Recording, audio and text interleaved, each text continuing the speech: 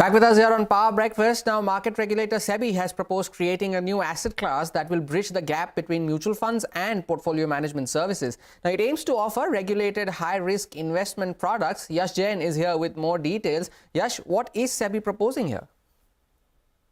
The market regulator SEBI has put out a consultation paper which talks about introduction of a new asset class, and this new asset class is expected to lie or sit between your traditional or regular mutual funds and your portfolio management services.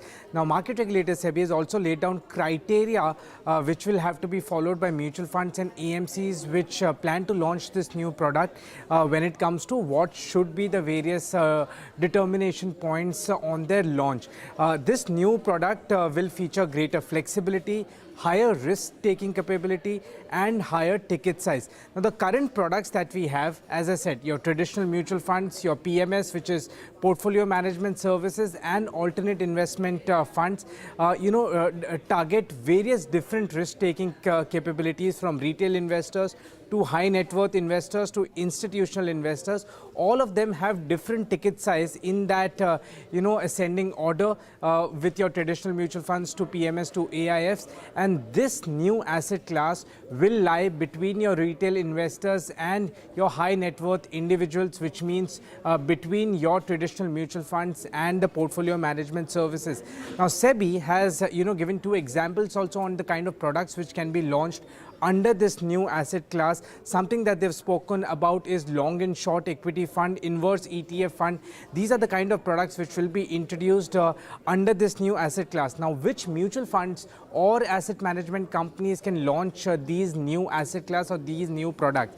First one is route number 1, under which mutual fund should be in operation for a minimum of 3 years and should have an average AUM of more than 10,000 crore for the preceding 3 years. Those would be eligible to launch these new asset class. If any mutual fund, a newly registered mutual fund or even an existing mutual fund, does not satisfy route 1, then they will have to appoint a CIO for this new asset class who has an experience of fund management for at least 10 years and managing AUM of more than 5,000 crore, and an additional fund manager for the new asset class who has an experience of at least 7 years and managing AUM of more than 3,000 crore. Those mutual funds or AMCs will also be eligible to launch this particular new asset class. Stakeholders finally are expected to submit their comments on this consultation paper by August 6th. Yash, thanks a lot for that update. Now, with less than a week to go for the Union Budget, India Inc. is hoping that the government will continue to expand capital expenditure while adhering to fiscal consolidation roadmap. Now, FICCI is calling for capex to be hiked by 25% and a status quo on corporate tax. The industry body is also batting for revamping the goods and services tax, and it is calling for a 3-slab structure and changes to ensure smoother operations of that input tax credit regime. We are hoping for a continuation of the development-focused agenda. We've been very fortunate that over the last 2 to 3 years, we've seen a very strong development-focused agenda. CapEx growth from the government has been significantly increased. It was up 37% last year. We hope that they will continue to do the capital investments that they have been doing. We hope to see an increase in capex plans because of the multiplier effect that comes in, employment generation that happens, as well as impact on manufacturing because of improvement in logistics, etc., that come in. So I think that is one big expectation as a result of the investment that is there. Second is, I think that employment generation will be a top priority for the government. FICCI's hopes there from the Union Budget. But time for a short break. Up next, we get you cues from the commodity space. Stay tuned. Back on the other side.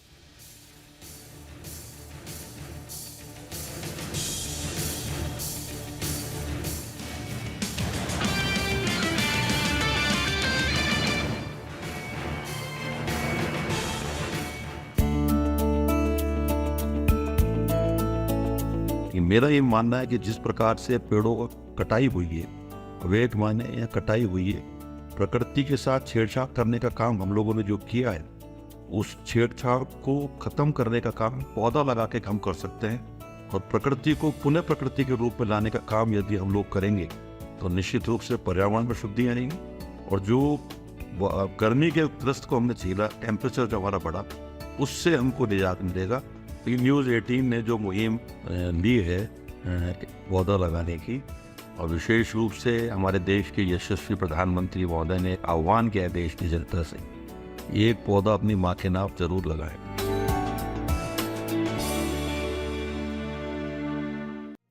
What does it take to build India's largest startup platform? It takes a journey of starting out as an unknown and ending up as unforgettable.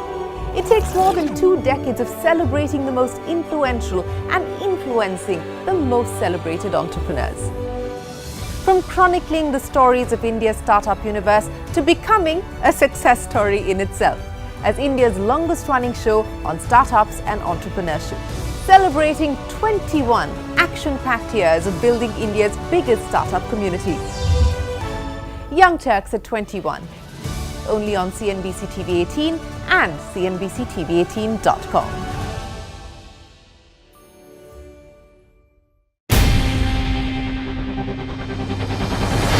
CNBC-TV18's most comprehensive and award-winning news show, India Business Hour, drops first on YouTube. So get the first access to the most influential architects of policies and politics, the key newsmakers of the day. Discover the big themes as we decode the business of markets, macros and more. Be the first to go to the heart of all the top stories that drive the day's agenda. Catch the award-winning India Business Hour live every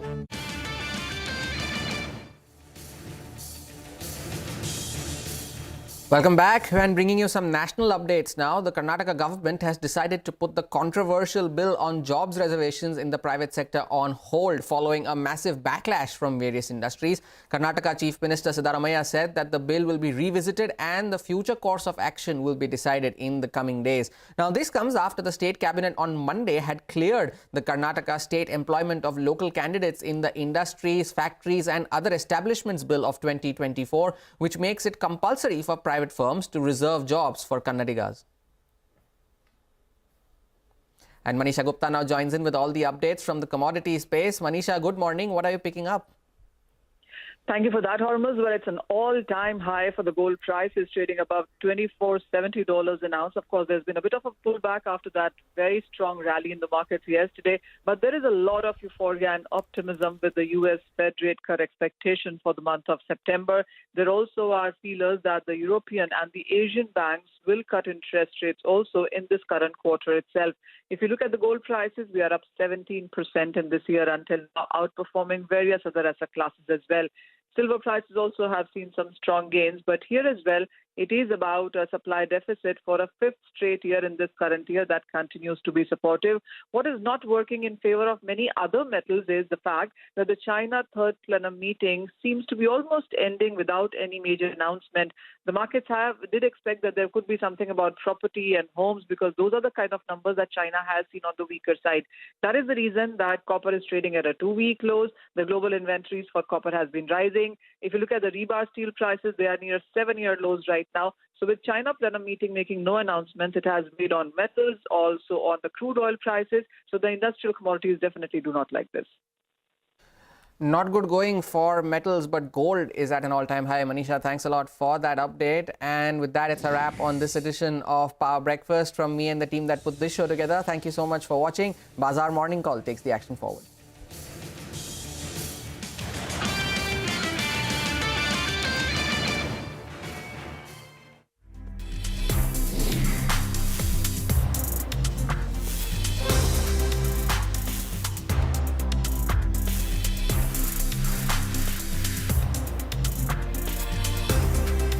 with me, Shireen Bhatt.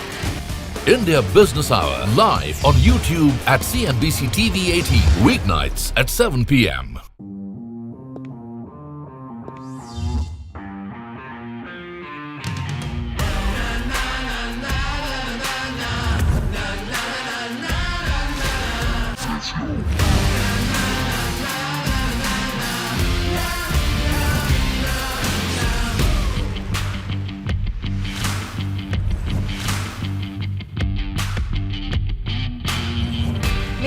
informed decisions with comprehensive analysis on the go. Strengthen your portfolio with real-time market updates on the go. Create effective strategies with insightful expert opinions on the go. Grow on the go with CNBC TV18. Now streaming live 24/7 on YouTube. Big US tech companies have huge cash balances, so they're getting 5% where they were before getting nothing. Although those cash balances are now coming down because they're spending a lot on Nvidia chips. Second point is the US corporate sector, investment-grade corporate sector. The CFOs did a very good job of terming out their debt, locking in bond yields. So more than 60% of investment-grade bonds do not mature until after 2029. So those, I think, are the key reasons why the corporate sector has been remarkably resilient in the face of Fed tightening. What I've done with AI, I'm viewing AI as a picks and shovels play, to use a mining sector analogy, because Nvidia is the ultimate picks and shovels play because everybody has to build their machine learning capacity. So I've just basically got in my portfolio what I call AI infrastructure plays. So maybe it's going to be a 3-year capex cycle for everybody to build their AI capability. We're approaching 1.5 years so far. But at some point, we have to take a view on whether all this investment is going to lead to monetization.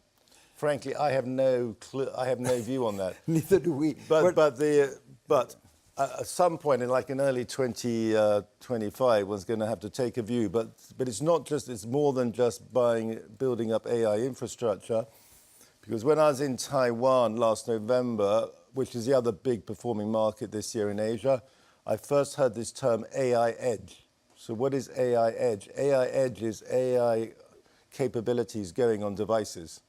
Okay. And again, I have no idea if people are going to want to buy electronic devices like smartphones with AI capabilities, but I got total conviction they're going to be built, which is why you also want to own the Taiwan supply chain. So if you look at a chart of Nvidia and Taiwan's outperformance in Asia, it looks like Siamese twins. But at some point, we've got to take a view on whether it's going to become monetizable.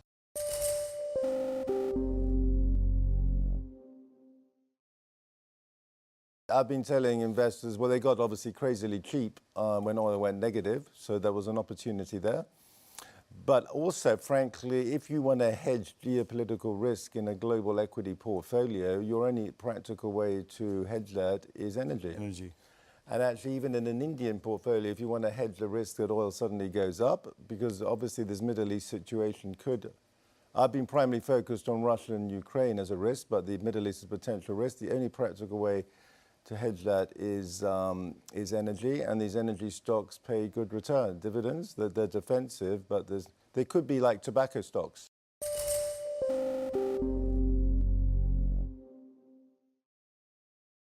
From a US perspective, Donald Trump will be risk-on for equities because his first act will be to extend the tax cuts. But for the interesting question is what Donald Trump would mean for the dollar and the US bond market. On that environment, I think my guess is Donald Trump would lead to a weaker dollar. He wants a weaker dollar, yes. Yeah, but I also just think, because basically the US fiscal situation is essentially out of control. And we have neither political party remotely interested, as at the moment, in fiscal retrenchment.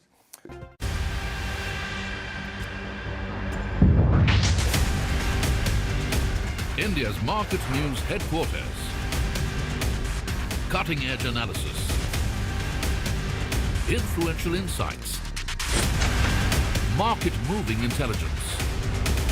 Broadcasting live from the CNBC-TV18 Motilal Oswal studios in Mumbai.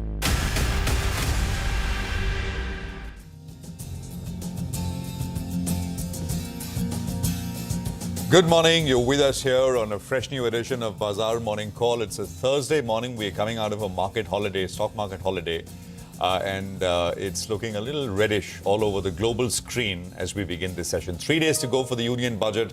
I mean, it's a busy, busy time for markets. I'm Prashant, with me my colleague Sonia and Nigel. Guys, hi, good morning. Hi, good morning, Prashant. Good morning, Nigel. You have the union budget on Tuesday, but before that, you have so much happening. There's Infosys earnings today, there's Reliance earnings tomorrow, and a whole host of them to react to, so we have our hands full. Well, I think the next 2 days belongs to results, and if I got that number correct, on the Nifty, 35% of the Nifty will be reacting to numbers in the next 2 sessions. That is, reacting to yesterday's results and preparing yourself for the weekend as well. But what a rainy morning here in Mumbai. Actually, I was a little scared yesterday because it didn't rain yesterday, really. And I thought, well, are the rains behind us? And it needs to rain. I mean, I think the lakes are about 35% full, the water supply. So it needs to rain. So it's good. But it's raining. I mean, for those who are navigating traffic, so etc. Just when you start worrying about the water cut is when it starts raining. So that's a good thing. But what a splendid session, Prashant, yesterday with Chris Wood. I mean, a lot of insights out there. No, absolutely. I think it was a market holiday, morning well spent. And I think, we'll play out some of the shots, etc. Really sort of insightful. Chris Wood, of course, needs no introduction. He's been writing that popular note, weekly popular note, Greed and Fear, for the last, he's been writing it since 1996. And he was in our offices. He sat down with some of the stalwarts on Dalal Street. There was Mr. Ramesh Damani, needs no introduction. You can see him right there. There was Utpal Seth, long-time associate with Rakesh Jhunjhunwala. There was, of course, Ravi Dharamshi, who's, really up there in terms of ideas. And you can see a lot of the people who were there. The GMR management was there. GMR, of course, GMR Airports is one of the top ideas for Christopher Wood. He's got a 4% weight. So it was a really interesting day. And we'll sort of play out sound bites for you through the course of the day because Chris really touched upon so many important things. He, of course, still likes India, really up there, long-term structural story. It was actually a nice sort of interaction between Chris Wood and Ramesh Damani and Utpal Seth. And, some really good stuff came out of it, which we will get you snippets of through the course of the session. Okay, well, more on Chris and what he told us a little later. But as always, let's address the here and now, right? I mean, and the here and now is essentially what the US has handed off in terms of its session. And it's not a pretty picture. So you had Wall Street, which sold off last night and in an aggressive way. We're not used to 2% plus cuts. I mean, actually, I don't think the S&P has fallen more than 2% for the last 350 days now. But the NASDAQ did. NASDAQ was down about 2 3/4%. And remember, I don't know what to make of it. The Dow was up yesterday. Dow was up. S&P was down 1.3, 1.4. NASDAQ down about almost 3%. It's a combination of extended positioning, which essentially means that markets everywhere, especially in the US and India, have done so well. So it's extended positioning and US election noise. And specifically, Donald Trump gave an interview. He sat down with Bloomberg Business Week. This is last month, but the interview went largely unnoticed. And in it, he really sort of went after Taiwan. And he kind of said that we've exported all the semiconductor manufacturing to Taiwan and we need to correct it. I mean, the implication is that perhaps it's not just China, it's also Taiwan in his crosshairs. What happened? Chip stocks all sold off in the US. I mean, if there is action on imports, etc., on imports. I mean, and Taiwan is, by the way, 90% of semiconductor capacity in the world. And if that is in Donald Trump's crosshairs, and Trump is leading in polls, etc., especially after the assassination attempt, I mean, I think it's a big one. So stocks like NVIDIA and so many other chip stocks all sold off. And that's the reason why NASDAQ was lower as compared to the S&P. By the way, the VIX also jumped. The CBOE VIX, the fear gauge in the US, that's been depressed for months. But that was up about 10% yesterday. And I think we're just about under 15 there. Dollar index, though, it's come off a little bit. We're at about 103.68 on the dollar index. But that also perhaps has a tinge of as far as Trump is concerned, because in that interview, I mean, it's a 20-25-year view for Donald Trump. He wants the dollar to be weaker. He thinks, other countries are doing competitive devaluation, especially he mentioned China, etc. The dollar responded and it was weak. Oil prices, they're up about 1.7%. We're at about $85 plus on oil prices at this point in time. Now, I'll just sort of come to some specifics. We had Fed speak, but again, I mean, 3 people spoke from who are voting members, but none of them gave specific guidance about when the rate cuts will happen. Of course, I mean, what the U.S. political scenario throws up, we'll see. This morning, we learned that President Biden has contracted COVID. Now, there has been this back and forth and talk that, well, will he or will he not drop out of the race? some say it's too late in the game. November are elections, so it's too early to find a replacement, etc. But who knows? Something we need to track. Circling back to levels here, I think we're in maybe for a slightly reddish kind of day. Not just because of global markets, but also because earnings are not exactly great. LTI Mindtree perhaps sees a little bit of red. Asian Paints more prominently. And of course, global backdrop is negative as well. So on the Nifty, supports come in at about 24,480. That is the 40 hourly exponential moving average. I think that's a reasonable kind of 150 odd point cut. We'll see if we get there. Daily, the target for the Nifty is the daily upper Bollinger Band, which is 24,816. For the Nifty Bank, for the second day running, that is Monday and then Tuesday as well, which was the last session, we traded within last Friday's range. The low of 51,749 becomes important. That should not break if there is corrections which starts to emerge. And on the upside, 53, 269, 270, again, the Bollinger Band. Infosys results today could be meaningful. If it's a surprise, we'll watch.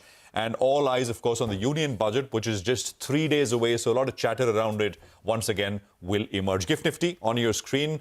And that'll give us a sense of what the opening is like. 4.5 odd points. I think we'd be very, very lucky if we get away with that and if we sustain that.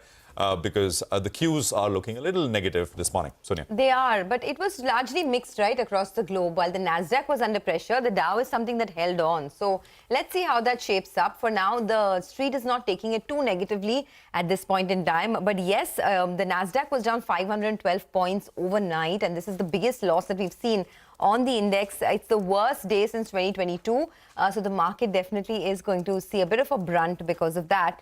Now, in terms of stocks to watch, I think Asian Paints will also be top of mind because of the weak set of numbers that the company reported. The margins have come in at a multi-quarter low, and Asian Paints has been underperforming the street for a while. So, there will be that disappointment on the stock for sure. Today, apart from Infosys, Polycab will be reporting its numbers, and last quarter was very strong for Polycab. Remember, this has been one stock that has come back onto investors' radar in a big way. It's been a multi-bagger for so many years, and Polycab is expected to see a very strong top-line growth this time of over 20%, but the margins could be under a bit of pressure because of higher raw material costs. So my sight is on some of these non-index large caps like Polycab. Reliance comes out with earnings tomorrow, and then you have the union budget on the 23rd. So lots of action to track. But this morning looks like the GIFT Nifty is suggesting that it'll be a very, very quiet opening. But let's see if we can get away with a cut. I think the street would like that. Well, that's right. A flat start is what we're bracing for. But budget next week. But I think the next two sessions belong to earnings because we have a lot of earnings that are going to be coming out. And that's why, in fact, earnings take center stage for the next two sessions. We have close to around 35% of the Nifty constituents that will be coming out with its set of numbers. A couple of numbers came out yesterday, so those stocks will react today. You have big boy Infosys that comes out with its set of numbers today itself. Tomorrow you have, JSW Steel, Ultratech, Reliance, the big boy in there that comes out with a set of numbers. And then the street positions itself tomorrow for the weekend results, which include the big boys, HDFC Bank as well as Kotak Mahindra Bank, and both of them have been relative underperformers. So results and commentary, very, very important. So results heavy for the next two sessions also. What do the FIs do? I don't know whether they're giving you a cue, right? They lighten their positions on the long side as well as on the short side. Maybe that may not be such a bad option, right? Getting into a big event like the budget, maybe lightening some positions, maybe sitting on the sidelines may not be such a bad idea because that's a big event that we're looking forward to. The Nifty Bank as well, there was some unwinding of positions in the last trading session.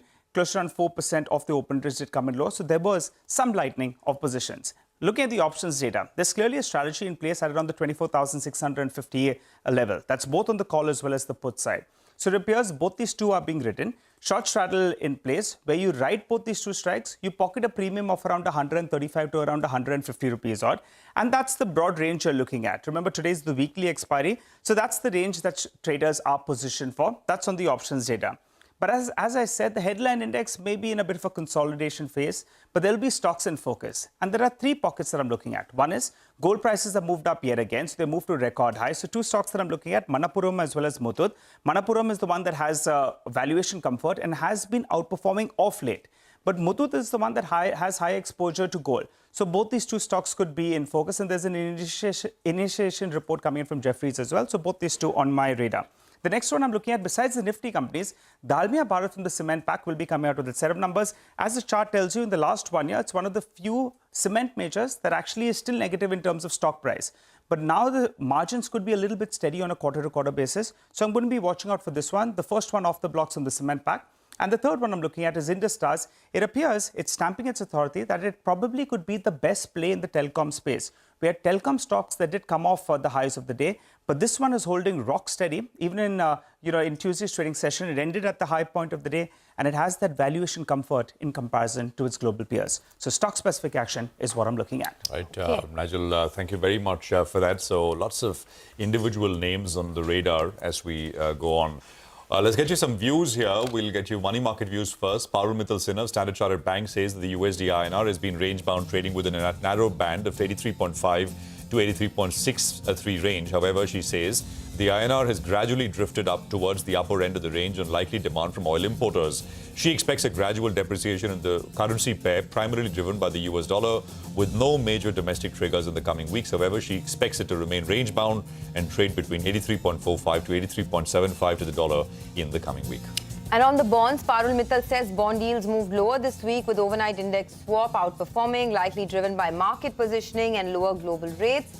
Post is softer than expected US CPI. She says markets are closely watching the union budget presentation on the 23rd of July. She expects the centre to stick to its stated fiscal consolidation path with FY25 fiscal deficit target of 5.1% of GDP. She also expects the 10-year benchmark bond yield to trade in a range of 6.9 to 7% in the coming days.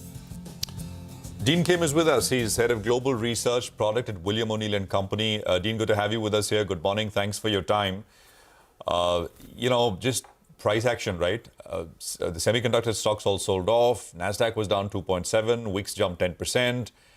What do you make of all of it? And is it the start of a bit of a pullback for the US?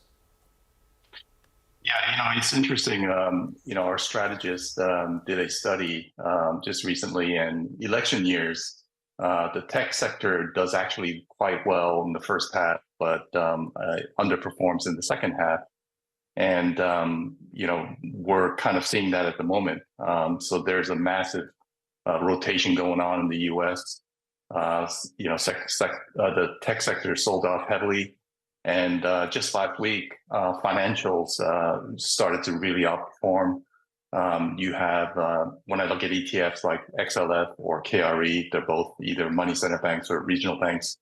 They're performing very well now.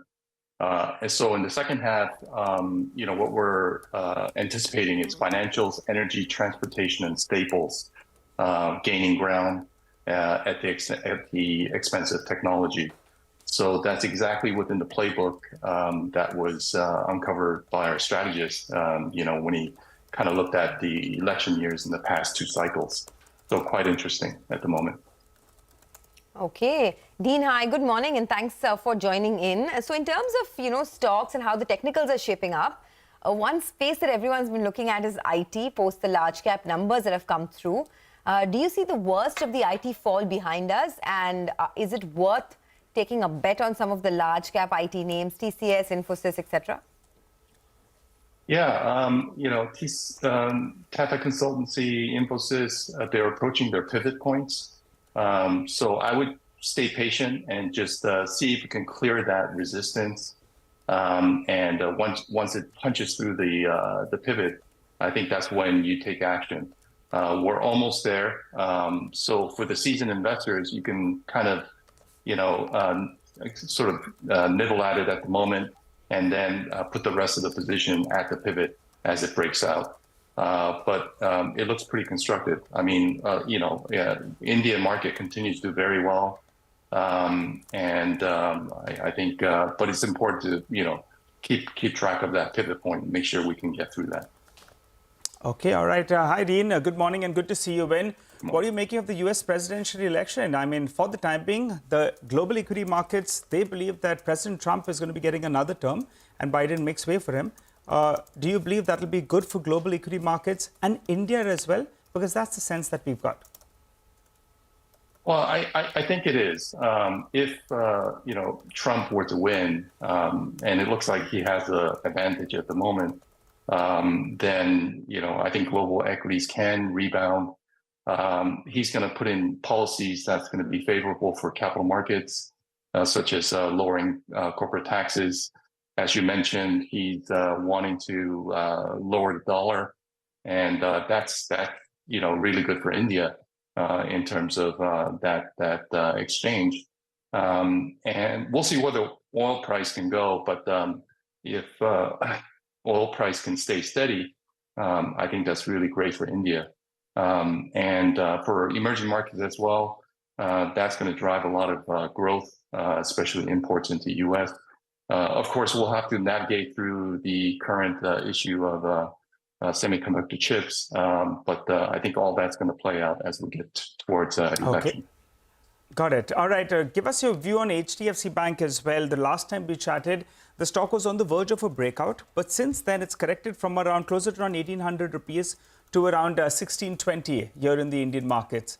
What's your view on it? It comes up with a set of numbers in the next 2 days. Yeah, I think the key number is going to be, loan to deposit ratio. I think that's the pressure point for the bank at the moment. The LDR is quite high, slightly above 100%, and we don't want to see that. We want that percentage to be lower. So let's see how they report. But there's a lot of other banks that they're setting up quite well. ICICI slightly extended, but Federal Bank, we talked about that previously. That's extended. But I think Bank Maharashtra, it would be an opportunity. It's on the right side of the base. But I am noticing, insurance companies actually starting to percolate up. So you have HDFC Life Insurance, SBI Life, as well as Max Financial. I think these are great names to kind of take a look at. They would be opportunities if you were to step away from private sector banks. And then other fintech names, Central Depository Services, even HDFC Asset Management and PB Fintech. These are all great names to take a look at the moment. Okay, Dean, we'll leave it at that. Thanks a lot for joining us and giving us a lot of anecdotes this morning, talking about individual stocks as well. You have a great day. We'll touch base with you again later. Well, that's the word coming in on the market and how you should be looking at it. But the big global headline has been what's been happening with Donald Trump. Trump will be a risk on for equities in the U.S. That's not me. That's the word coming in from Jefferies. Chris Wood on U.S. elections as he visited the CNBC-TV18 studios for a town hall on the markets. Very interesting takeaways there. Listen in.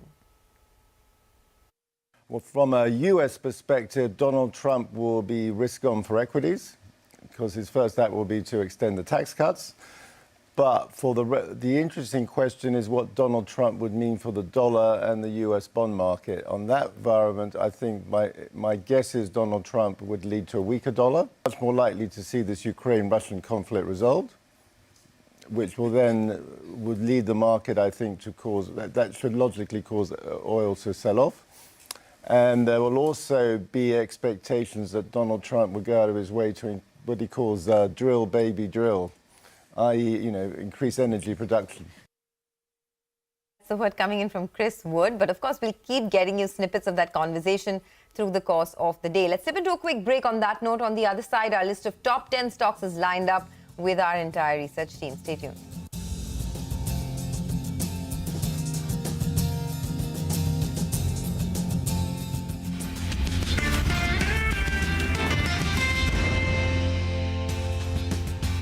In my view, you should assume it will remain get more and more out of control until the markets revolt against it.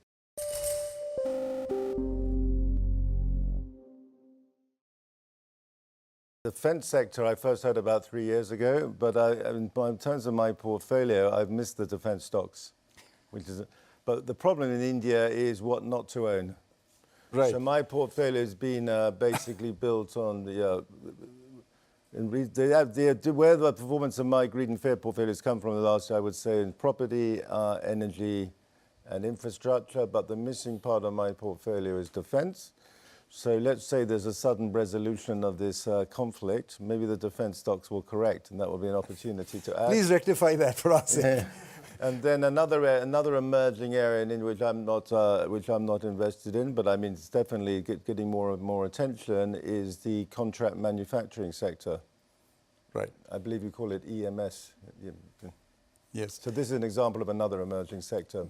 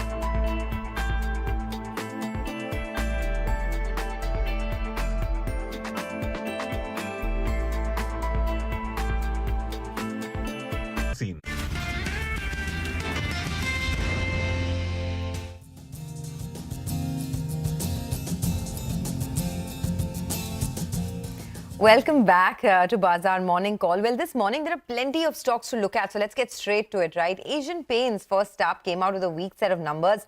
Mangalam is here to get us up to speed on what went wrong. Mangalam, good morning. Good morning. So this could well be the accident of today because, you know, it was poor numbers coming in from Asian Paints, and this is not typically expected of a company like Asian Paints itself. The company said, you know, demand conditions for the paint industry were tough this time around, largely because of the general elections and the heat wave as well. And then revenue was lower on account of the inferior product mix and the price cuts that the company had taken earlier itself. So if you look at the numbers, you know, the street wasn't expecting great numbers anyway, and the company is disappointed on those, expectations as well. So revenue below expectations, 8970 crores versus a poll of 9200 crores. EBITDA around 1700 crores. The street was working with a number just shy of 2000 crores. Margins coming in at 19%. The street was working with a number of 21%. And as a result of which, the net profit just below 1200 crores. We were working with a number of a little over 1400 crores as well.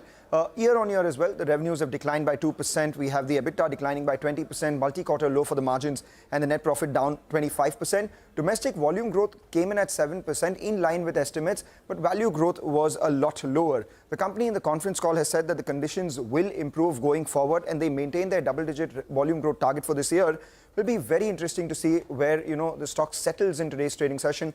Likely to open in the red, but it's already corrected 20% from the highs, and brokerages have cut their estimates. But going forward, if the management has indicated that they maintain their guidance, could we see a buy on dips is something that we'll watch out for today.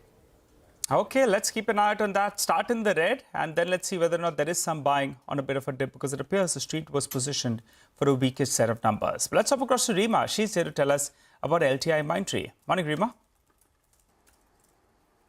Hi, good morning. So this is the third IT companies where the numbers are slightly ahead of street expectation. LTI Mindtree beats street expectation, a modest beat, but there is a beat on the top line. The company's delivered a 2.6% quarter-on-quarter revenue growth ahead of expectations, and the last couple of quarters have been sluggish for the company, but this time growth has come back because there are some green shoots the company sees. Some of the paused projects which were put on hold in BFSI, high-tech have been resumed, and that's led to the growth. BFSI has returned to growth after 4 quarters of a decline. Margins have gone up by 30 basis points in line with expectation. Profits up 3%. The company says that while the overall broader environment remains unchanged, they are seeing some recovery in high priority transformation projects, and they expect the growth momentum to continue in the next quarter too. Back to you. Okay, thanks a lot for that. Well, a couple of other stocks that we're looking at this morning. I'm tracking Bajaj Auto. Now, of course, the numbers came out, but a lot of brokerages continue to be very bullish on Bajaj Auto. Jefferies has retained a buy with a target price of 11,630, which is well above the current market price. Goldman Sachs has raised its target price to 10,200 versus 9,970 earlier. BofA Securities has also raised its target price, so the street is very bullish on this name. Now, reasons for the bullish views also post the conference call. There are a couple of positive triggers that are working for Bajaj Auto. One is that the margin performance has been very steady, and despite higher raw material costs, the management has been able to hold margins at 20% for 3 consecutive quarters. Second is the new growth segments are ramping up very well. The Triumph is doing very well, and the export markets, which were suffering quite a bit, are now starting to see a bit of a pickup. The expectation is that it will improve in the September quarter. However, Africa still continues to underperform, led by the Nigerian markets. The other positive is that the Bajaj Freedom 125cc, the bookings have opened across the country. which is its new CNG bike, and the response has been very strong. So if you look at it, the Freedom 125 has garnered over 30,000 inquiries in just 1 week, and this is a space which is really growing well, the CNG space, not just in two-wheelers but in passenger vehicle space as well. So, you know, that is one segment that is looking pretty good. In fact, Rakesh Sharma, the Executive Director of Bajaj Auto, will join in at 9:30 to discuss more on these developments. But Rima is back with us to talk about Just Dial and Zensar Tech. Rima, over to you. Thanks, Omar, for that. So let me start with Just Dial, where the revenue growth momentum for the company has slowed down. So on a year-on-year basis, revenue growth stands at 13.6%. But the margin expansion for the company is fairly commendable. On a year-on-year basis, we've seen the margins expand from sub 15% to 28%. And even on a quarter-on-quarter basis, margins are up from 26% to 28.7%. Zensar has made a small tuck-in acquisition which boosts their capabilities in the healthcare space. So the acquired company, Bridgeview Life Sciences, has revenues of about $13 million, which is about 2% of Zensar's annual sales, and the company will be spending an overall of $25 million, of which $14 million will be spent upfront. Back to you. All right, thanks very much for that, Rima. Z Entertainment should also be in focus. Mangalam is back with us to tell us why. Mangalam, morning. Good morning. So they were looking to raise funds, and we have the outcome of that board meeting as well. They will issue 10-year worth, fully convertible bonds worth nearly $240 million. They would be converted into equity at around 160.2 rupees per share, a little over the current price of around 155 rupees. But, you know, in case of conversion, the post-money dilution would be close to 11.7%. What happens to the promoter stake at 3.99% is something that the street will eye. The fact that they have to raise funds and there is no near-term reprieve in sight could take the stock lower. In any case, it ended about 3% lower on the previous trading session. Maybe opens in the red on account of this development as well. Okay, thanks for that. Well, Techno Electric is another stock we're looking at. Yash is here to give us more on that. Yash, over to you. Well, importantly for Techno Electric, its QIP opened on Tuesday. What we've been given to understand from our sources is that the company is looking to raise about 1,250 crore rupees through this particular QIP. The floor price of the QIP is set at 1,506 rupees per share, and the reason why I expect the stock to be in green is because of the very, very strong demand from what I understand from my investment banking sources, and B, the discount which the management is giving is just up to about 5% to that floor price. So that also bodes well for the stock, and I expect the stock to be in green today. Okay, all right. Thanks a lot for that, Yash. Well, let's hop across to Abhishek, who's here to tell us about L&T Finance. Morning, Abhishek. Morning, Nigel. So unlike in the previous quarters wherein Q1 was on weaker side with respect to asset quality based on Q4 numbers, this time around the asset quality has largely remained stable with both gross NPA and net NPA ratio as well. So disbursements are up 21.5% YOY and down about 2.3% sequentially. AM growth is at 12.9% YOY and about 3.7% sequentially. But the key heartening point to see in the results are the net interest margin and the return on asset. Both are at 9-year or even higher with respect to the numbers that have come in. Net interest margin has come in at 9.3% versus 9.14% in the previous quarter. ROA has increased to 2.7% when compared to 2.2% in the previous quarter. Even the return on equity, one of the best that you are seeing in last 18 quarters, and in double digit, it's come in at 11.5%. So net interest income is up almost 23% YOY and about 5.8% sequentially. The PAT is up 29% YOY and about 24% sequentially. So expect the stock to be in green today. Back to you. All right. Abhishek, we'll have the management with us as well. The L&T Finance management at 9:50 this morning. Mr. Sudipta Roy is MD and CEO of the company, and we'll sort of running us through some of the detail and outlook there. But Abhishek, tell us about ESAF Small Finance Bank and Bajaj Electricals as well. Well, to begin with, ISAF SFB, RBI has granted 3-year extension to Mr. K.P. Thomas as the MD and CEO of the bank. This is with effective of 1st October 2024. He is the co-founder of the bank, and continuity of management should go well with investors in trade today. Bajaj Electricals, Mr. Anuj Podar, MD and CEO, has resigned. He intends to explore an external opportunity. Board has accepted his resignation, and they have fixed books 30th September 2024 as his last working day. Back to you. Okay, thanks a lot for that. Well, here's a quick recap of our top stocks with positive news flow. There's LTI Mindtree, Bajaj Auto, L&T Finance, ESAF Small Finance Bank, Just Dial, Zensar, Z Entertainment and Techno Electric. While stocks with negative news flow, Asian Paints, Z Entertainment and Bajaj Electricals. Okay, well, let's take a short break. We'll be joined by Dipan Mehta, the director at Elixir Equities, to discuss fundamental stock analysis in just a bit.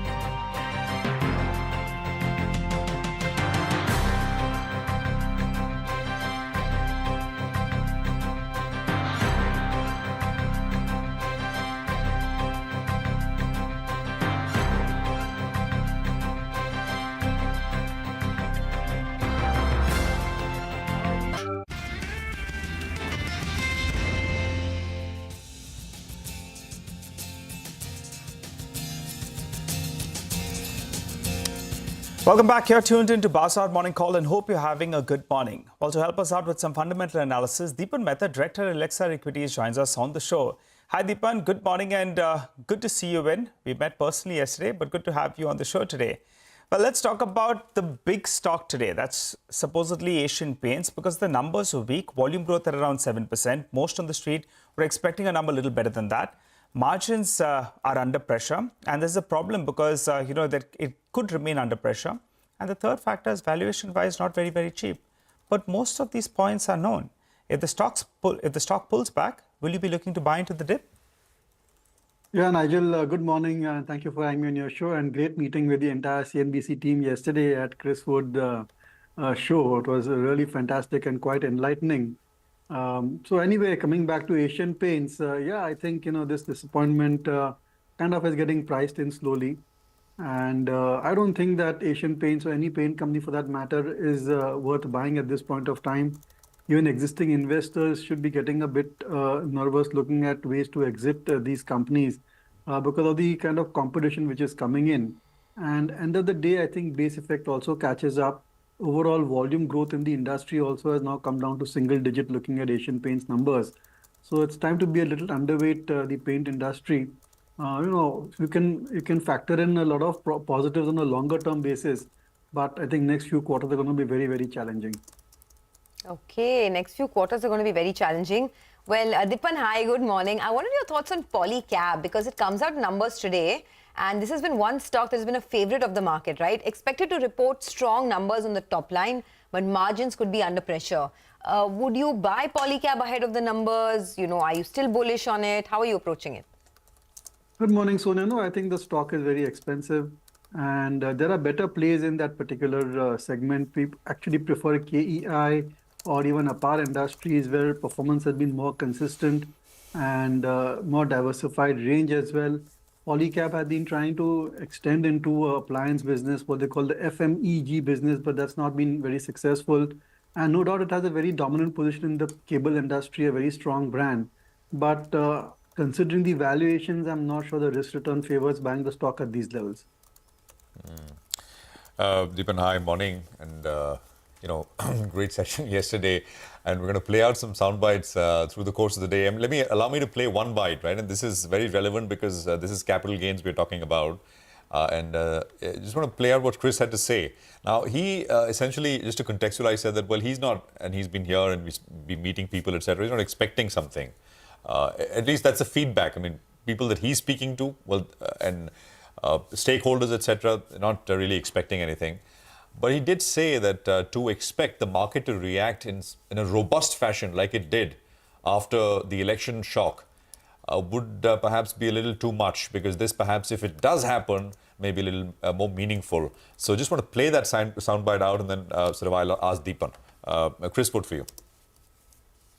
Well, I think there's a real rise in capital gains tax that would hit the market more than what happened after the election. But it seems like it's not good. It seems like the possibility of that has been reduced. Deepan, it's something which comes up before every election, every budget. What is your sense, Deepan? 3 days to go for the budget. Yeah, Prashant, good morning. I think he made that point that was a risk factor for the market, but I'll let you know a little secret, because after the town hall was over, we asked him questions about the liquidity flows coming into the market. And that, he said, is something which the government is seriously looking at. And banks are finding it extremely challenging to raise deposits because savings are being channelized into equity markets. So this capital gains is all the more important this time around, because if they do some tinkering in such a way that bank deposits become more, I would say, favorable or more attractive, then that certainly could move or shift some amount of flows into bank deposits and the loss of equity or mutual funds for that matter. So let's see what happens. I think government also wants a buoyant capital market, but there are challenges on the bank deposit sides, and you could expect that there could be some tinkering with capital gains. But in my opinion, I think those will be temporary. End of the day, I think earnings will drive the growth, and right now maybe market is a bit ahead of its earnings curve, but at some point of time it will find equilibrium. Okay, well, two big earnings coming out today and tomorrow, right? Infosys and Reliance. What would your pick be? Or you can choose both also. Yeah, I think it's time to get more and more overweight into large caps, even including large cap IT companies as well. So far, whatever has come through from mid cap IT companies, it does appear that now I think the growth rates are more or less similar in line. And of course, there's more comfort in large cap because of diversity of revenue. So I would go with that. Reliance Industries, I think the way the stock price has been moving up, a lot of positives have got factored in. And end of the day, I think it's all about unlocking the value, whether there will be a split in the company or the IPO. I think a lot of brokerage is now getting highly focused just on that, because that could make a difference of almost 100 to 200 rupees in the stock price, assuming that Reliance becomes a holding company or not. So these are, I think, the kind of issues playing on the investor's mind. By and large, I think businesses are pretty mature and well discovered. So the only trigger left in the Reliance stock price, up move or down move, is how they're going to unlock the value. All right, Deepan, I want to quickly ask you about the two-wheeler preference out there. Bajaj Auto, those margins have looked good, and the company as well has been sounding optimistic about the outlook on exports. Well, the Royal Enfield has come out with a new bike, from their staple. What do you prefer from the two-wheeler space? No, I think that two-wheelers are going to have a great season. Monsoons are good, so rural play is going to come into focus. And also, I think after a long time, they are seeing a cyclical upswing. At the same time, raw material prices also are pretty much under control. A lot of new models have done exceptionally well as well. So I think that across the board, Hero MotoCorp, Bajaj Auto, Eicher, all should do extremely well. Bajaj Auto especially has really surprised on the earnings last 2-3 quarters or so. And this quarter numbers also are quite impressive. Eicher Motors, very disappointed with its growth numbers. But look, the margins and the profitability have been coming through. So I would say that it's time to get a little overweight on the two-wheeler companies. But look, keep an eye out for this EV kind of disruption taking place. And that has long-term implications for the two-wheeler industry. So right now, I think we're in a good trading rally for two-wheeler stocks because of good quarterly earnings. But I wouldn't be far too overweight in the two-wheeler companies, considering that there's a major disruption coming through in the form of EVs. Okay, we will focus more on Eicher Motors and that new launch that has come through. Dipan, just stay on. We'll come to you in a bit. Anuj is joining in now for a quick trade setup. Anuj, good morning. Big day for the market. You have Infosys today. You have Reliance tomorrow. So a lot of heavyweights coming out with numbers. Morning, Sonia. And of course, you have the union budget in 3 days. Look, let's first address the near term. And I think the overnight big fall in the NASDAQ, that clearly was the Donald Trump impact because of the rhetoric again on Taiwan. And NASDAQ is dominated by chip stocks, which are dependent on Taiwan, which is not the case with our IT companies. So my sense is IT, which has been the leader of this market and the strongest index, if there's any fall, it would be used by investors to buy into. Because the commentary has been quite strong. After TCS, LTIM came with decent commentary. And today, of course, you have Infosys in numbers as well. The other key factor is that the market has again started to make, the Nifty that is, again started to make higher lows. Even on Tuesday, we started at 24,141, then 24,193, 24,331, 24,522, and Tuesday's low was again higher at 24,587. There's a weekly options expiry on the Nifty today, of course. 3 days left for union budget. Today, I think it's going to be a bit of a micro day because, market will react to a lot of numbers. For example, Asian Paints, which is weak. Expectations were also weak and the stock has already underperformed. It's down 12% in 1 year. The FMCG index is down 14%. But I think today is the biggest day of the earnings calendar so far because you have Infosys, which comes out with numbers. You have Persistent, which has been the strongest IT stock in the mid-cap IT pack. So that's something to keep an eye on. And from the consumption basket, you have two massively important numbers. Polycab and Havells. So let's see how they come out with the numbers. That will be interesting to watch. Quickly coming to levels now. On the Nifty, 24,587, which was Tuesday's low, and then 24,475 to 24,500 based on the options. That would be the support levels. And on the upside, 24,730 and 24,900 to 25,000 would be the big resistance levels. On the Bank Nifty, it's been an index which has really been, showing tiredness. It's not rallying, but it's not falling either. So it needs to either break 51,800 on the downside or 5300 on the upside. Till then, you got to play this range, I guess. Quote of the day would come up for you. And this one on the day of Thursday, if we have the quote of the day comes, very interesting one. This is something which everyone should strive to be better than yesterday, but better even tomorrow. So that's your quote of the day. All right.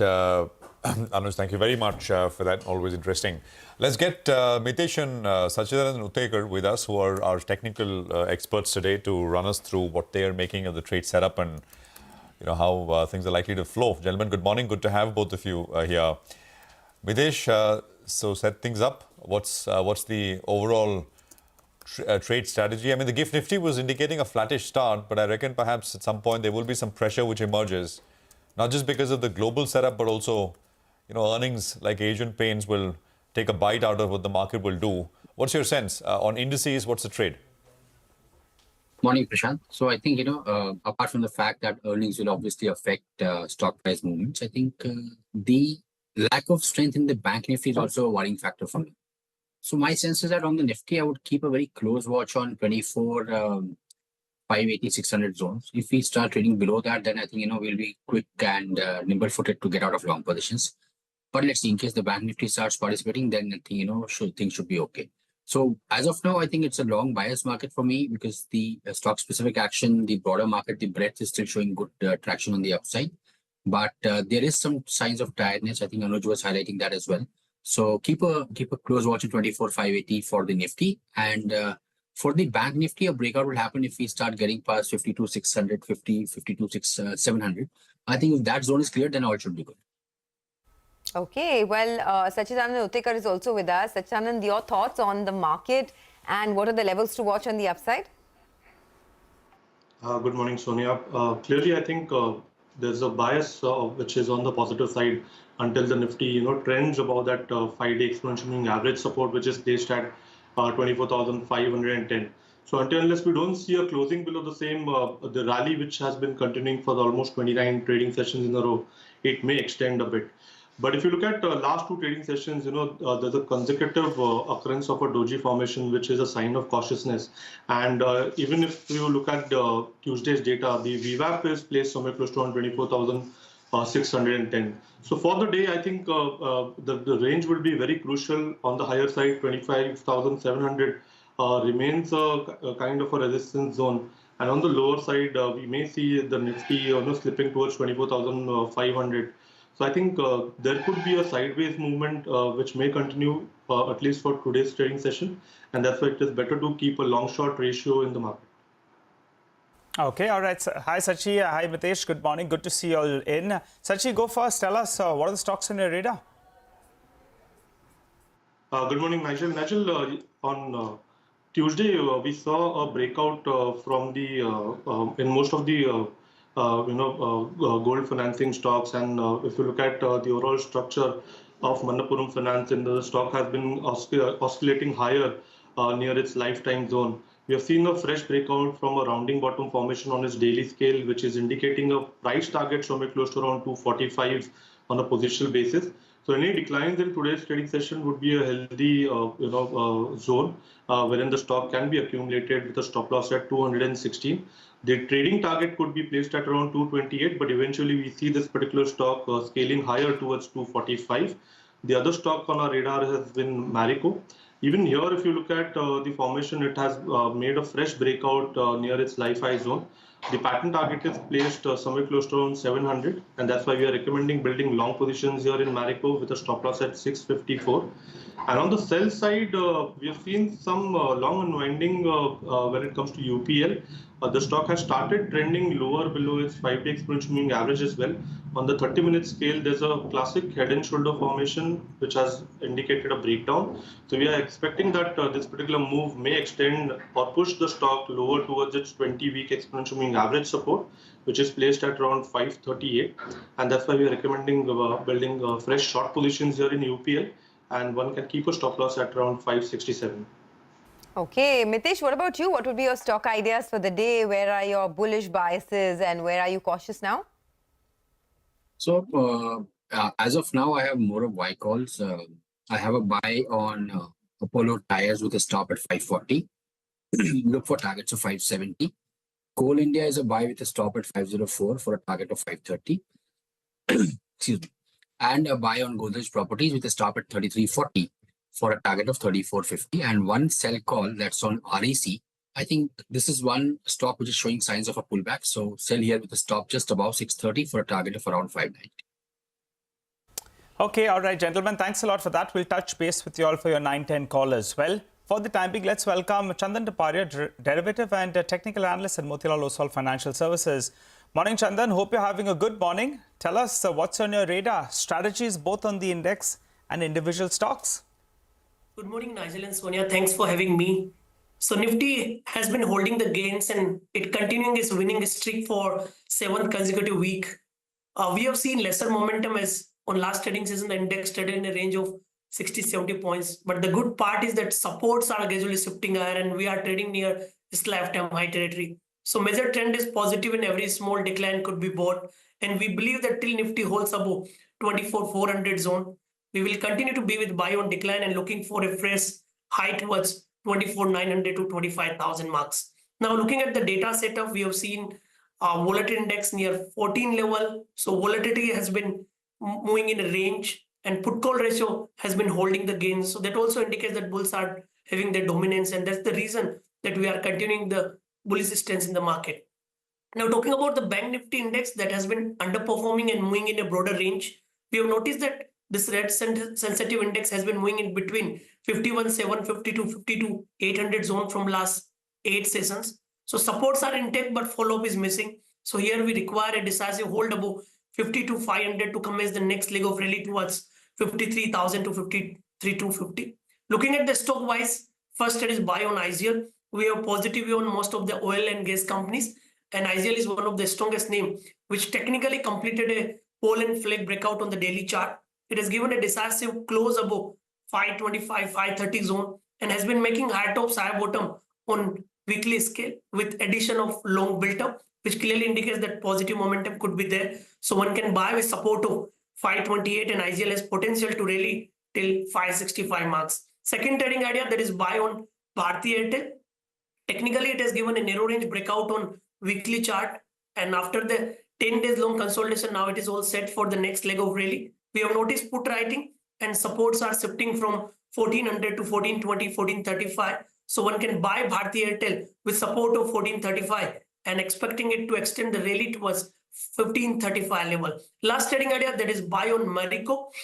We have noticed that most of the FMCG stocks are doing well, and government will present the budget on 23rd of July. And I believe that focus will be on the rural India, and that might add the momentum to the most of the FMCG name. So that is the reason that we have positive stance on most of the FMCG counter, including Marico, Dabur, Tata Consumer, and here we recommend to buy on Marico as it has been making high top, high bottom, given a consolidation breakout. So it can extend the move towards 695, 700 zone. One can buy with support of 655. Okay, well, we'll take a quick break on that note. On the other side, Avnish Roy of Nuvama Institutional Equities will be with us to review the Asian Paints Q1 performance. More on that coming up.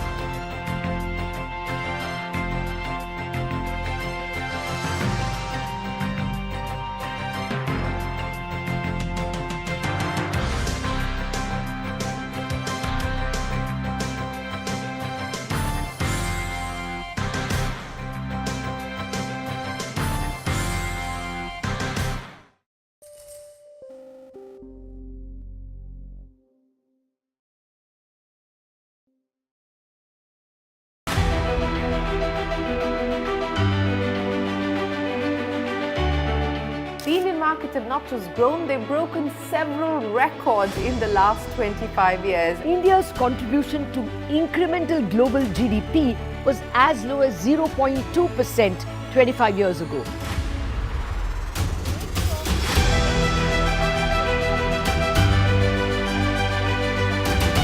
Over the last 25 years, CNBC-TV18 has closely followed the remarkable ascent of India's pharmaceutical sector. There was a time 25 years back that it was all about the FIIs. If FIIs would buy, markets would rally. If FIIs would sell, market would fall. Earlier, we were net importers of steel. From IT services to SaaS, from consumer electronics to space tech, from mere programming to AI ML. Cars, two-wheelers, three-wheelers, commercial vehicles have significantly become much more expensive than they were 2 decades ago.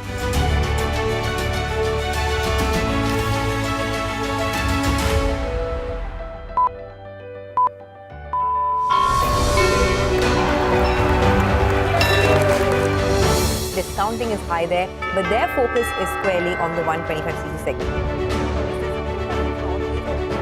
Now it is contributing 16% of incremental global GDP. Now we are looking at exporting the steel that's made here in India.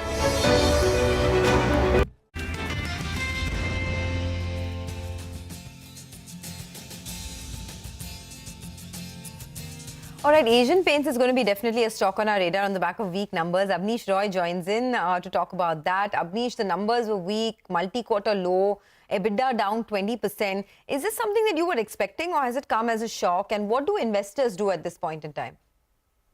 So yes, slightly weaker than expected, but largely the contours were likely to be weak.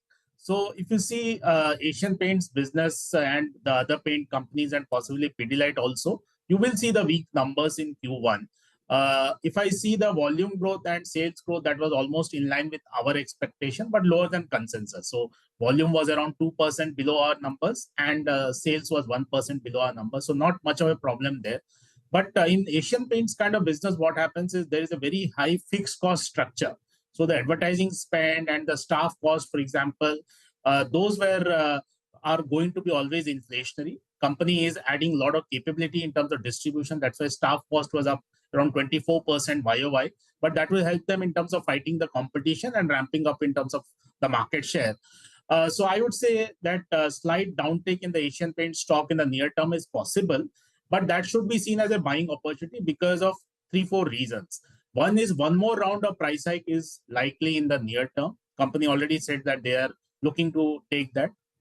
Second is the margins in the coming quarters are more favorable from a base effect basis. In Q1, the margins were very high in the base quarter, around 23% plus. Now we go into more favorable numbers in the coming quarters, plus the 1% hike already which has been taken, plus one more hike will come. That should help them coming back to 20% plus kind of margins in the coming quarters. In this quarter also, Q1, if you see, industrial business did reasonably well with 6% growth. Home decor, bath and... yes. Sorry, Abnish, good morning. Good to have you and good to speak with you. Now, just 2 points. One, what kind of damage are we likely to see? A 5-6% kind of a reaction on the back of these earnings possible? And you're saying that would be a buying opportunity then? And also, if you can tell us, what has been the earnings EPS CAGR for Asian Paints over the last couple of, say the last 6 quarters? So two things, 2 parts of the question. One is if I see near term, there could be lower than the number which you mentioned, because if you see rest of the consumption packs are all near all-time high. And when results of Pidilite and other paint companies come, you will see the same impact of the heat wave and election. So this is a Q1 specific factors which have impacted. It is not structurally changing the company for sure. Second, of course, is in terms of numbers. Yes, we have just cut our sales number by around 1.5%. But in terms of margins, clearly the price hike which the company took, that is a positive. And one more round of hike will come. In terms of CAGR, if you see, the volume CAGR has been very strong. What had happened, the commodity cost, if you see 2 years back, had gone up sharply and then they came down also sharply. Whenever that happens, you will see this issue of the EPS CAGR being on the lower side. HUL results come out next week. You'll see exactly same thing, negative pricing being passed on to the end consumer because of the high gross margin.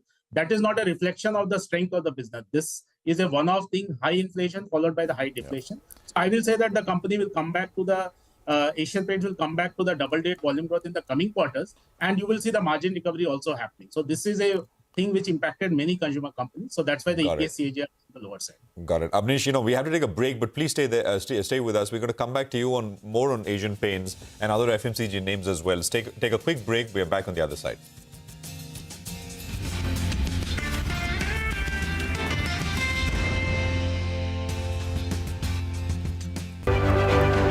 Welcome to the first ever India Business Leader Awards.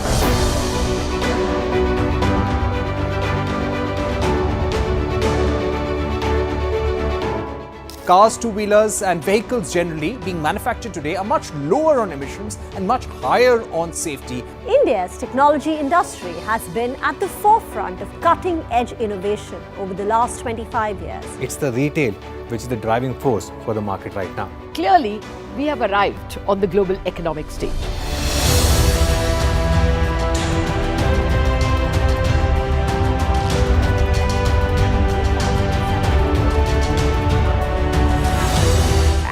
Great way to celebrate our own 25th year with new milestones being achieved on the Lal Street. 21 years of the Nifty from 1,000 to 10,000 today. Sensex and Nifty hit a record high. The Nifty rallying to a record high. We invite you to join us as we persist in leading coverage of the pharmaceutical and healthcare domain, documenting India's expanding expertise in medicines. 25 years of excellence and unparalleled growth. CNBC-TV18, embarking on a quarter-century of excellence. What does it take to build India's largest startup platform? It takes a journey of starting out as an unknown and ending up as unforgettable. It takes more than 2 decades of celebrating the most influential and influencing the most.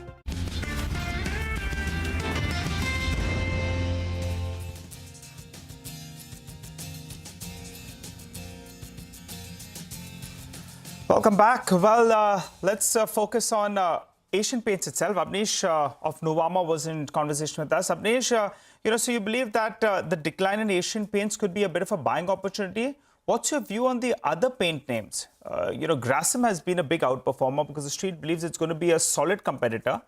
And what's the preference from the paint itself? Because there is a note that's come out earlier today. They believe that you should be negative on all the current players. That's Berger, Asian Paints, etc. Your pecking order. So in the paints, will be positive on Asian Paints, and that's why we have a buy on Asian Paints and a hold on Berger. So I think that pecking order will continue in the near term. What we are seeing is definitely whatever Birla Opus has done, nothing very disruptive. If you see in terms of 1 year extra warranty, free tinting machine, or the 10% extra grammage, that every new entrant does that. So Birla Opus also, if you see the guidance, is more of a FY28.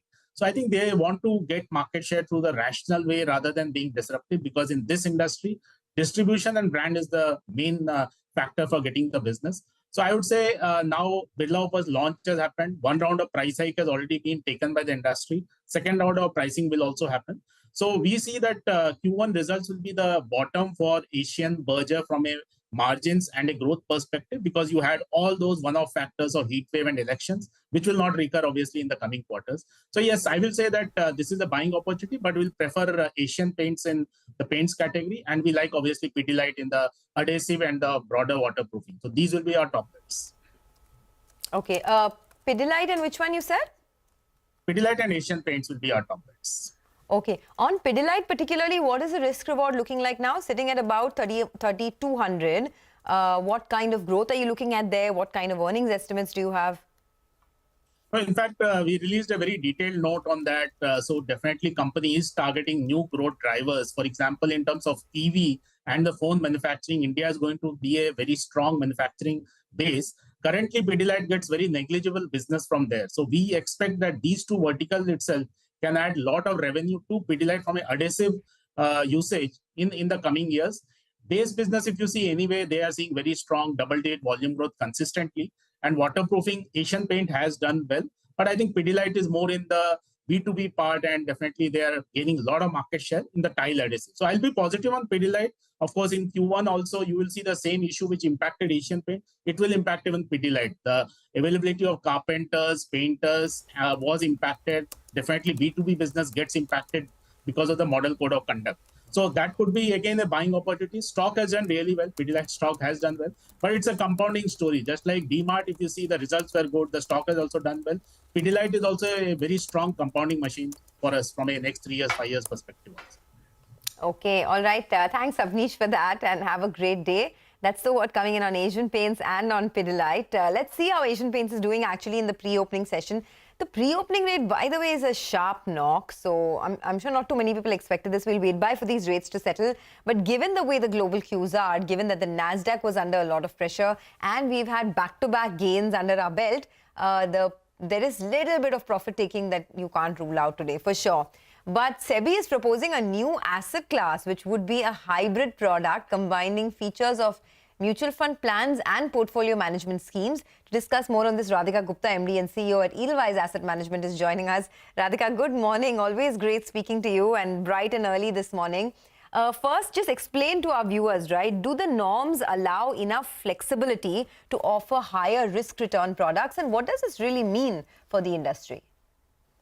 I think it's a very good development for the industry. Essentially, you have had mutual funds on one side, which are very constrained in what they can do. And then you have had flexibility on platforms like PMS less so and more so AIF, particularly in terms of, and the flexibility, Sonia, is around few things. One is around exposure to derivatives, which these norms open up a little bit. We can talk about the details. Second is around flexibility with respect to redemption, subscriptions, etc. So you can't run a closed-ended credit fund, for instance, on a mutual fund platform today. These guidelines, as I've seen, at least prescribe flexibility to do that. So I think the intent is to create a product that is midway between mutual funds and PMS AIF for a slightly more discerning consumer, which is why you have the 10 lakh ticket size in place. And globally, I mean, I remember in the US, these were 1940 Act funds, or they were called liquid alternatives. So it is in some sense a natural evolution for the Indian market. From what I see of the reading, there is some flexibility it provides. For instance, AIF allows you 200% exposure. This allows you 100% exposure, but you can use derivatives for the purpose of investing, not just hedging. So it's a little bit of midway. The amount of exposure and concentration you can take in credit portfolios, for instance, is not as flexible as AIF, but it's more flexible than mutual fund. So I would say the flexibility is midway between the two platforms, which is probably where it's intended to be. Okay, that's very well explained. And of course, it's always very helpful, right, for the industry to widen and newer products to come in because, you know, we've seen this whole industry evolve quite a bit over the last many years. But I want to ask you, this new product, will it take away from traditional mutual funds in any way? I would not think so, because, you know, if you look at the traditional mutual fund platform, I think today out of the 60 lakh crore industry, 35 lakh crores is dedicated to vanilla equity or hybrid solutions. And a large part of that is the retail investor. I think the products that will be created are incremental to that. So, you know, as I read through this, I come from an alternatives background. 130-30 or a long short equity fund or a credit fund. These are still satellite products for the consumer's portfolio. I think the core proposition of mutual fund in terms of strong equity offerings, index funds, etc., I don't think that goes away. I think this is an incremental addition. It's opening up the market. In fact, what it might take away, Sonia, from is a traditional AIF offering, because the taxation treatment, I suspect, for something on this platform will be far better than doing something on the category 3 AIF platform. So if anything has to be challenged, I suspect it will be that side of the equation, and the ticket size is much lower.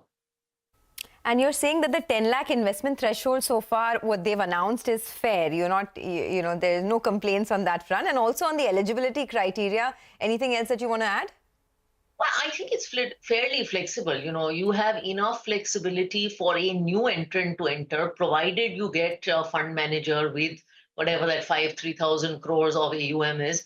I would say it is difficult to find alternative managers who manage that size of money, at least in the equity kind of space in India on alternatives, but you have that flexibility. And if you're an existing mutual fund player, I think 3 years / 10,000 crores is a very comfortable threshold. So I don't think there's a challenge whether it's new entrant or old entrant. I mean, SEBI's left the playfield quite open for multiple players to enter.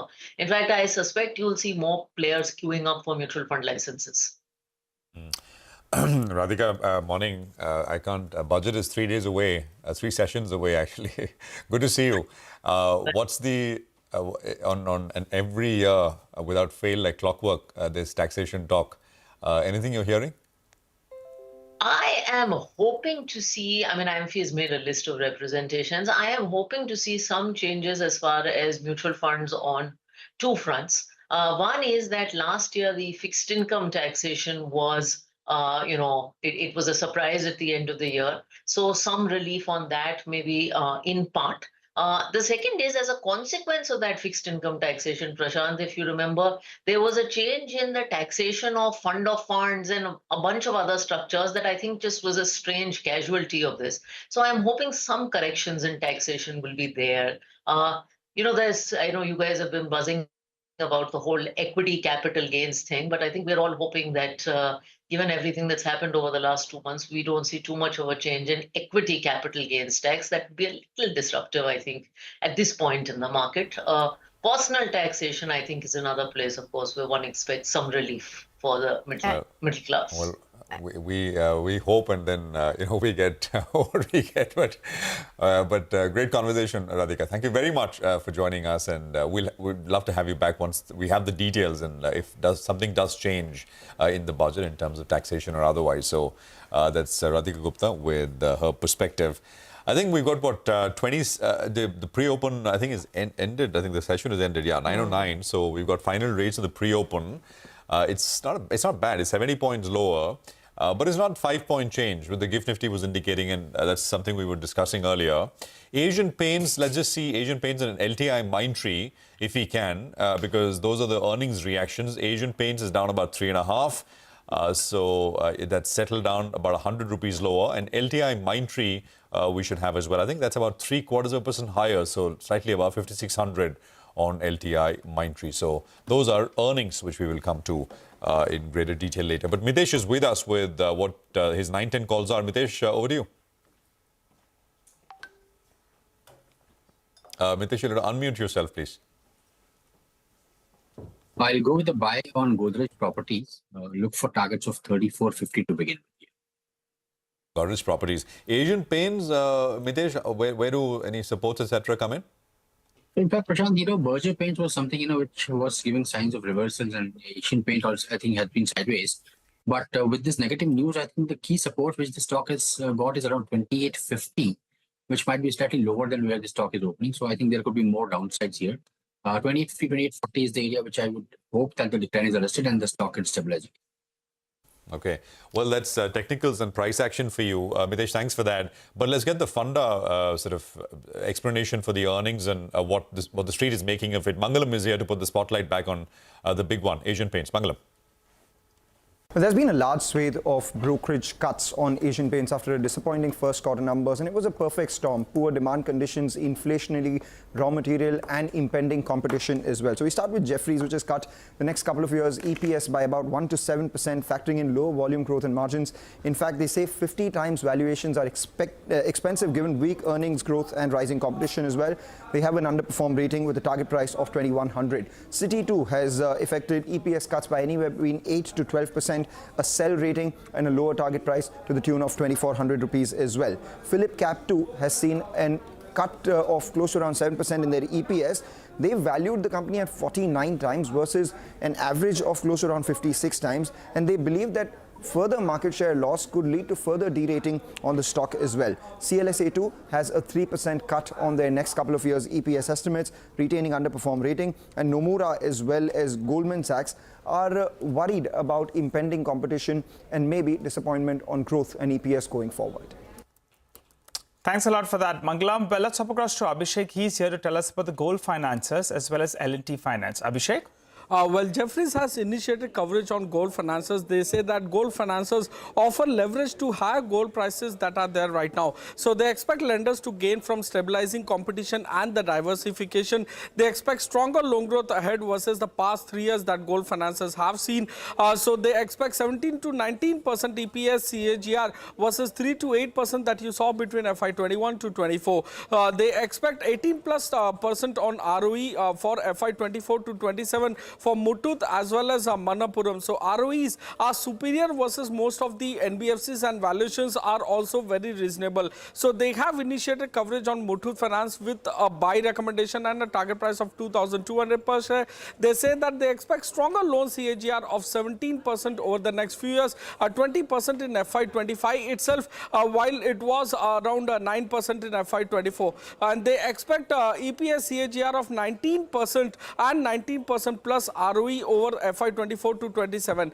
They have initiated coverage on Manappuram as well, a buy recommendation and a target price of 270 per share. They expect gold loans to grow at 16% in FY25, and this should drive 18% CAGR in consolidated loans and 17% EPS CAGR over the next couple of years. On L&T Finance, it was a strong quarter. Asset quality has remained stable quarter on quarter. Last few quarters, we have seen that Q1 versus Q4, there was an hiccup, and net interest margin and ROA both are at 9-year high for them. Back to you. Thanks a lot for that, Abhishek. Well, let's focus on Vedanta as well as Hindustan Zinc. Can't keep both those two names out of the news flow, it seems. Now, yesterday, Hindustan Zinc has received an approval from the NCLT to transfer the reserves. What does that mean? Basically, it's a technical issue. They are able to transfer it from general reserve into retained earnings. How does it help? Well, the total reserves are around 10,400 crores odd, which is equivalent to around 25 rupees per share. So how does this help? Basically, because of this transfer of reserves under the new heading, now this money can be distributed as dividend. If at all if the entire amount is distributed, then it's around 25 rupees per share. So good for Hindustan Zinc because they'll be the direct beneficiaries. Out of that, the government of India has 30% roughly. The promoter, that's Vedanta Limited, has around 65%. And retail participants, well, they get the remaining. So if Hindustan Zinc gets the dividend, then it passes it on to Vedanta Limited, who in turn passes it on to Vedanta Resources. So good news for both Hindustan Zinc as well as Vedanta Limited. All right, Nigel, thanks very much for that. Well, we've got the market opening rates coming up. 70 points lower on the Nifty, 180 points down on the Sensex is what we have. And it's down and, I mean, it's not down and out, it's down. So it's not a, that's it. I mean, let's just look at specifics, right? I mean, straight up, Nifty Bank down about 1/3%. I think mid-cap index will come up on your screen. The small-cap index will come up. The Nifty Bank is down about 1/3. Mid-cap index is down 1/4. And the small-cap index has got green. IT is, of course, gaining. It's got 0.5% plus gain. Infi reports later today. LTIMindtree would be reacting to earnings. But it's all about stocks, so let's get straight into it. Sonia. Yeah, it is all about stocks, absolutely, Prashant. So let's look at Asian Paints, right? Because that one is the big mover on the downside. Asian Paints is actually down almost about, well, it's going to come up in just a bit, I guess. About 2% on Asian Paints. That's the last time I checked. But apart from that, you have a whole host of other stocks. Eicher Motors is also down about 1.5%. So just don't lose sight of that. Bajaj Auto has been in focus. A lot of brokerages have raised their target price on Bajaj Auto. So that one is looking pretty good. And then you have LTIMindtree, which is really the stock of the moment. 3% higher in a falling market. LTIMindtree. So that stock is up and gaining on volumes as well. IDBI Bank is a stock that's up almost about 4% odd. So keep an eye out on IDBI Bank. It's actually bucking the market trend this morning, and volumes are also picking up over there. And in terms of results today, you have Infosys, there's Polycab, which is under a bit of pressure, down about 1% ahead of its numbers today. A couple of others as well, like Havels are coming out with numbers today. Tata Communications is coming out with its numbers today.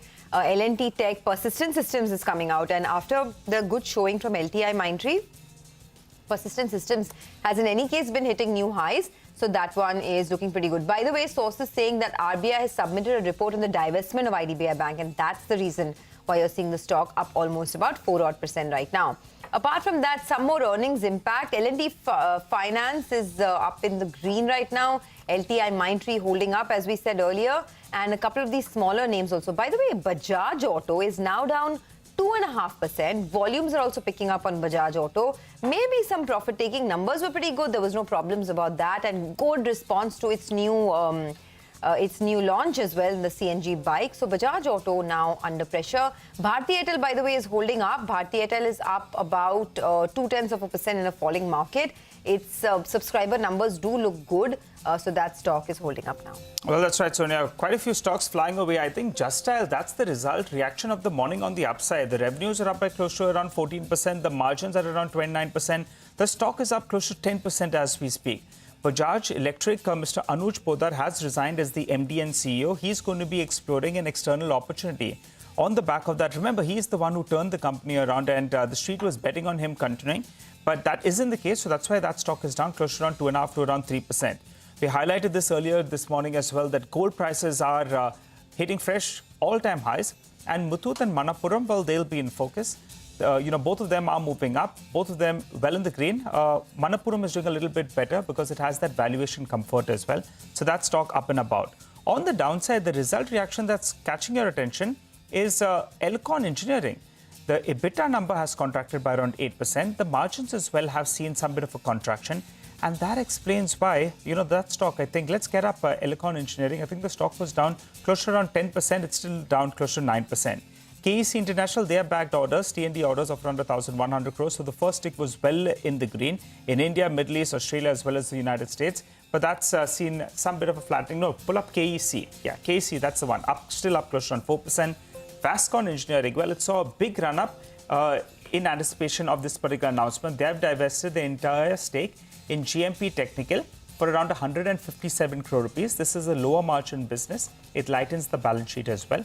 For the time being, because the stock ran up more than 10% in Tuesday's trading session, it's come in for some profit taking.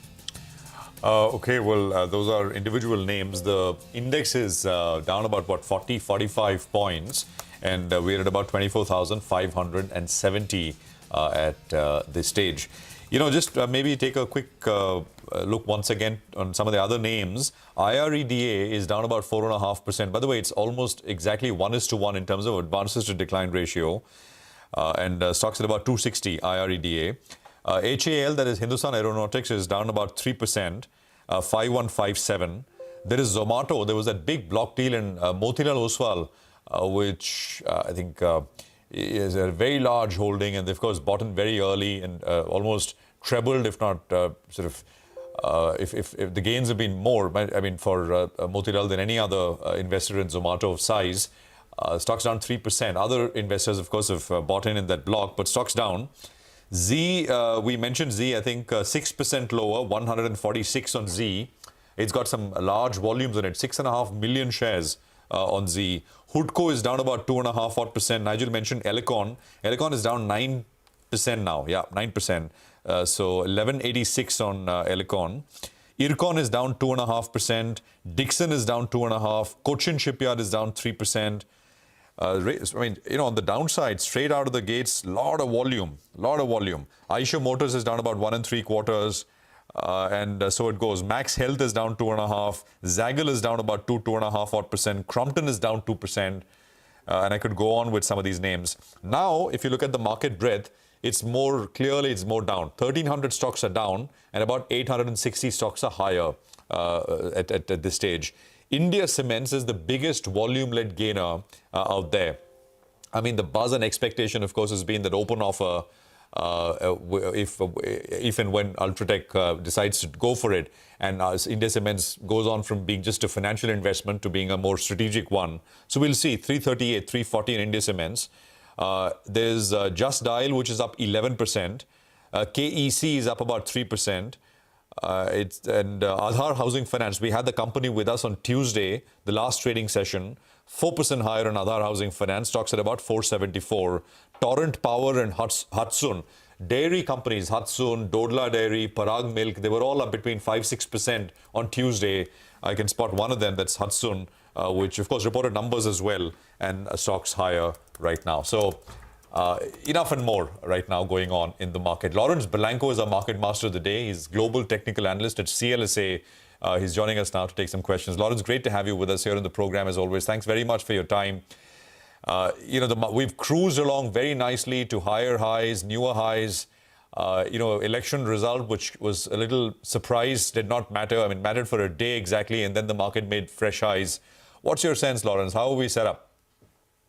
Yeah, well, we're not really seeing any major signs of weakness developing. And, the key thing that we've been observing through the month of July so far is the larger cap names are starting to make a comeback, particularly versus the mid-cap space. And even if you look at it versus the Bombay 200 index, is that we haven't made new relative lows. So the Nifty's actually managed to make higher lows through the month of July relative to its June lows. So we've seen some rotation into the larger cap names, and we've seen some hesitation in the mid-cap space. So that's probably the most noticeable observation, that there has been some churning beneath the surface. But as far as the Nifty itself goes, the uptrend is still there post that volatility around the elections. And then the 20 days providing us with key support on pullbacks and the short pullbacks that we've had since the recovery of the election lows. And that currently sits at the 24,157 area. Okay. Well, Lawrence, hi, good morning, and thanks for joining in. This is really an interesting time that we are in the market. Almost every asset class is seeing new highs. I mean, as we speak, gold is smashing record highs. You have the Dow, which is sitting at fresh milestones. The Indian markets are sitting at new highs. Agreed, this is a liquidity-driven market. But at this point in time, which is the asset class that looks like, at least on the charts, it could outperform for the rest of the year? Well, I mean, I think one thing, if we start with the macro markets, the breakout that we've seen this week is gold just reasserting the breakout that you saw in February when it came out of the 2020 to 2024 trading range. And that's actually elevated our upside target from 2,550 to 2,625. So I think that's an asset class on the precious metal side that should continue to trend into year end. And we've got at least 26.25 as an upside target. And then if we look beneath the surface, you've got fresh breakouts in the S&P equally weighted index, which had been range bound basically from February. So you've got fresh breakouts there. And then if I look across the region, something that we highlighted at the start of this month is that the Asia Pac banking index has broken out. And recently this week, we've seen US banks break out of their trading range. So while the IT space, AI, has got a lot of attention, we're actually getting strong trending behavior across the regional banking space.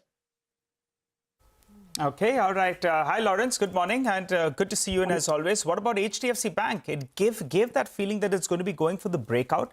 I think past that 1,720 odd mark, but it quickly pulled back. What's the view? Because that's the largest constituent on the Nifty. And that's been an underperformer yet again over the last 10 sessions or so. Yeah, the pullback has been a bit disappointing, but what I would flag is that we're still sitting above the 50-day and the 200-day. And the other point is the attempted breakout that we saw at the start of July, end of June. We did see momentum confirm those highs. So I think as long as we can stay above the 50-day, we should see the stock attempt to re-break that 1725 to 1730 area. And breaking above that, we do look at targets then up towards the 23 to 2400 area. That is also one of the largest weightings within the Asia Pac banking index. And I think it would be a big driver of taking that index higher. So it is something that we'll definitely keep on the watch list as a buy candidate on a breakout of that trading range. Lawrence, IT services stocks, what's your sense of their Infosys will report today? We've had TCS, LTI, Mindtree, etc., which have already reported. How is this sector looking? Yeah, it's quite interesting. I mean, part of the US has been this rotation into laggards. In the India market, sort of beneath the surface, we have seen some rotation and in absolute terms, at least bounces in the likes of Unilever in the fast-moving consumer goods side, but then also Tata Consulting and Infosys on the IT services side. But if you take a step back and you look at the index price action relative to the Nifty, both those sectors remain below falling 200-day moving averages.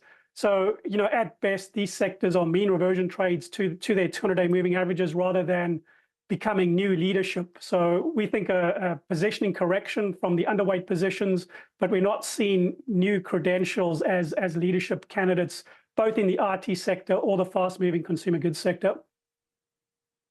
What about some of these, spaces which are now in the news, right, for the right reasons? Telecom, for example. We are seeing tariff hikes come after a very long time.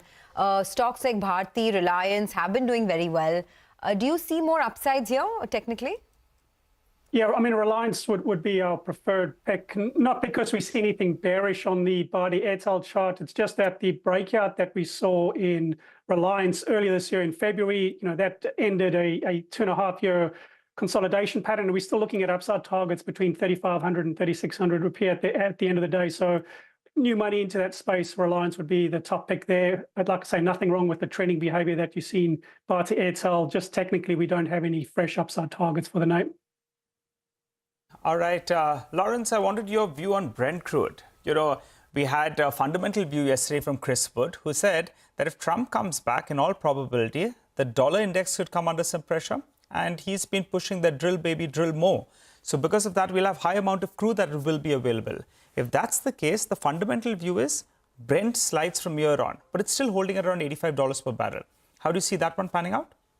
Yeah, unfortunately, there's essentially a flat line price action in Brent. And what I mean by that, over the past 12 months, we've seen Brent oscillate between the $80 support area and up to the $98 to $100 resistance zone. And it's very much been a trading range, and we're sitting roughly at that midpoint of the range. So we're not seeing any directional trade or any imminent breakout from that trading range. So quite a stable, neutral trading range setup is how we see Brent trading into year-end.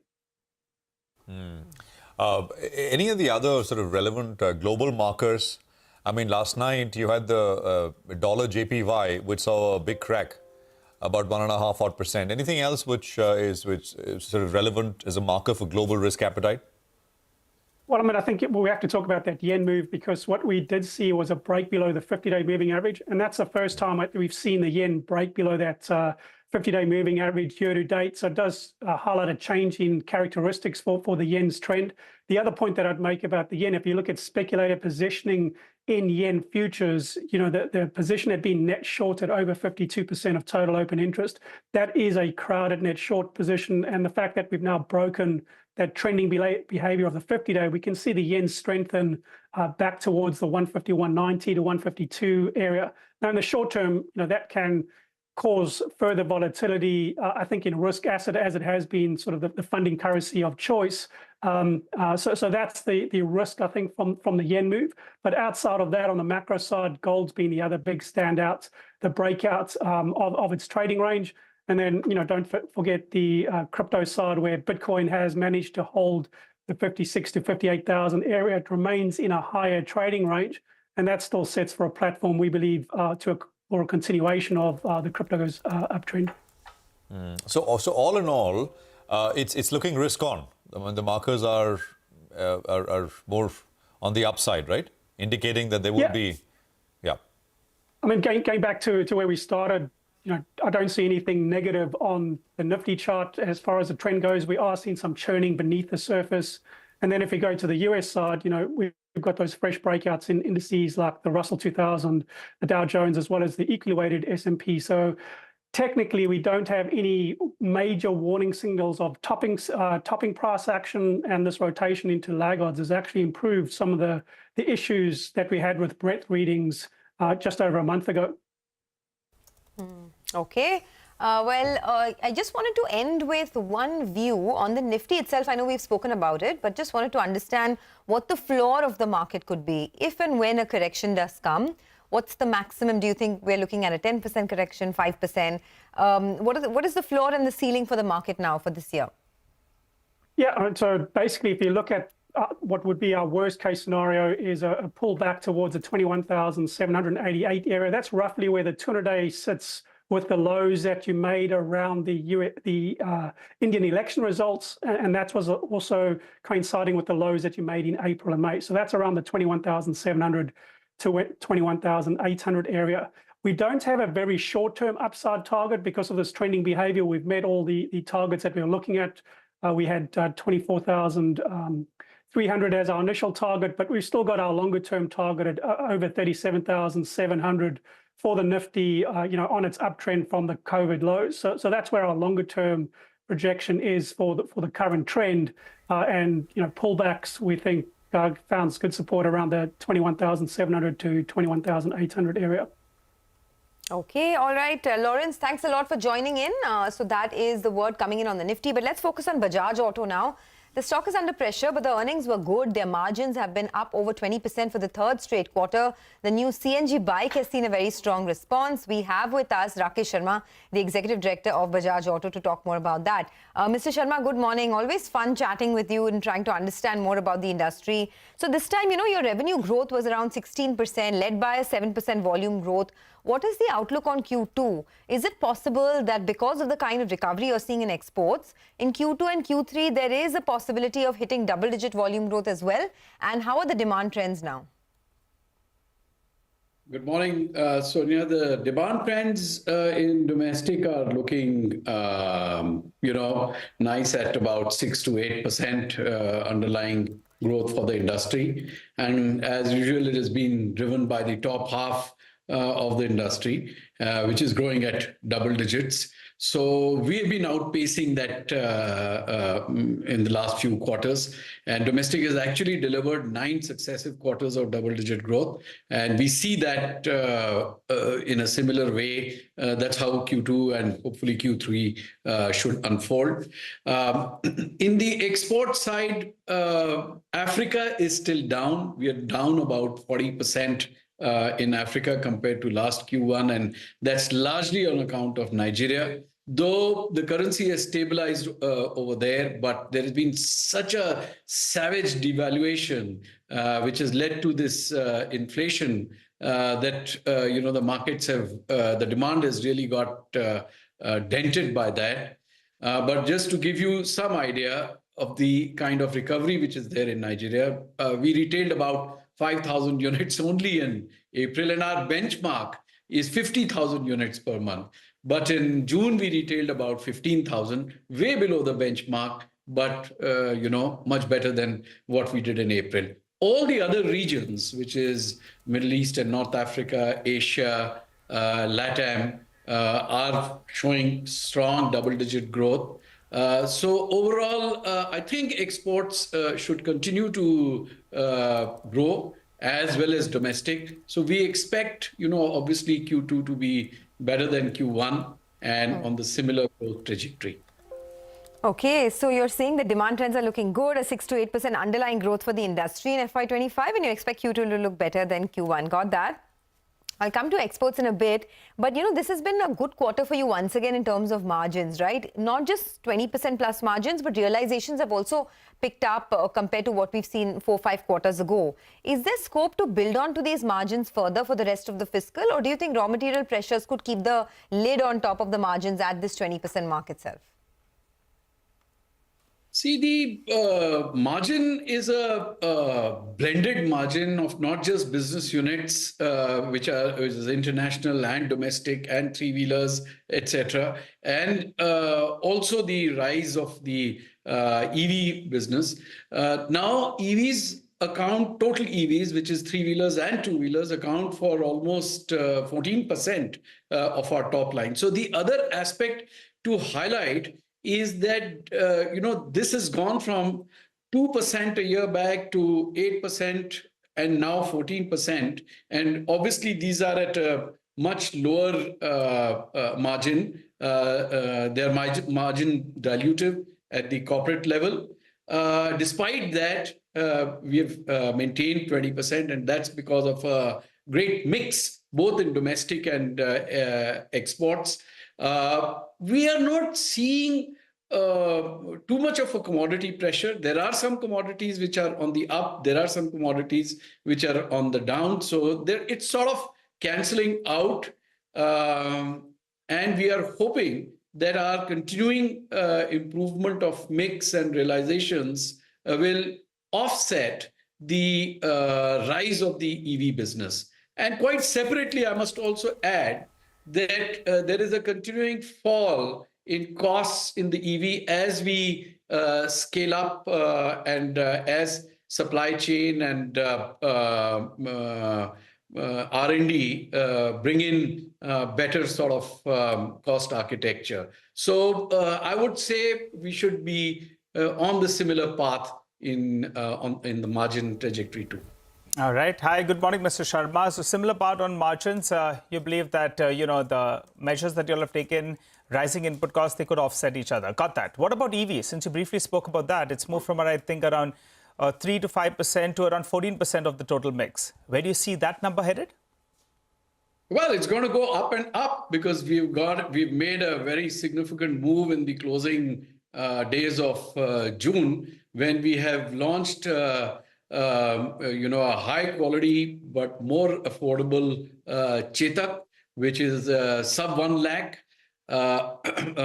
Almost 50% of the two-wheeler industry is now at the sub 1 lakh, and we were operating at above 1 lakh till now. Now, it does two things. It opens up this big segment for us, as well as it gives the ability to now widen our distribution, which work has already started. We were in 200 odd stores in April.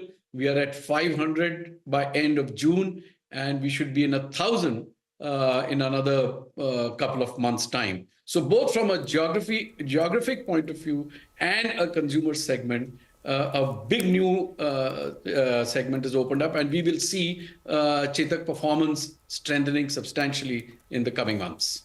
You want to give us a number though? From 14%, what can it go? Give and take everything. Well, we would like to, maximize it, but it's difficult to give you a number because there are other people and also there, and we have to wait and watch as to what will be the competitive reaction to this surge in Chetak. Okay, got that. Just two questions on the market share. The market share in the 125 and above CC segment has been very strong at over 40%. What are the targets there? Do you think you can build on to that by the end of FY25? While in the 100 to 125 CC segment, there's still a bit of a struggle, both for the industry and for your own business. So you're sitting at 15% market share there. Both those segments, what do you see as the market share by the end of the year? Well, we cut it 125 and above, where we are at about steady at about 25, 26%. If we get a couple of percentage points more, then I think we should be at a leadership position. We have completely refreshed our Pulsar range, and there are still a couple of new products in the pipeline for this year. And this refreshed range, as well as the high-end Pulsars, are now 70% of our Pulsar portfolio. So we are going to be, we are optimistic about continued share gain in a growing market in the 125cc plus segment. Now, in the 100-110cc, but you're right, if you look at it from your lens, the way you have looked at it, if you combine 100 and 125cc, we are at about 15%. And, obviously that's not a satisfactory position. But that's exactly where Freedom 125 has been aimed at. We tried a few things over the last 3-4 years, both on the product and price front, with very marginal incremental gain. But with Freedom 125, our aspiration is to, make significant inroads in the 100-125cc segment. All right, Mr. Sharma, we wish you the best of luck. Thank you very much for joining us here. Good perspective as always. And thanks for joining us. We'll take a break. We are back with Dinesh Thakkar, Chairman and Managing Director at Angel One. We discussed their performance for the quarter and, of course, some of the potential implications of potential regulations. As that conversation coming up later, we also have the management of L&T Finance, and we discuss first quarter numbers and outlook with them. Stay tuned.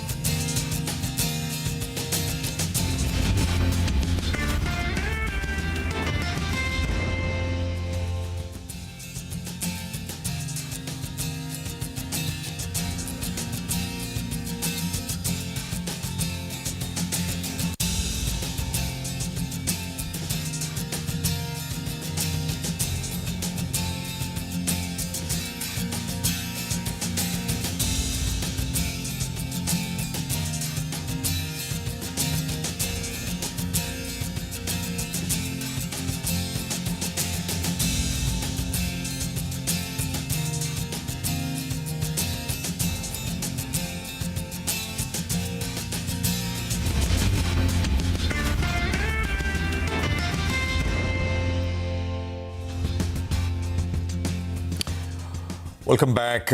Angel One is the company that we have on our radar, a market, one of the sort of top market leaders as far as broking is concerned. Dinesh Thakkar is Chairman and Managing Director of the company. He's with us. Mr. Thakkar, good morning. Great to have you with us here. Thank you for your time. Prashant this side. And congratulations on a good set of numbers. I want to start by, we'll get to numbers and what you reported in a bit. But I think you would agree the bigger sort of talking point around what to do with Angel One for investors is, potential regulations. There is, of course, this directive which SEBI sent to exchanges and market infrastructure institutions to discontinue the practice of charging turnover-linked slab-wise fee structure and make it uniform transaction charges instead. That is one. The second is if there are these, measures like increasing the lot size on the F&O side, and a few others which we've reported as well, if they come through. What are we looking at, Mr. Thakkar, in terms of impact on volumes, impact on business? See, first of all, I feel all this regulation, whatever comes, it is good for investors. So that way, it is not very concerning for an industry growth. So let us talk about true to label directive of SEBI. They want to be like a flat charge for all brokers, so no discount to be available for volume that we give on the exchange. So that will have an impact of around 8% on our gross turnover. But we believe we have enough levers which we can use to offset that kind of, because lots of services today is subsidized because we were getting this benefit. So in absence of this benefit, definitely we have to work out on our unit-wise cost. And based on that, whichever area we were subsidizing, we have to look how we can charge so that we are able to offset this impact. Okay. Second, coming Mr. Thakkar, on sorry, lot side, sorry. I'll just come to the F&O please. side in just a bit. So you're saying 8% impact, earnings impact, 8% impact on our gross turnover. On your gross turnover because of the true to label directive, right? Right. But you're saying all of it can be negated. You'll be able to, or some of it. I mean, and what can you do to do that?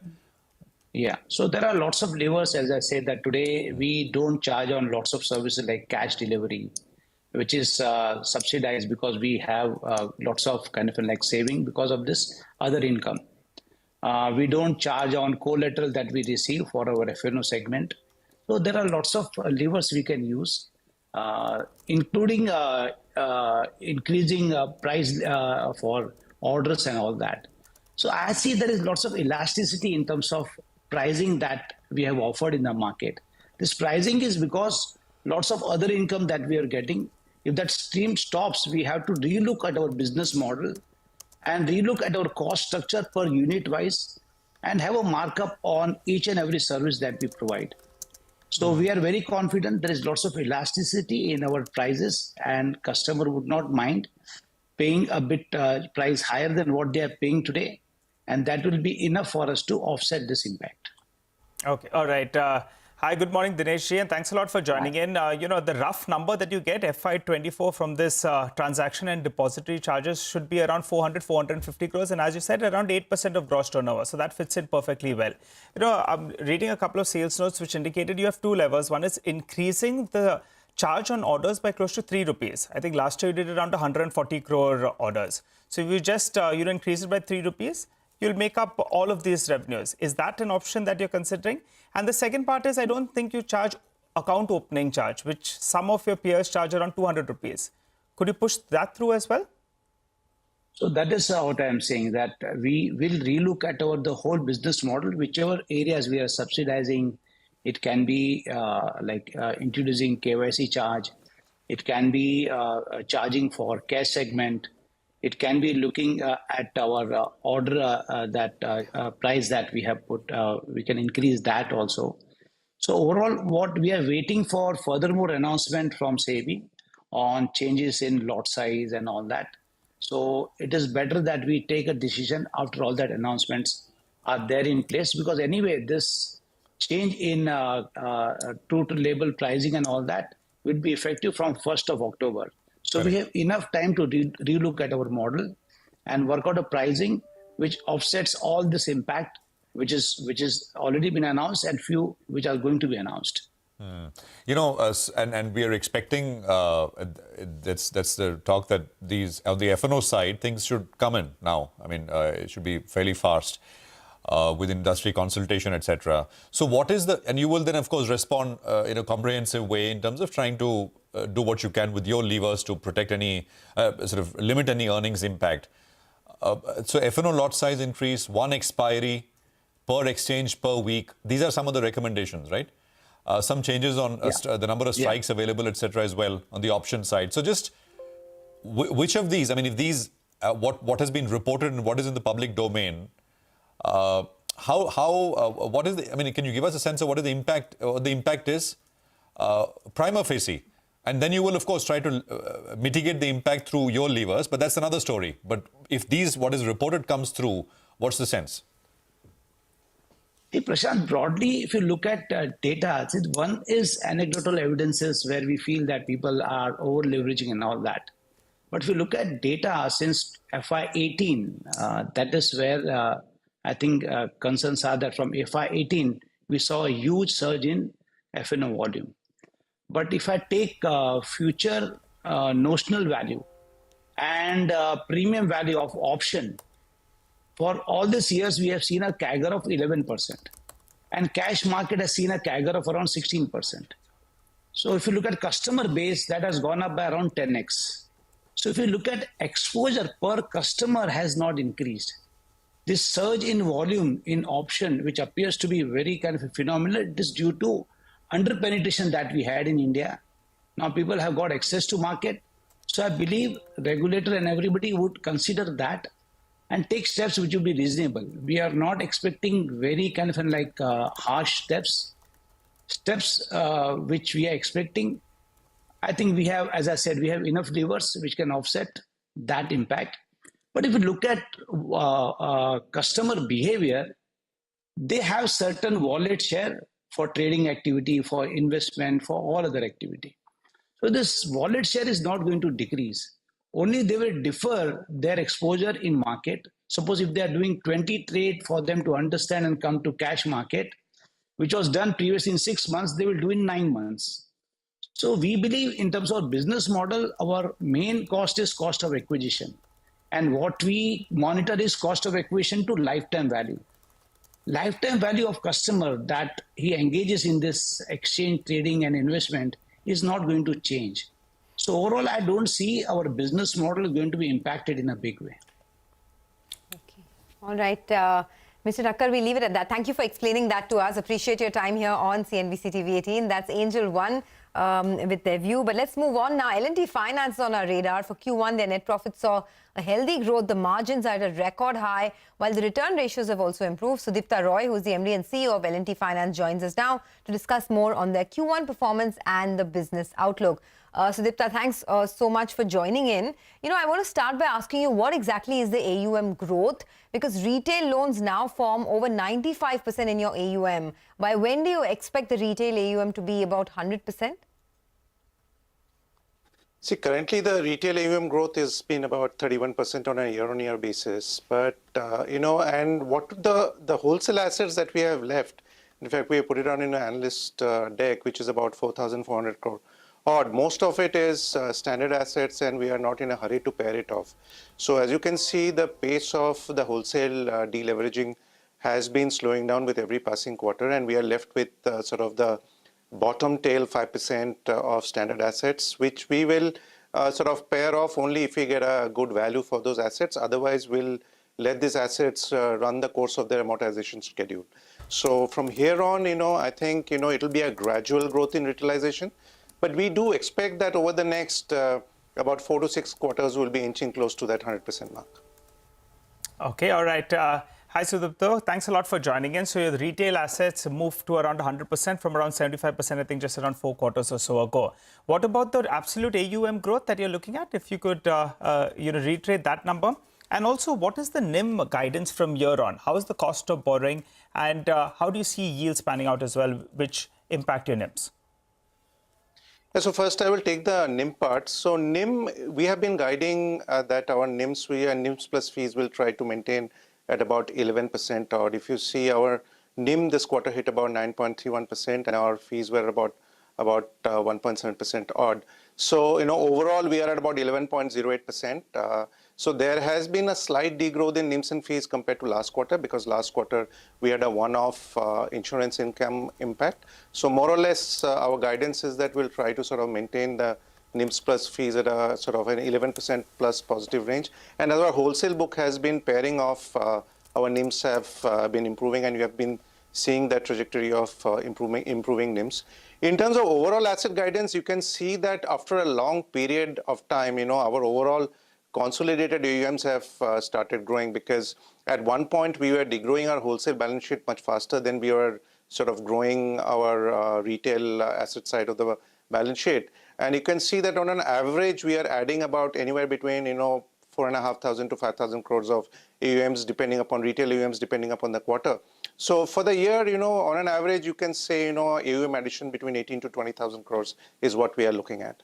We are hopeful that by the end of the year, we will probably cross about 1 lakh to 1,05,000 crores of AUMs on the retail side.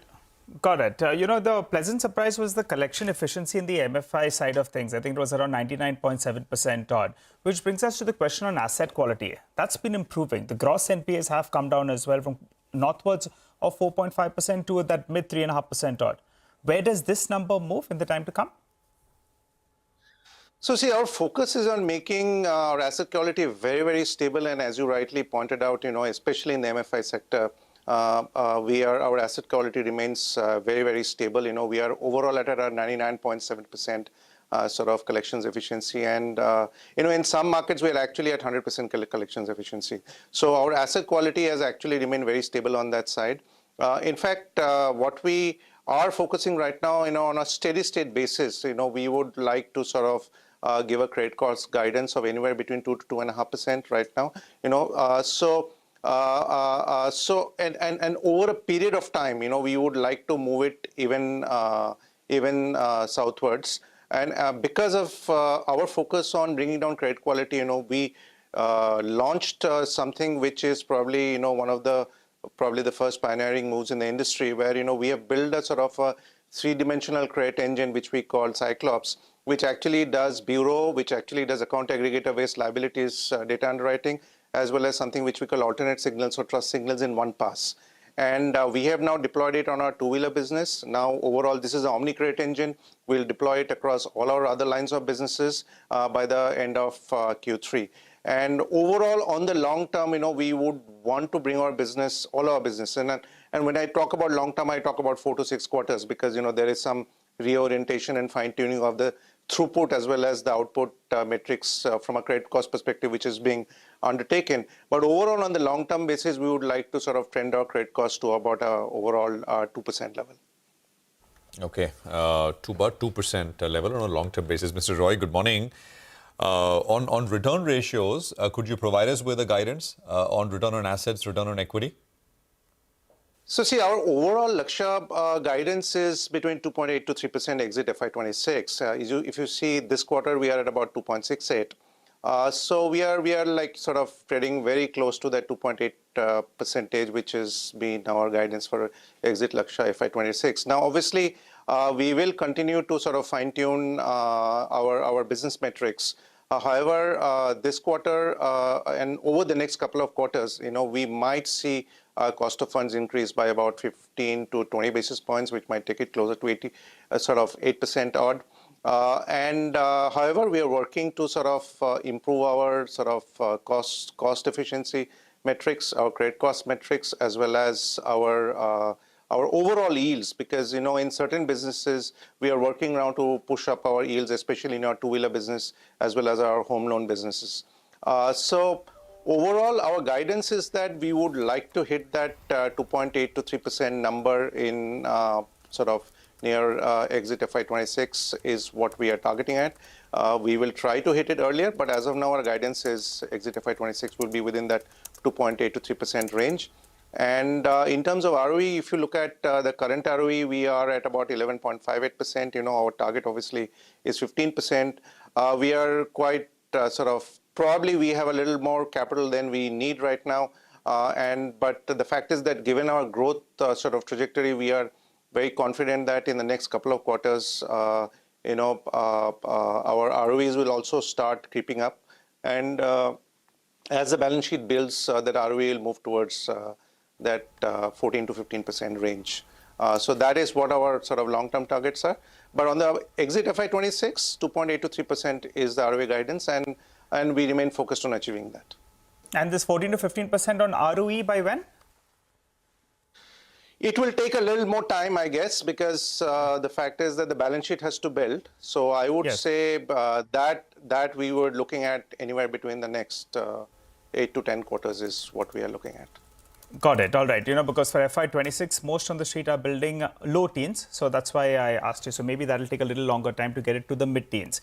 A quick word on the urban and rural mix of your book. I think currently it's around 70-30% odd. Tell us, how do you see this panning out and growth estimates for both? Actually, in terms of disbursements, it's almost like 50-50 right now. And so if you look at our rural business finance, there are two main businesses on the rural side. There are rural business finance as well as tractor finance. And on the urban side, we have SME, our home loans and loan against property, as well as our personal loans business, as well as our two-wheeler business. So more or less, if you look at the disbursements over the last couple of quarters, more or less both of them have been running in neck and neck. And we have had very good growth in home loans as well as in the two-wheeler business. The two-wheeler business has actually done quite well over the last 6 months. And in the home loan business, for example, post the launch of our complete home loan proposition, which is one of the sort of pioneering moves in the industry, where we have also introduced the home decor finance product in an integrated fashion, which probably we are the only lender in the market to do so.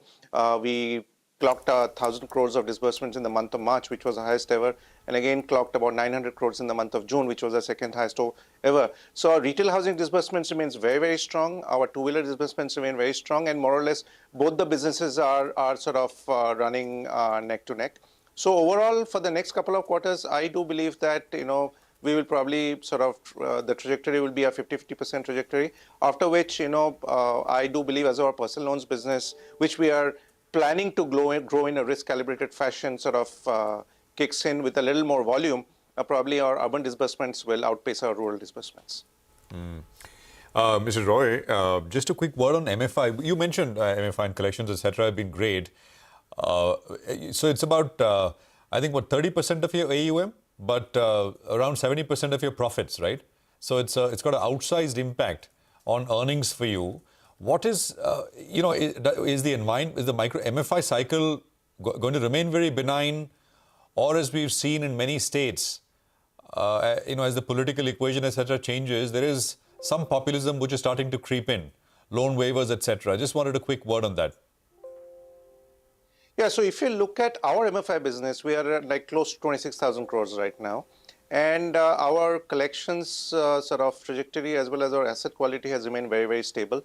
And it is primarily, because of a couple of reasons. First and foremost thing, we have been very, very prudent in terms of assessing our customers. Even when RBI said that, you probably need to underwrite on the overall household income, we never abandoned the association norms, and we kept going on with the association norms as well as the leverage norms.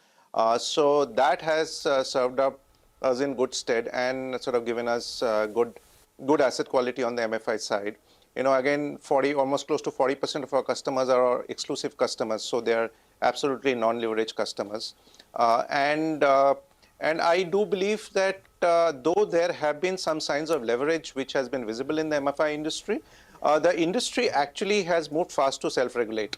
As you are aware, MFIN, the new regulations or the guardrails that MFIN and all the lenders agreed came into effect from 15 July, which actually take action on both on the leverage side as well as the association side.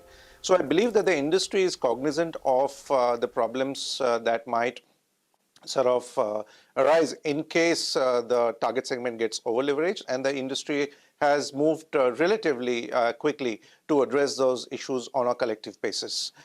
As regards to the political impact on this lines of business, as of now, though some of the waiver etc. announcements are mostly on the farm loan, especially on the crop loan sides, and we do believe that it does not impact our lines of businesses directly. However, I would like to point out that as an organization, we are cognizant that this line of business at some times might be prone to event risk. That is why we are carrying about 975 crores of macroprudential overlay just for this business. We created this overlay about 2.5 years back, and we haven't dipped into this business, into this overlay. And because, and we hope we will not need to. And because, our collections efficiency, our portfolio quality, and our disbursement momentum in this business are well calibrated and strong, and we are confident of a good outcome going forward. Okay, we'll let you go on that note. Thanks a lot for joining in. That's Sudipta Roy of L&T Finance talking about the business. By the way, Infosys, ahead of its numbers, is sitting at a fresh 52-week high, so don't lose sight of that. It's expected to do better than its peers, at least better than both HCL Tech and TCS.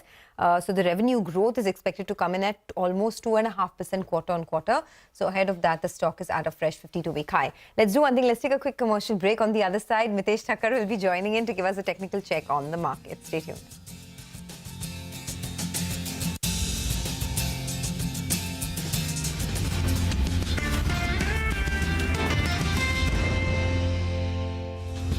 Big US tech companies have huge cash balances, so they're getting 5% where they would get before getting nothing. Although those cash balances are now coming down because they're spending a lot on NVIDIA chips. Second point is the US corporate sector, investment-grade corporate sector. The CFOs did a very good job of terming out their debt, locking in bond yields.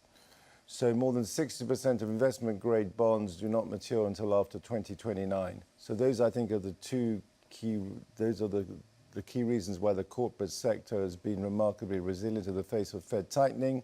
What I've done with AI, I'm viewing AI as a picks and shovels play, to use a mining sector analogy, because NVIDIA is the ultimate picks and shovels play because everybody has to build their machine learning capacity. So I've just basically got in my portfolio what I call AI infrastructure plays. So maybe it's going to be a 3-year capex cycle for everybody to build their AI capability. We're approaching 1.5 years so far. But at some point, we have to take a view on whether all this investment is going to lead to monetization.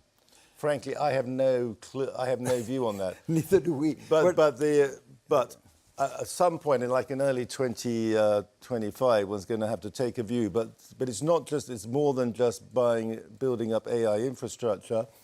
Because when I was in Taiwan last November, which is the other big performing market this year in Asia, I first heard this term AI edge.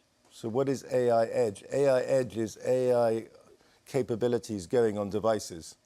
Okay. And again, I have no idea if people are going to want to buy electronic devices like smartphones with AI capabilities, but I got total conviction they're going to be built, which is why you also want to own the Taiwan supply chain. So if you look at a chart of NVIDIA and Taiwan's outperformance in Asia, it looks like Siamese twins. But at some point, we've got to take a view on whether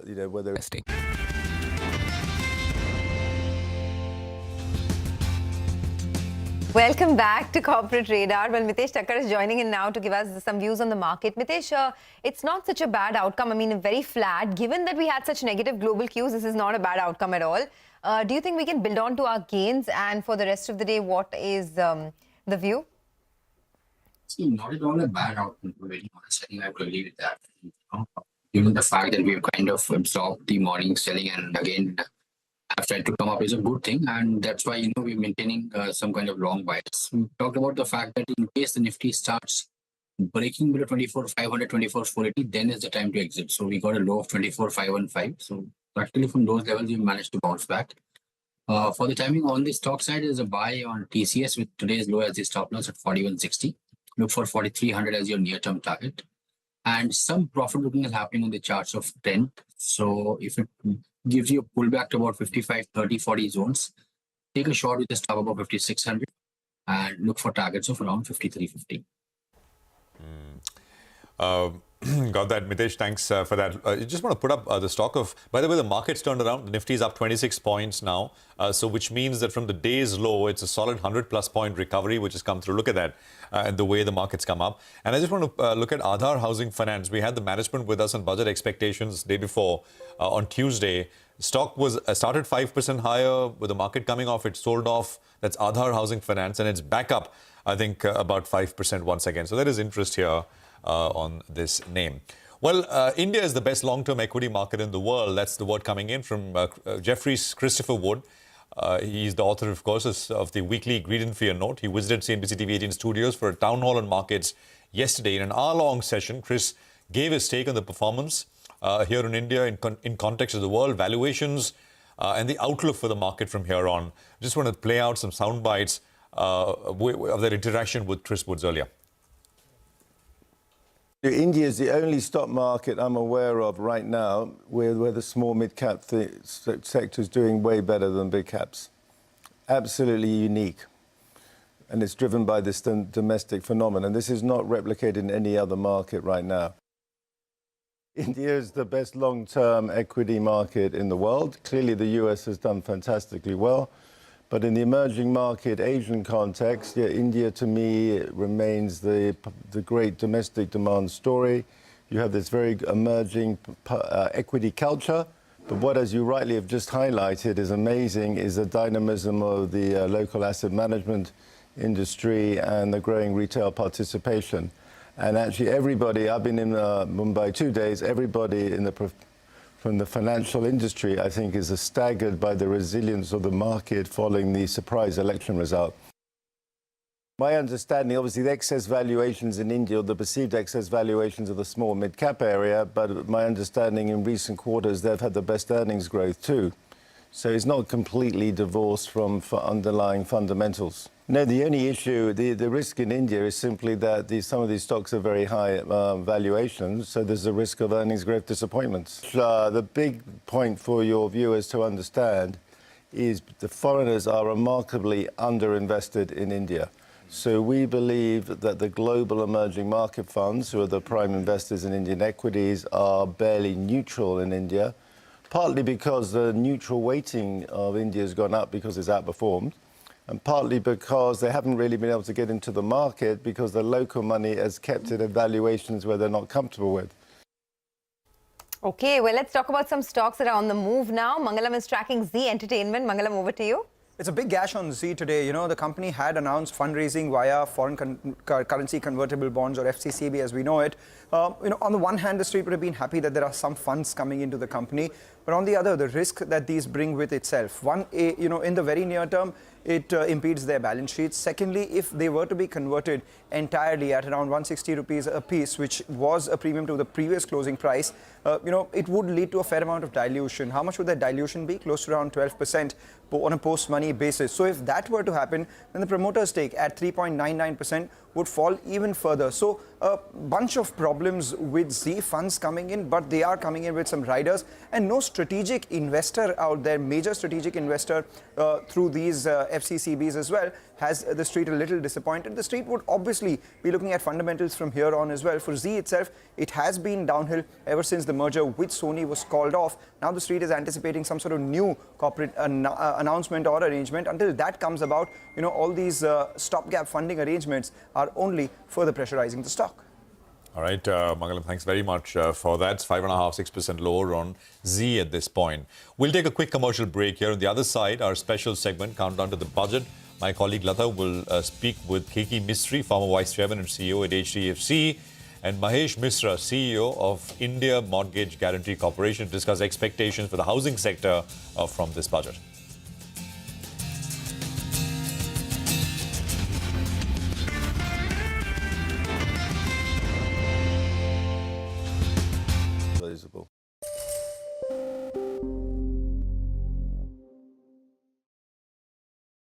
I've been telling investors, well, they got obviously crazily cheap when oil went negative, so there was an opportunity there.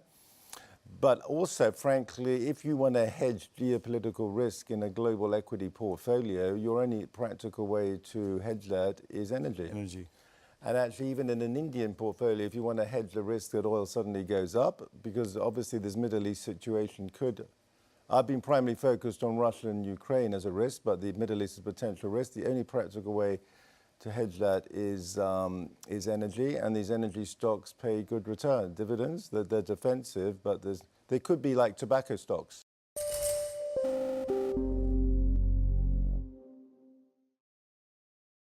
From a US perspective, Donald Trump will be risk-on for equities because his first act will be to extend the tax cuts.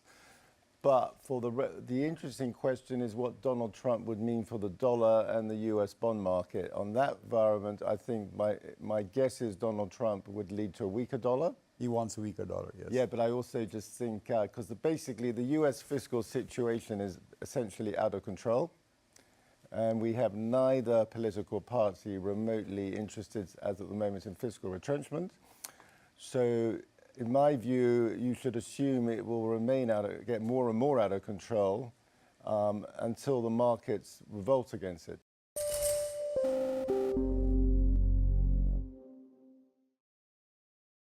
The defense sector I first heard about 3 years ago, but in terms of my portfolio, I've missed the defense stocks. But the problem in India is what not to own. Right. So my portfolio has been basically built on the where the performance of my greed and fear portfolios come from.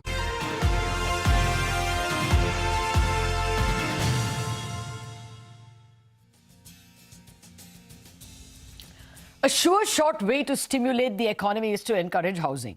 It's one welfare measure that's not seen as a freebie, but a capex and consumption stimulant. It can encourage large sectors like cement, wood, furniture, ceramics, sanitary ware, consumer durables. Housing is also one of the most employment-intensive sectors. So obviously a favorite with all political parties.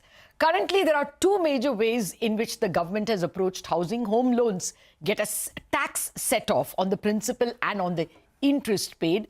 Secondly, the government's PM Awas Yojana has helped construct 1.2 crore houses in urban areas and over 3 crores in rural areas through interest subsidies. While PMAY 1.0 officially ended in 2022, a PMAY 2.0 is widely expected in the budget. But how should it be redesigned? What else can the government do for housing? I have with me two stalwarts, KK Mistry, former Vice Chairman and CEO of HDFC, and Mahesh Misra, the MD and CEO of India Mortgage Guarantee Corporation. Gentlemen, thank you very much for joining me in this all-important conversation. Mr. Mistry, first to you. We know the two schemes that are there. How can the government improve it or do more? All right, so Lata, before I come to the scheme, I think it's important, you've already talked about the importance of housing. But in my view, the budget will revolve around 6 pillars, and one of those pillars will be job creation, and job creation will be facilitated by encouragement to the housing sector. So that's the background. Now, there are many things which could be done for the housing sector. The CLSS scheme, which came in about, I think, 2015 or 16, I think was a tremendous success. We as HDFC at that time were the largest lender under that program. It benefited number of people. You gave the statistics. I think something like that coming back to the system would be enormously beneficial. Some tweaking may need to be done. For example, the limits of the amount of the price of a house for which the benefit was available, that could be enhanced, because since then 5 or 6 years have passed by. That is certainly one change which could be made. Another change which could be made is cover a broader segment of places, a broader segments of towns and cities. In the last round, there were certain towns which did not get covered under the program. And therefore, consequently, people in those towns could not get that benefit. But something similar, I think, would be a phenomenal boost to the housing sector. Okay, got that. I'll come back to you on the fact that, one of my friends did an RTI application and found that of the eligible houses, only about 27% got the CLSS benefit, or rather the PMAY benefit, in companies like yours, like HDFC, Mr. Mistry. But then banks did much worse, with SBI only getting 6% of their loans eligible for PMAY. So on that note, Mr. Mishra, considering that for some reason not all eligible houses or not all low-cost houses are getting the PMAY benefit, what do you expect? Yeah, so if you look at the government for the last 10 years, I think there has been considerable commitment towards the housing sector, be it, in fact, even during the third term, the first announcement that was made by the PM was on that the construction PMAY will be of extended. houses. If you look at the headline, our CAGR on GDP has been about 6.5% for the last 10 years. Housing has been more than double of that. So the headline would suggest that there is adequate impetus to the industry. But once you peel the onion, you realize that it's the greater than 50 lakh segment that's growing. The less than 30 lakhs have actually degrown. And today, in the sense that they were nearly 50% of the market, they're down to about 34% now. Okay. So clearly the focus is on growing premium housing. And when the government talks of housing, it actually talks of housing for all, which basically has an element of affordability. Now, there are three components to growing housing. There is demand, there is supply, and very importantly, there is access to finance. If you talk to leaders of public sector banks, for instance, they are very committed to financial inclusion, but top line, I mean, center of plate is Jan Dhan, center of plate is Mudra, PMAY is there, but perhaps it's not there. mentioned, yes. After the merger of HDFC, housing finance companies are just 19% of the market. So who really is going to lend to the affordable segments? Because 40% of the housing market is with government-owned banks, nearly 40% with private banks. The unit economics don't make sense. Therefore, what we would expect in this budget is some form of a NHB or NHB equivalent institution giving a low-cost refinance, far lower than what they are doing today, with the monitored end use. That could perhaps give some impetus for government and private bank lenders to lend. If you look at the industry, it's about 34 lakh crores. Only 16 HFCs have a balance sheet of greater than 10,000 crores. So really the scale has to come from the banking sector. A refinance is one. Second, we are reliably informed that the government in the PMAY version, whatever you want to call it, 2.2, they are actively contemplating a guarantee scheme as well.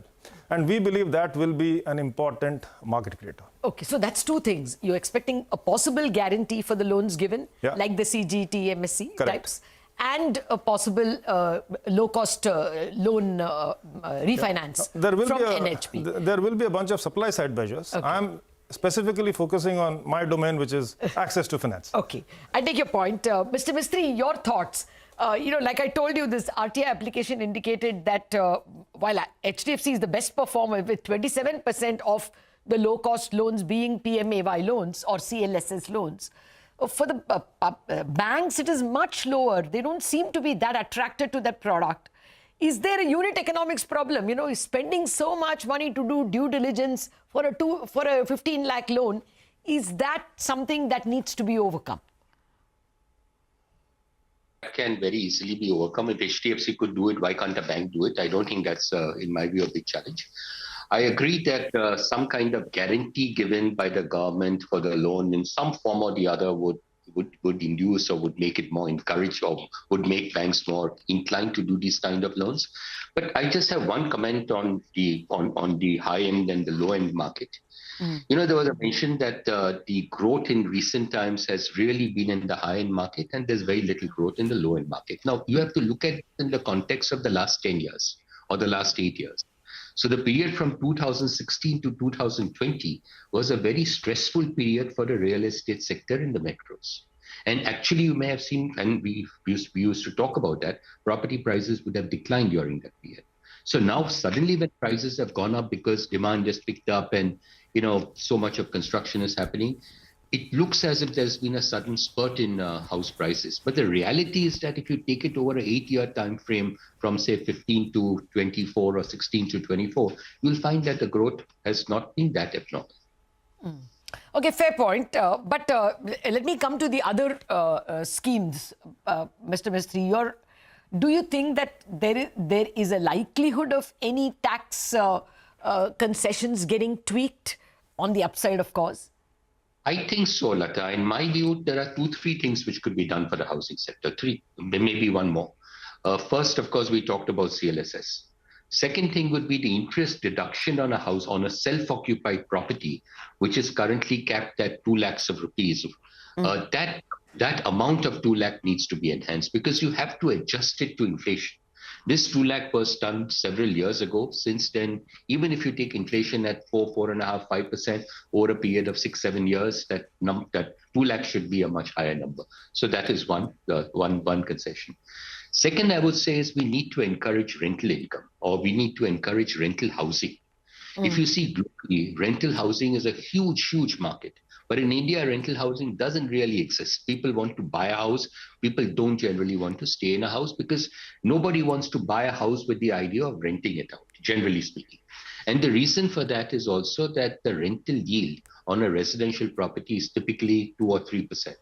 Whereas the interest that you would pay on a loan that you've taken to buy that property would obviously be much higher. Let's, for argument's sake, say it's 9%.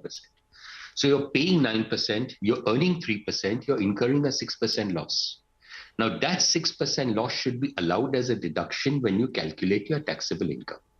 But the reality is that the tax deduction in respect of that loss is currently capped at only 2 lakhs of rupees. And then the balance is No, but if it is for rent, it is, if you give your house on rent, the entire EMI is allowed as tax set off, isn't it? No, it's not. The interest is allowed as a deduction, but then if there is a loss under the head house property, that loss is not That's allowed not as set off.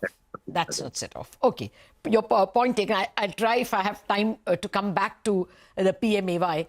But Mr. Mishra, what, according to you, could be this guarantee product? That looks no, I think the contours are still being worked out. We as a private guarantee provider. You are a guarantor. It will be a absolutely. competition for you. I would say it will more be a market maker than competition, as long as it's the same regulation. So as long as it's the same regulation, I think it will be a market maker more than competition, because today the value proposition is still being established. In any financial services product, the government has been the biggest market maker.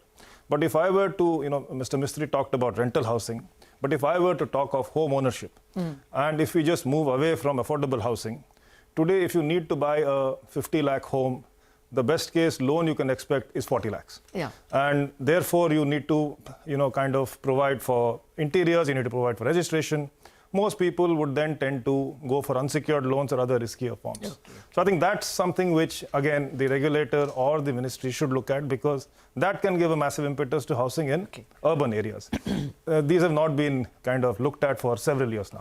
Well, from the rumor mills only, entirely unconfirmed rumors, is that Mr. Mistry, instead of increasing the MIG housing from 6 to 18 lakh, from 12 to 18 lakh, what I heard, entirely unconfirmed rumors, is that the cap may actually be reduced so that actual affordability is achieved or better targeted. But Mr. Mistry, just a point, even on this affordability thing, you said that if HDFC is able to ensure that 27% of its eligible loans are under PMAY, why are the banks doing worse? But even 27% is not a very good record.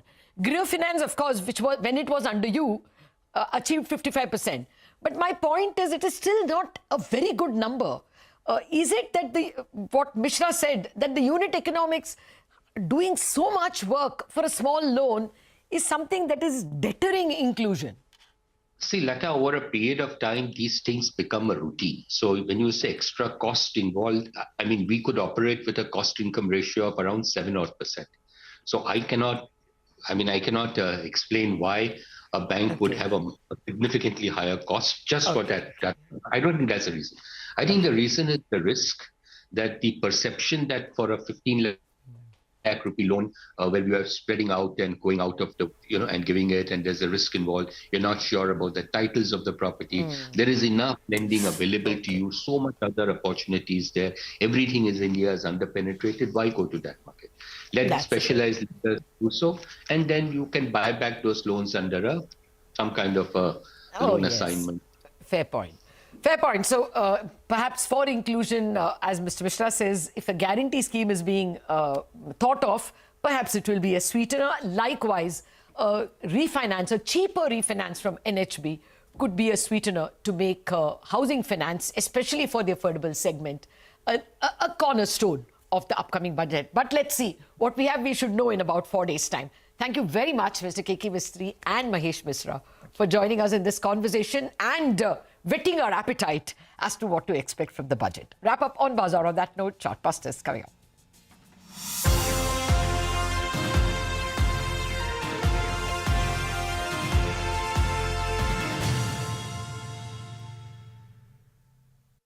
Property, energy and infrastructure, but the missing part of my portfolio is defense. So let's say there's a sudden resolution of this conflict. Maybe the defense stocks will correct, and that will be an opportunity to add. Please rectify that for us. Yeah. And then another emerging area in which I'm not invested in, but I mean it's definitely getting more and more attention, is the contract manufacturing sector. Right. I believe you call it EMS. Yes. So this is an example of another emerging sector.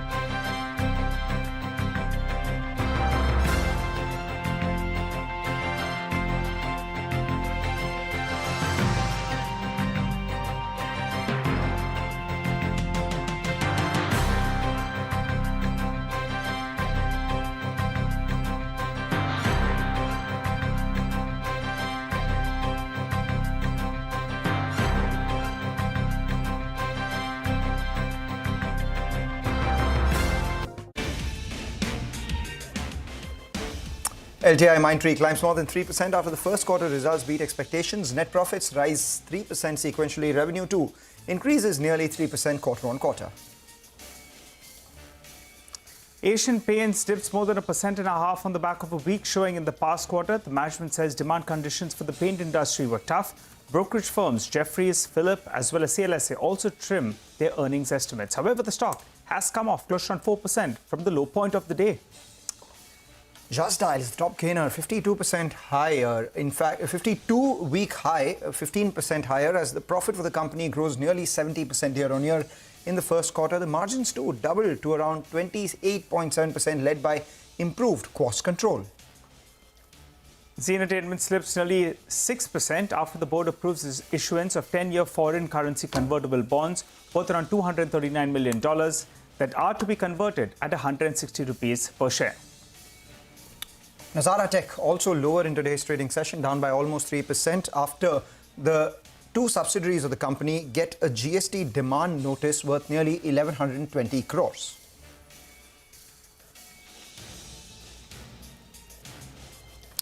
Hello and welcome to Chartbusters. I'm Nigel D'Souza. Joining me as always is Mangalam Malu. Well, today it was the perfect sense of this kind of bull market that we are in. The markets were down close to around 50-60 points initially. That dip has got bought into, and now we're up close to around 100 points from the low point of the day. The Nifty Bank, that's trying to find its form, and that's higher in today's trading session, though the breadth of the market is still a little bit under pressure. Hey, Mangalam. Yes, Nigel, it's the breadth of the market which is something that we will keep an eye out on, though there has been marked support coming in from the FMCG pack as well over the last couple of trading sessions.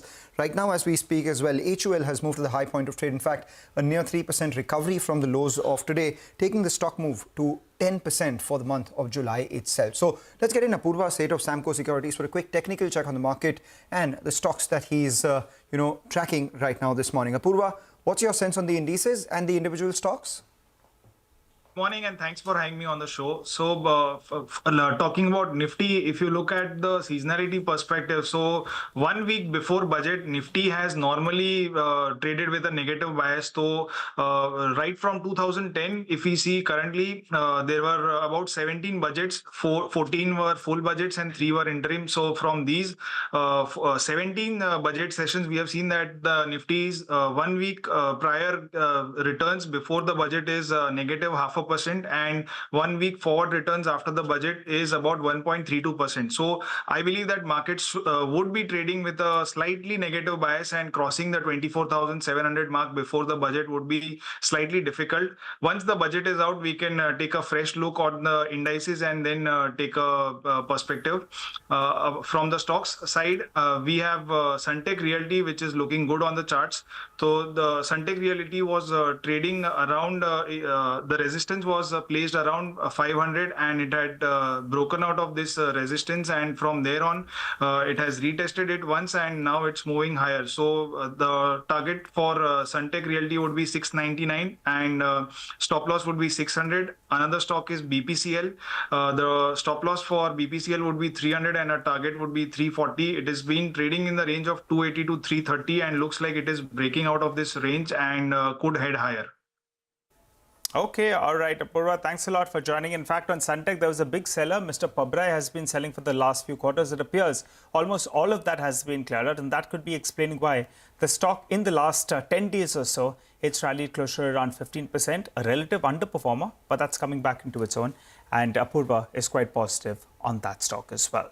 For the time being, we slip into a short break. On the other side, we'll be joined by Mr. Bansal, who's the Chairman and Managing Director of the Development Engineers. Stay with us.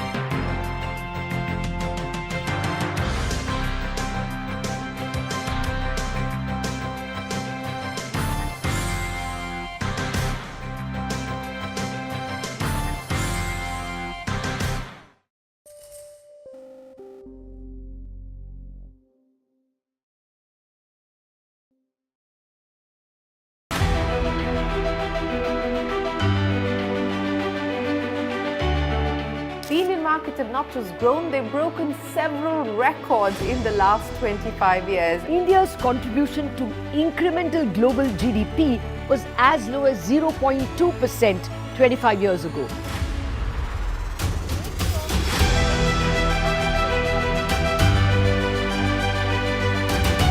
Over the last 25 years, CNBC-TV18 has closely followed the remarkable ascent of India's pharmaceutical sector. There was a time 25 years back that it was all about the FIIs.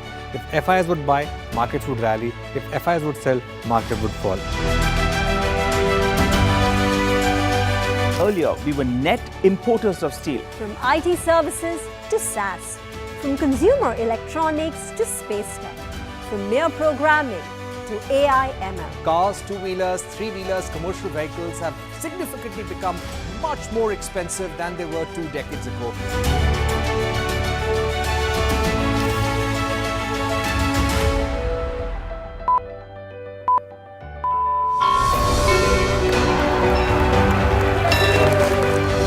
Discounting is high there, but their focus is squarely on the 125cc segment.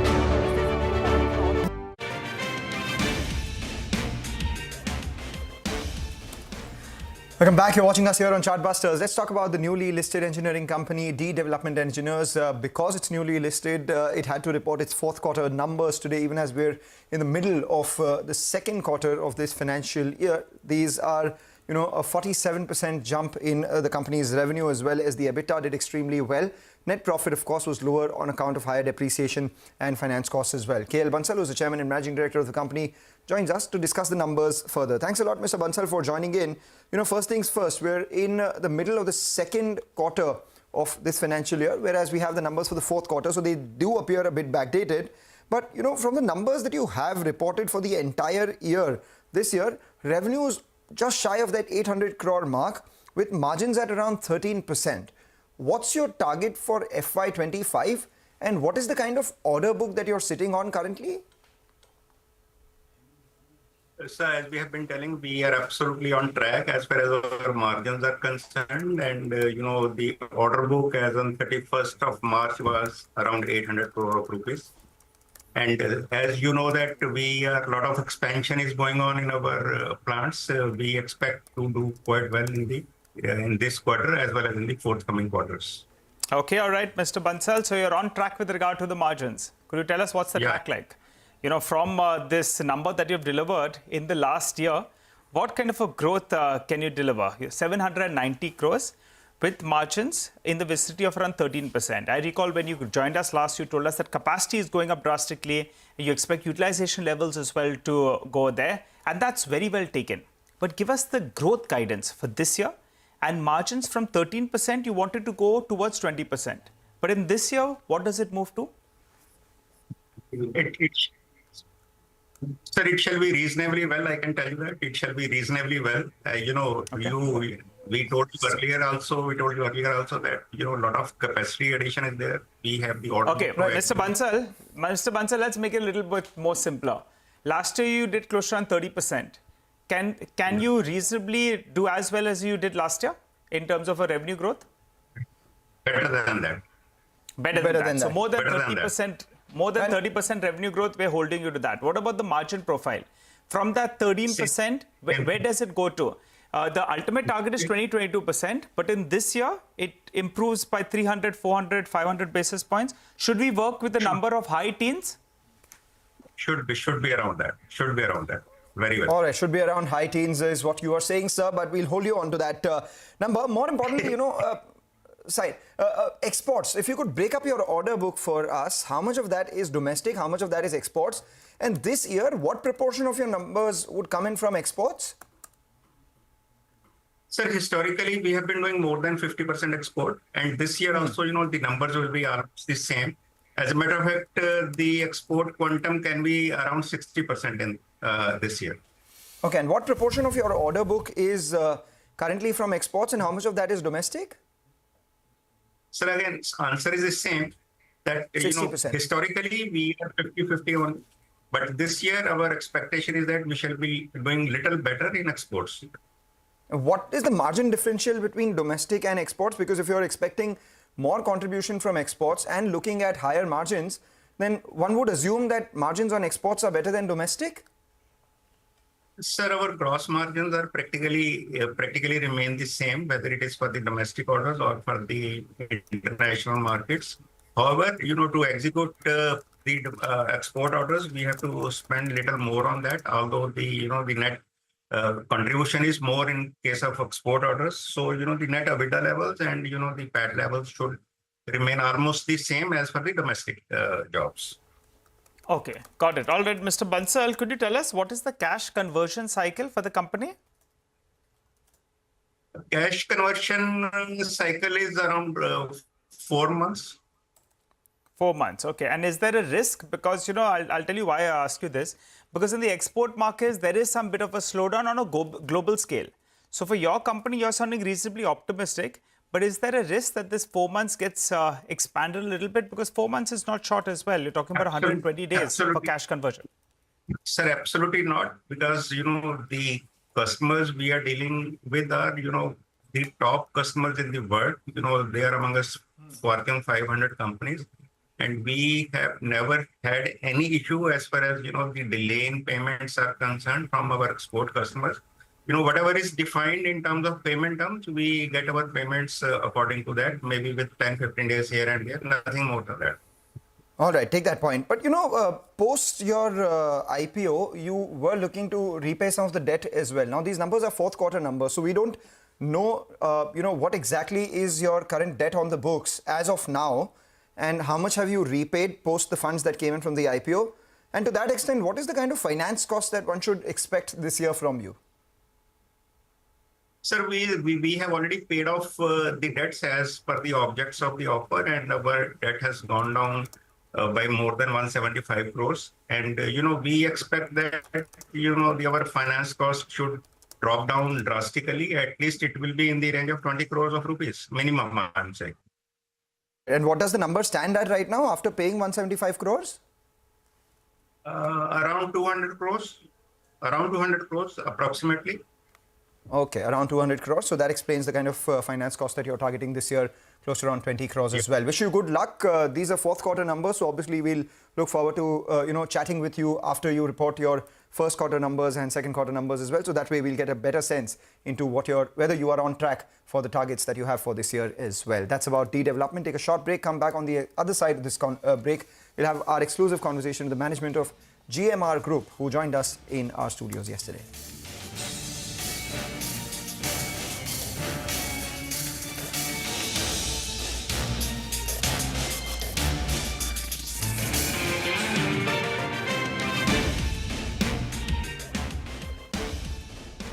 Now it is contributing 16% of incremental global GDP. Now we are looking at exporting the steel that's made here in India.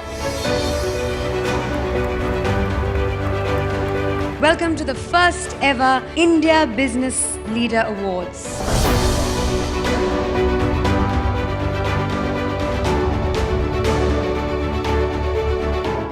Cars, two-wheelers and vehicles generally being manufactured today are much lower on emissions and much higher on safety. India's technology industry has been at the forefront of cutting-edge innovation over the last 25 years. It's the retail which is the driving force for the market right now. Clearly, we have arrived on the global economic stage.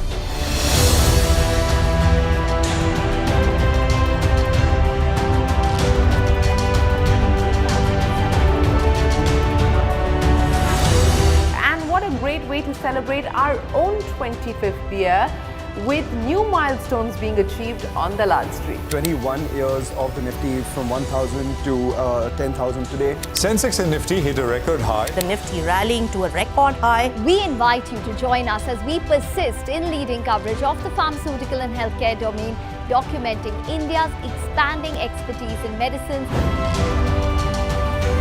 25 years of excellence and unparalleled growth. CNBC-TV18, embarking on a quarter-century of excellence. What does it take to build India's largest startup platform? It takes a journey of starting out as an unknown and ending up as unforgettable. It takes more than 2 decades of celebrating the most influential and influencing the most celebrated entrepreneurs. From chronicling the stories of India's startup universe to becoming a success story in itself, as India's longest-running show on startups and entrepreneurship, celebrating 21 action-packed years of building India's biggest startup community. Young Turks at 21, only on CNBC-TV18 and CNBCTV18.com.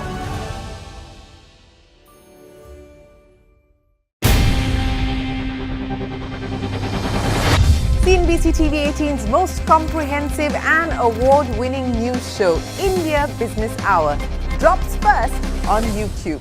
So get the first access to the most influential architects of policies and politics, the key newsmakers of the day. Discover the big themes as we decode the business of markets, macros and more.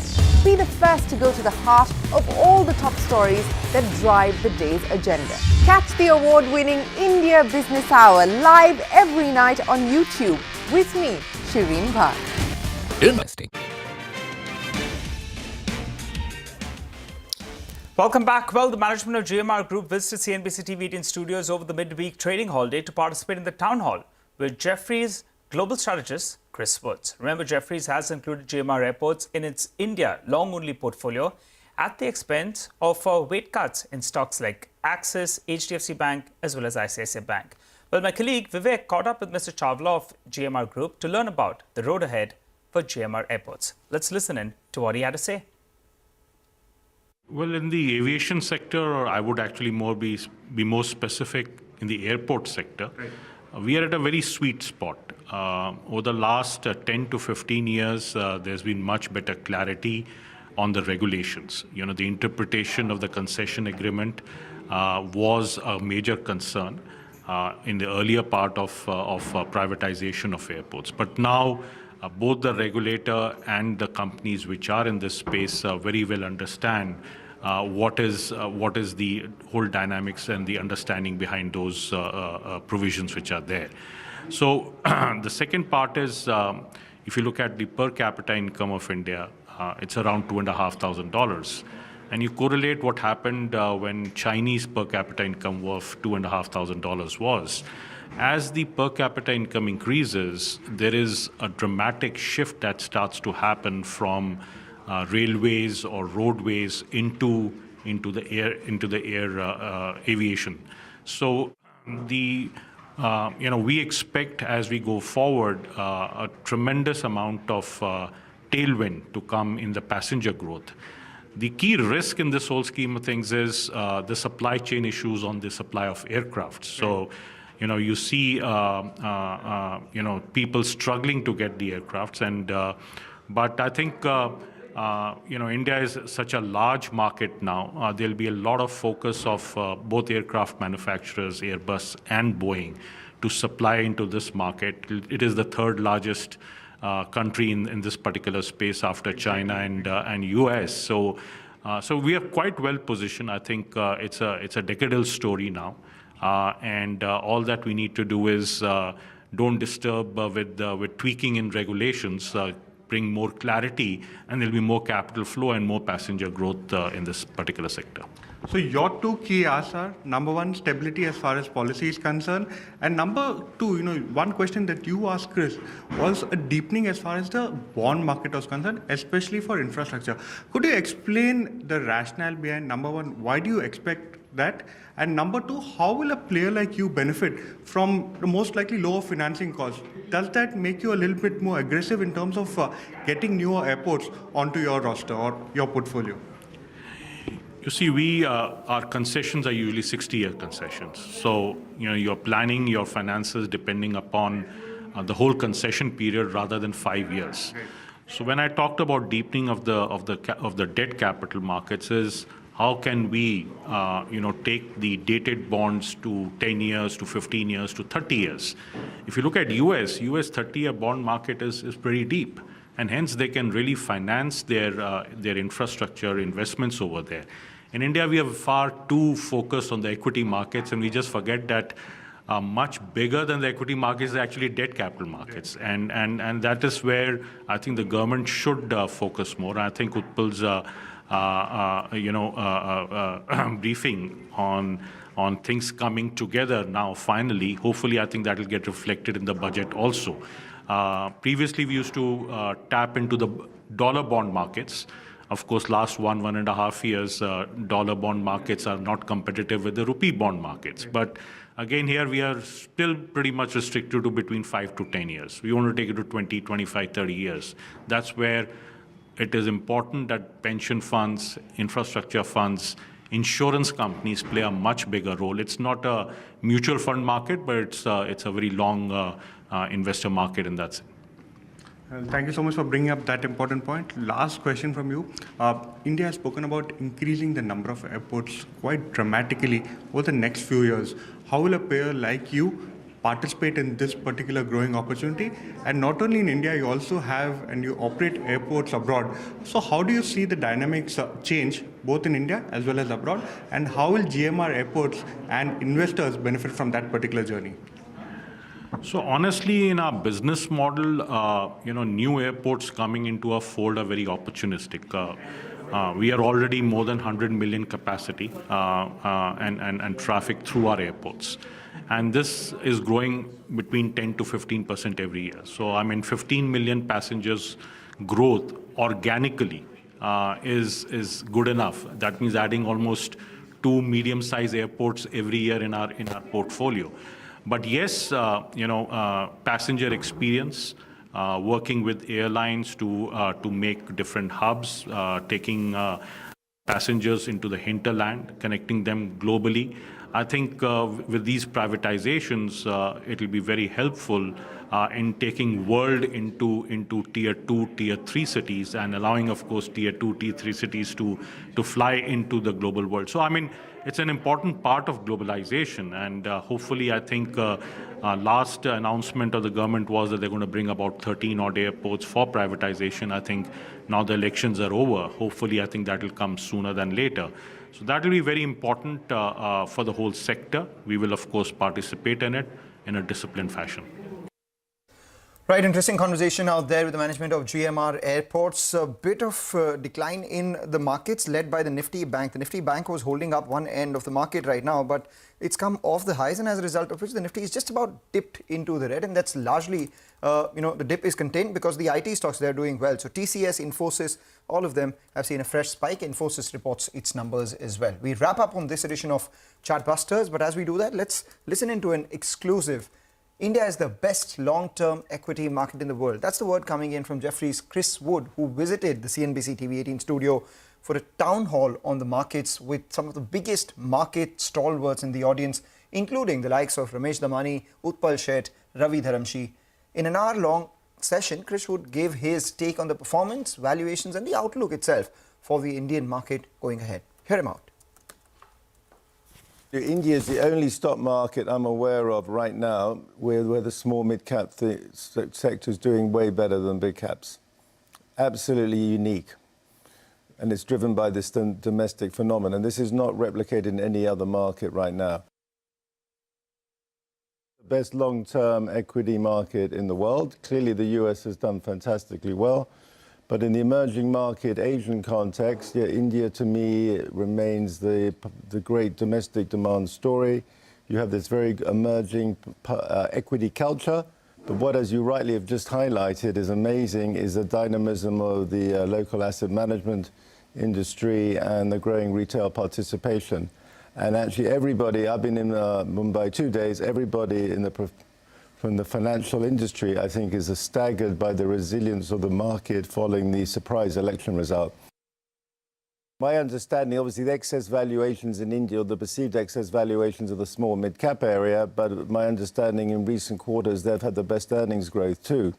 So it's not completely divorced from underlying fundamentals. No, the only issue, the risk in India is simply that some of these stocks are very high valuations, so there's a risk of earnings growth disappointments. The big point for your viewers to understand is the foreigners are remarkably underinvested in India.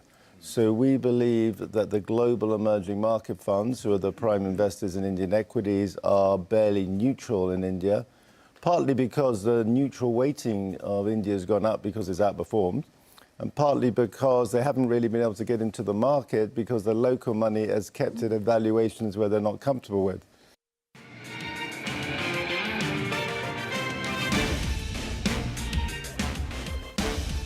Live on YouTube at CNBC-TV18 weeknights at 7 p.m.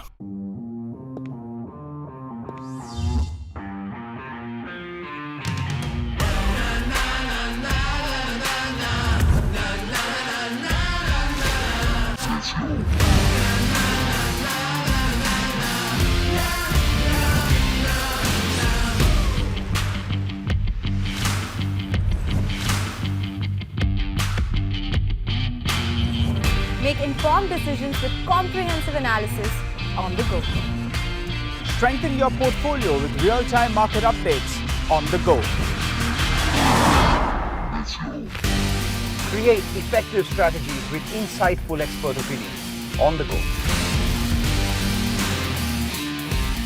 Grow on the go with CNBC-TV18, now streaming live 24/7 on YouTube. Big US tech companies have huge cash balances, so they're getting 5% where they would get before getting nothing.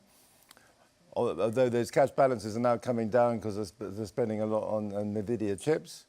Second point is the US corporate sector, investment-grade corporate sector. The CFOs did a very good job of terming out their debt, locking in bond yields. So more than 60% of investment-grade bonds do not mature until after 2029. So those, I think, are the key reasons why the corporate sector has been remarkably resilient in the face of Fed tightening. What I've done with AI, I'm viewing AI as a picks and shovels play, to use a mining sector analogy, because NVIDIA is the ultimate picks and shovels play because everybody has to build their machine learning capacity. So I've just basically got in my portfolio what I call AI infrastructure plays. So maybe it's going to be a 3-year capex cycle for everybody to build their AI capability. We're approaching 1.5 years so far. But at some point we have to take a view on whether all this investment is going to lead to monetization. Frankly, I have no view on that. Neither do we. But at some point in early 2025, one's going to have to take a view. But it's more than just building up AI infrastructure. Because when I was in Taiwan last November, which is the other big performing market this year in Asia, I first heard this term AI edge. So what is AI edge? AI edge is AI capabilities going on devices. Okay. And again, I have no idea if people are going to want to buy electronic devices like smartphones with AI capabilities, but I got tender conviction they're going to be built, which is why you also want to own the Taiwan supply chain. So if you look at a chart of NVIDIA and Taiwan's outperformance in Asia,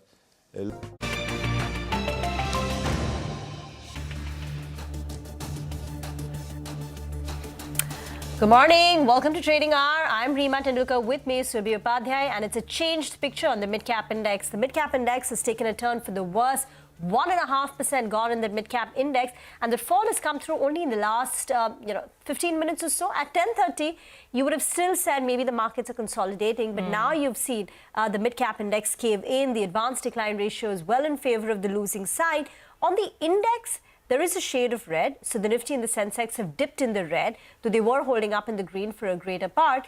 But, the color has changed now, and there is some sign of fatigue, which appears to be kicking in, even for the frontline indices. Absolutely, Reema. We didn't start with the best of global cues. There's risk-off generally across the board on Wall Street. We've seen that play out in many of the Asian markets as well. It's a 2% fall on Taiwan. It's a 2% fall on Nikkei. The Korean markets are down 1.5%. Yeah. So Asia is a sea of red. No, absolutely. So what started off on Wall Street as a bit of a wobble kind of, moved across to Asia. And some of that is now playing out in our markets as well. Anyway, these are markets which are at very elevated levels. So perhaps, you need any excuse to sell off. And then you have the pre-event jitter setting in as well, with the budget just 2 days away now. So anyway, let's track the action on the screen and see what's going on over here.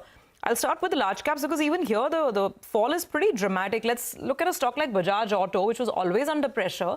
But the extent of that decline has gathered momentum in the last 20-odd minutes. That's what's happened. So that's a Bajaj Auto for you. In fact, talking about the biggest Nifty losers, you've got something like a Coal India, Hero Moto, the Adani twins, which are part of the Nifty. Adani Ports and Enterprises, they're tracking some weakness.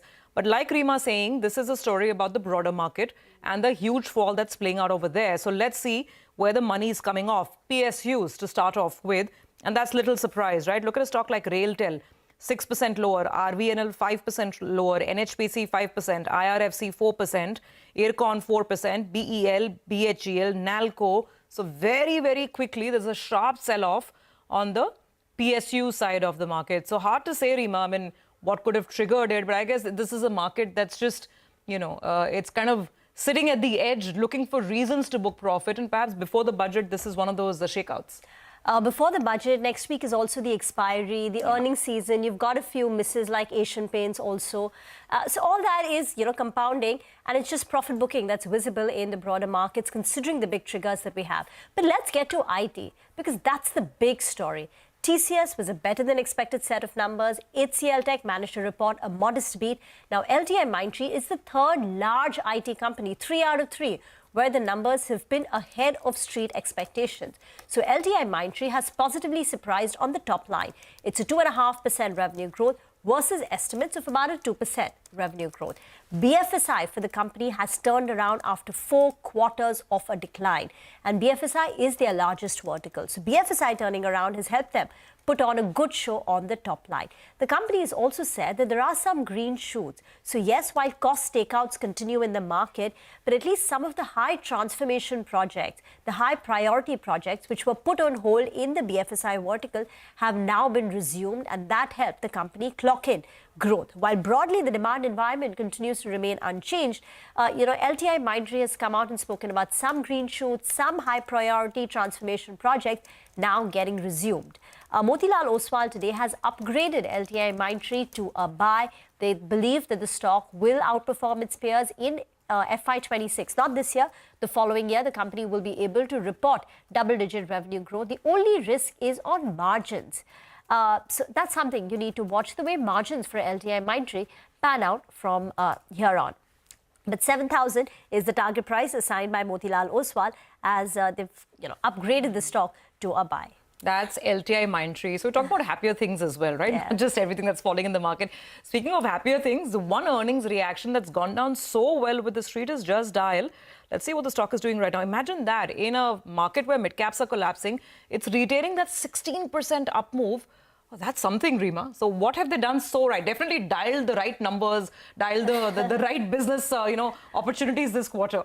Well, it's one thing. It's the margins. Very strong showing on the margin, and that single-handedly lifted the stock. Pull up a margin contribution plate. Year on year, margins have doubled from 14% to 28%. Quarter on quarter, margins have improved.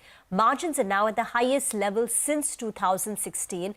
And this is on the back of cost optimization, cost reduction efforts that the company has taken.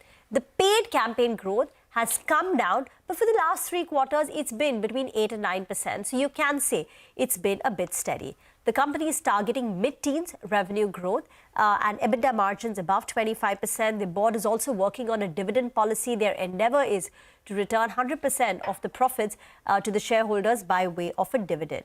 But Ambit says this margin obsession is costing growth. So the collections for the company, the traffic has come down, and that, according to them, is a bit of a red flag. But Just Dial stock is flying high today, 16% up on the back of a very solid, robust margin expansion. Absolutely, Just Dial definitely standing tall and bright green in an otherwise wobbly market. Well, that's Just Dial. Let's move on and touch base with the management of KC International. Now, this is a company in stock in focus because the company secured orders worth about 1,100 crore rupees in the T&D business in India, in Middle East, Australia, as well as the US. To talk about these orders and the outlook, we have with us Mr. Vimal Kejriwal, MD and CEO at KC International. So good to have you on. And, once again, your order winning spree continues. We keep hearing of orders on a very consistent basis. So let's just talk about, the nature of these orders. All of them are from the T&D segment. And where does it take your total order book to now? Good morning, Surabhi. I think with this, our order book is now slightly above 30,000. And we have around 7,000 crores of L1. So it's around 37,000. It has been at that level for some time. That's where we are. Have you seen a pickup in the kind of order wins or the order announcements? Has there been, any change in the way the tendering and the awards have been on the ordering front? Because back-to-back big wins for you. So, Rima, some part of it is because of the backlog which we had because of the elections and the Achar Sanhita. So, April, May, many of the tenders where we were L1 were not awarded. So some part is flow coming out of that. But the good part is we are seeing a lot of orders coming out of UAE. UAE had been a laggard for last, 3 or 4 years, whereas it was one of our biggest markets in the international. Now, suddenly we have started seeing orders coming in. This is the third or fourth order this year we announced from UAE. And the next one is the Australia piece. Australia, again, there's a huge transmission work happening. We don't do EPC, we only do supplies. And we have got a lot of inquiries and tenders there. So clearly we are seeing a sharp uptick in the T&D part of the business. What has changed in UAE right now versus what was happening in the past 3 or 4 years to explain this pickup in interest? And how much does UAE contribute to your revenues or by way of your overall order wins? So I don't have a separate figure for UAE, but between UAE and Saudi, we have around 12% of our order book is from the MENA region. Okay. And what has changed? Because you said that there has been a sudden pickup compared to what it was. I think one is the general uptick which is happening in the Gulf region. And secondly, most of these orders are actually in the oil and gas part of it. It's not oil and gas. We don't do that part, but we are doing the power supply and all to the oil and gas region. So basically for ADNOC, etc. We are also seeing some tenders and orders coming in from Dubai, which are more related to the new real estate development, let's say Nakheel and others and all. So I think clearly we are seeing the mood in UAE seems to be upbeat both in Dubai and Abu Dhabi.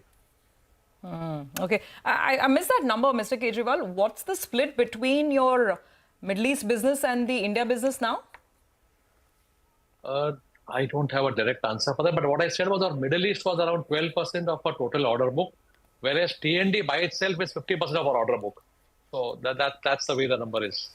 Okay, that's how you stack it up. Now, going back to the headline number, which is your current order book with these orders is at 31,000 crores. That sort of gives you revenue visibility over how long? Typically, an order book of this size, this is to be executed over what, next 2 years, 3 years? So typically this will give us around, 6 quarters. Okay, because most of our orders, 6 quarters, most of our orders are around 18 months to 24 months. Okay, but more on 18 months, I'll say. India orders, most of them are between 15 to 18 months. Okay, so six quarters is what I'll say.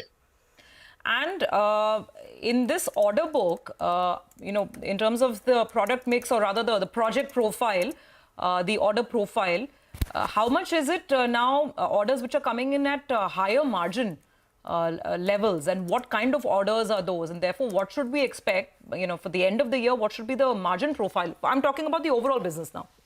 So to me, I think all of them are now coming at higher margin. Okay, to be very honest, because we have an order book, we are seeing a tender pipeline of almost 1,38,000 crores today. So there is no reason for me, unless it's absolutely strategic, to take a project now at a lower margin. And coming to the margin profile, we have generally been maintaining that our year-end exit margin should be anywhere between 9 to 10% is what we have been talking, and I think we are confident that that is what will happen. 9 to 10% exit margins for FY25. Yeah. Got it. All right, sounds good, and it's very clear that business is good for you. Thank you very much, Mr. Kejriwal. We'll leave it on that note for today. Appreciate you joining in and giving us some more perspective on the business. It's KC. International stock has been doing well, but it's cooled off because the overall market, especially mid-caps, are in a bit of a fall. But KC is still retaining a gain of 2.5%. Take a break, come back on the other side, and we will get you excerpts from our exclusive conversation with Chris Wood.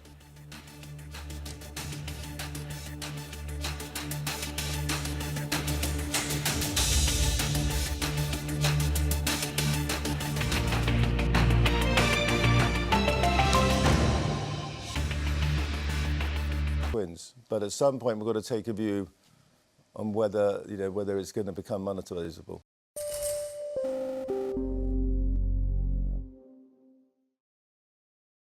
I've been telling investors, well, they got obviously crazily cheap when oil went negative, so there was an opportunity there. But also, frankly, if you want to hedge geopolitical risk in a global equity portfolio, your only practical way to hedge that is energy. And actually, even in an Indian portfolio, if you want to hedge the risk that oil suddenly goes up, because obviously this Middle East situation could... I've been primarily focused on Russia and Ukraine as a risk, but the Middle East is a potential risk. The only practical way to hedge that is energy, and these energy stocks pay good return dividends. They're defensive, but they could be like tobacco stocks.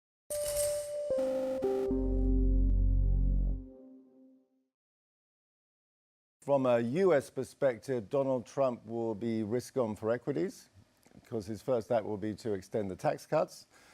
But for the interesting question is what Donald Trump would mean for the dollar and the US bond market. On that environment, I think my guess is Donald Trump would lead to a weaker dollar. He wants a weaker dollar, yes. Yeah, but I also just think, because basically the US fiscal situation is essentially out of control. And we have neither political party remotely interested, as at the moment, in fiscal retrenchment. So, in my view, you should assume it will remain get more and more out of control until the markets revolt against it.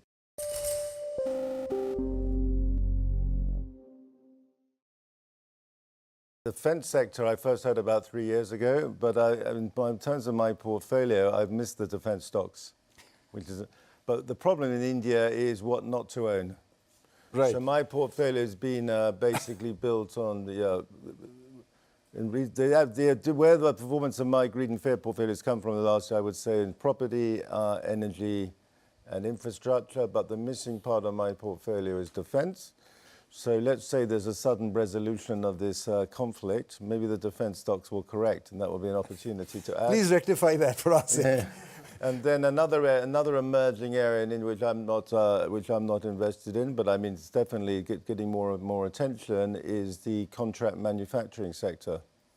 Right. I believe you call it EMS. Yeah.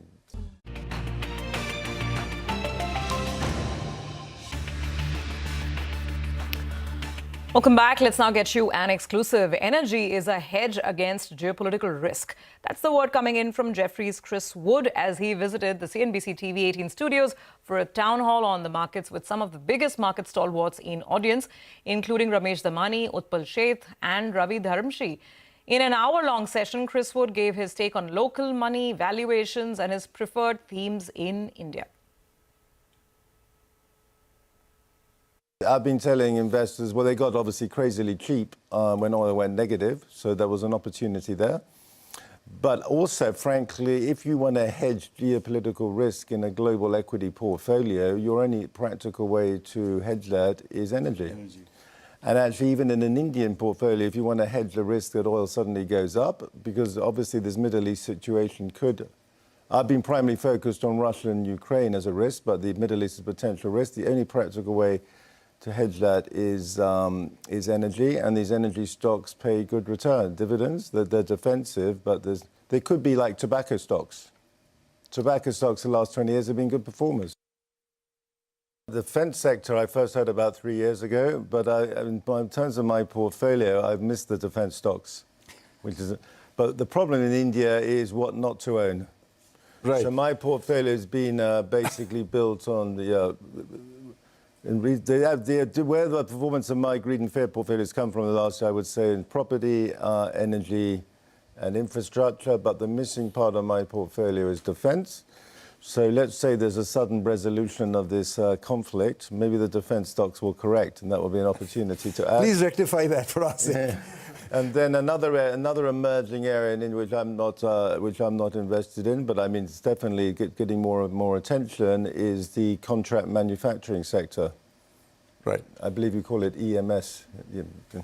Yes. So this is an example of another emerging sector. The foreigners are remarkably underinvested in India.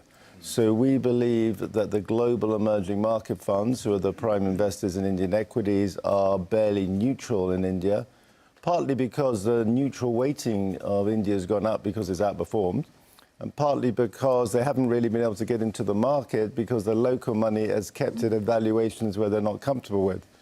But there's another point. Most foreign portfolios are still strongly influenced by what I would call legacy positions because they have big holdings historically in IT services and banks, which are a big part of the traditionally of the MSCI India Index. And while these are perfectly okay stories, they've not been where the performance has really been coming from. So what we're seeing is foreigners gradually capitulating and reducing the holdings in banks and IT services and adding to these hotter areas. But, you know, they're basically behind the curve. Okay, there was a very interesting chat over there. We need to slip into a very short break. We'll come back and put the spotlight on some buzzing stocks. Stay tuned.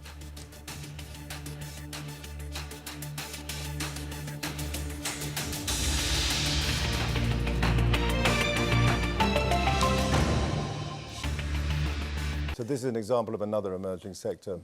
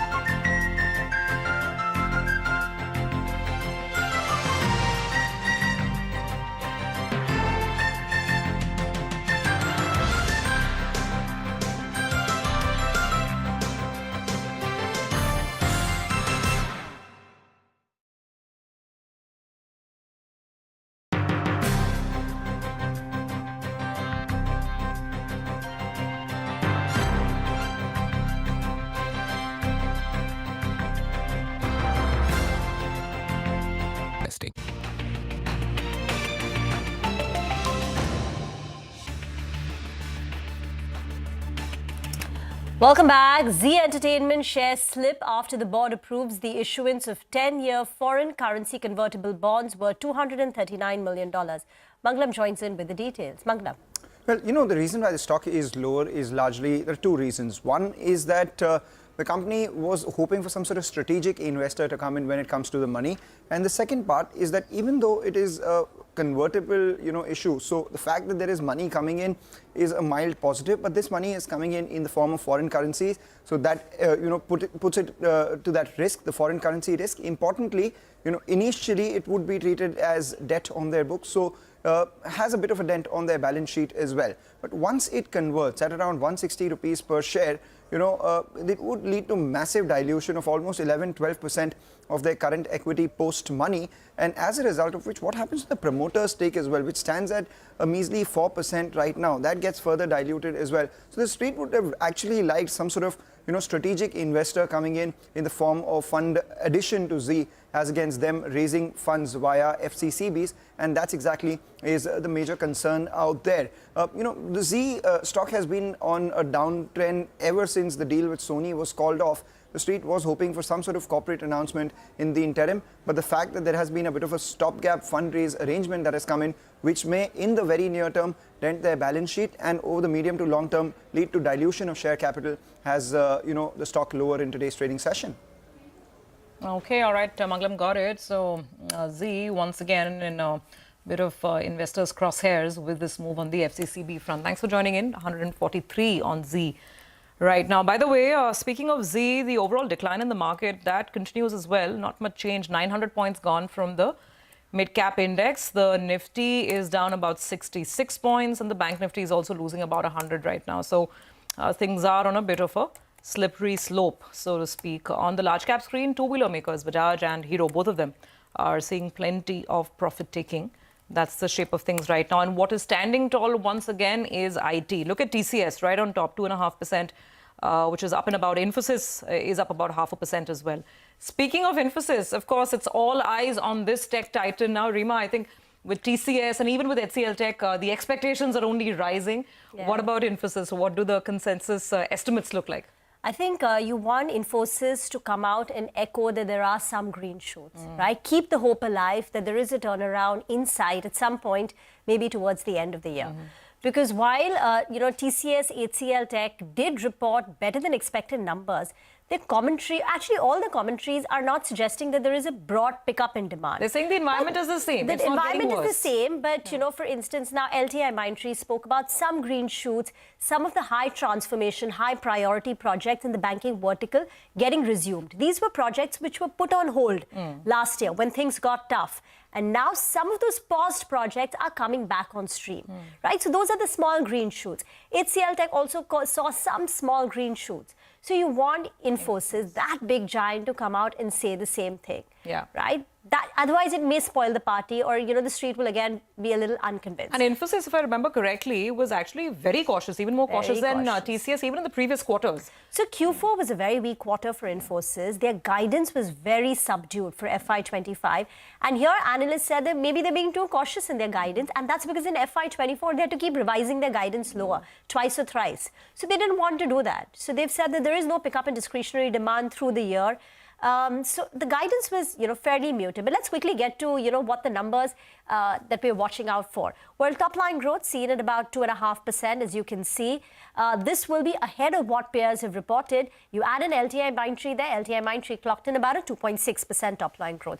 Infy's growth will be driven by ramp up of previously won deal. And there was a reversal. There was an impact of 100 basis points in the prior quarter, which pulled down Q4. So the absence of that will push up the growth. Margins are seen up by 60 basis points to 20.6%. No wage hike impact for Infosys this time. So a top line growth, no wage hike impact pushes their margins up, driving a 3.5% increase in the profitability. Expect the company to maintain its full year guidance, so 1 to 3% on the top line and margins of 20 to 22%. But as I said, it's the commentary and whether there are some green shoots. No company is going to come out so early and say that, yeah, things have picked up and now the picture is very rosy. But you want to hear the word green shoots, some early signs of a recovery. That's the performance in the month of July, up close to about 10%. Let's get into a break on that note. We'll come back, discuss market fundamentals. Mukul Kochar of Investec Capital Services joins in on the other side.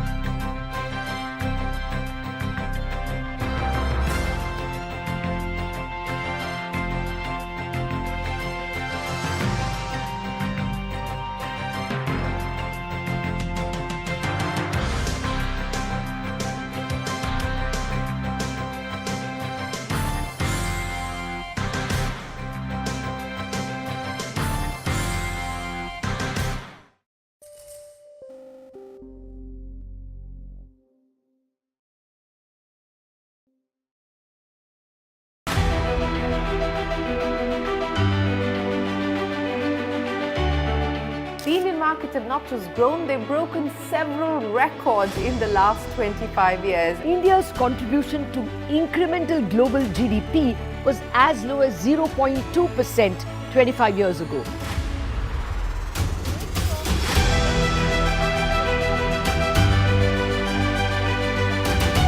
Over the last 25 years, CNBC-TV18 has closely followed the remarkable ascent of India's pharmaceutical sector. There was a time 25 years back that it was all about the FIIs.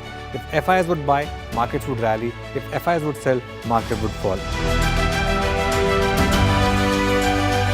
Earlier, we were net importers of steel. From IT services to SaaS, from consumer electronics to space tech, from mere programming to AI ML. Cars, two-wheelers, three-wheelers, commercial vehicles have significantly become much more expensive than they were 2 decades ago.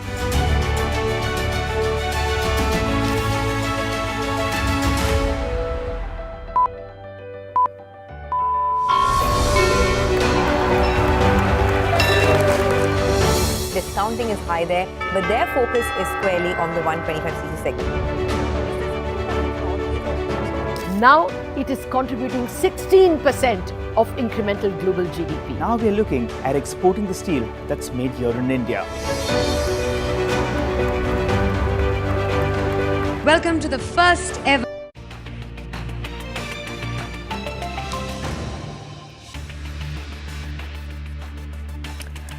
Welcome back. Let's get to the market and the way forward. Mukul Kochar from Investec Capital Services is now with us on the show. Mukul, thank you very much for joining in. I remember our last conversation was just prior to the election verdict day, or a couple of days prior to that, and we were discussing what happens, the various scenarios. Well, since that's played out, we've seen the market skyrocket from levels of 22,300. We're now at 24,500 plus. It's just in the last few days, markets appear to be consolidating. What's the call now? What's the strategy? How are you seeing the setup? Thanks a lot for having me, Rima. So, election was what it was, right? So it's firmly behind. The good thing is that we have some continuity and the government is, messaging that continuity. So that's at least, positive for the markets. Now, going forward, therefore, most of our calls remain the same. We have been running 3 themes prior to the elections. Actually, since last year, we continue running those. One is we believe that we will get into a current account surplus situation, which has implications both for growth and the currency. The second is we believe that there will be a strong private capex cycle over the next few years, which is derived from our analysis of very, very strong and solid corporate earnings and a substantial gap between earnings and current capex. We believe that capex will move towards corporate earnings as it has in the past. And third is our call on discretionary consumption, which honestly, that's probably one thing that changes with elections, where we think the discretionary consumption will come out fast. So our portfolio construction is around this. We believe earnings growth will follow a formula of roughly 10-11% earnings growth, a little bit of margin expansion with roughly 14 to 15% PAT growth. So the market seems pretty okay. There is fluff. There are concerns brewing a little bit on the horizon as well. But sector-wise, if you do sector selection, I think you should be okay in the market. So just particularly on that theme of consumer discretionary, well, some pockets of it are showing some signs of weakness. Titan, for instance, for 2 quarters now, even their current guidance is talking about pressure. Asian Paints, this is the second quarter where we've seen a decline in their, revenues. So is there some stress emerging, at least in pockets of consumer discretionary? Yeah. These are specific stories as well. While I won't delve into a call on specific stocks because compliance restricts me, but if you look at some of these stories, competition is really hitting hard. There are new entrants, and the companies have had to repivot, themselves to, face up with those new entrants. And honestly, some of these stories will be structurally challenged, and people will rethink the kind of multiples that they've given them in the past. Having said that, if you look at the auto sector, which is what we're really, really bullish on, The entry valuation is not so aggressive, was not so aggressive. Some of these companies have posted very, very solid numbers, which honestly led our analysts to upgrade earnings on report. And that's where we will focus more. I think the auto sector is really, really well positioned as a consumer discretionary place. Some of these, other stories that you mentioned may have some dynamics going around with new competition coming into the sector. Mukul, hi. So where is IT in the scheme of things? Good to have you on the show. So just wanting to understand where IT is in your overall scheme of things, because this is the first time that we're not seeing disappointment from many of the companies. At least the commentary is not as bearish, numbers are not as bad. Don't want to jinx it. Let's see what Infosys says today. But I mean, most portfolios either are underweight or neutral on IT. What would your recommendation be, looking at the way things are shaping up now? You actually sort of said it very well. Lack of disappointment and sector rotation and the sector ripping. Having said that, it's still a sub 10% revenue growth sector. I mean, especially when you look at it in the context of our call on, the rupee, we think current account is going to sort of become surplus. Secondly, if you look at where the US is going, there is already concern around the economy. Calls for, reduction in Fed rate, which had gone on the back burner, they're back in. Those are things that you have to consider when you consider investing in IT services. These are not, even if you look at the margin going forward, we are already projecting, street estimates are already projecting peak margin. So they're 10% or sub 10% growth stories, and you have to consider what multiple you give them. Very, very high quality businesses, but I think they've already sort of reached peak multiple. Lastly, you have to consider what's going to happen to US politics. Last time, the expected dispensation was in power. IT sector was a big bargaining pawn for trade concessions, and I firmly expect that those discussions will be back on the plate next year. So if you're slightly forward looking, at least even 6 months, I wouldn't be piling into the sector now. A quick word on banks, where we're getting some mixed views. Some believe the peak performance is behind them. Others believe it's gone through a long period of time correction. It's got to perform. If India is doing well, how can the Indian banks not shine? So where do you stand on banks? Yeah, banks, I'm very constructive. Of course, there's some specific stories and you have to be careful in stock picking. I have, on the asset quality, if you look at the corporate side, really, really sound. Consumer, we are saying, is probably going to get better post-COVID hits that the consumer took. Credit growth has picked up. Formal job creation, I think, will pick up as well. And finally, on valuations, right? This is one sector where I don't sort of see stretched valuations at all. So banking, very positive. Going forward, it's also a large sector which allows us to remain constructive on the market overall as well. All right, fair enough. Got it, Mukul. Thank you very much. Appreciate the views, and thank you so much for joining us today. Well, with that, we do have to take another quick break. We will come back on the other side with a really interesting story. SEBI is looking at allowing asset managers to now come up with a brand new asset class, something that will sit in between mutual funds, plain vanilla funds, and PMS, portfolio management services. What does this mean? What does the consultation paper say? And what's the industry's reaction? We'll ask Mr. DP Singh, Deputy Managing Director and Joint CEO at SBI Mutual Fund.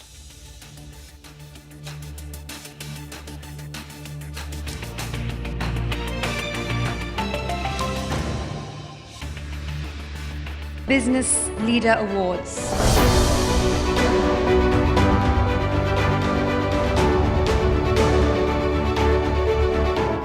Cars, two-wheelers and vehicles generally being manufactured today are much lower on emissions and much higher on safety. India's technology industry has been at the forefront of cutting-edge innovation over the last 25 years. It's the retail which is the driving force for the market right now. Clearly, we have arrived on the global economic stage.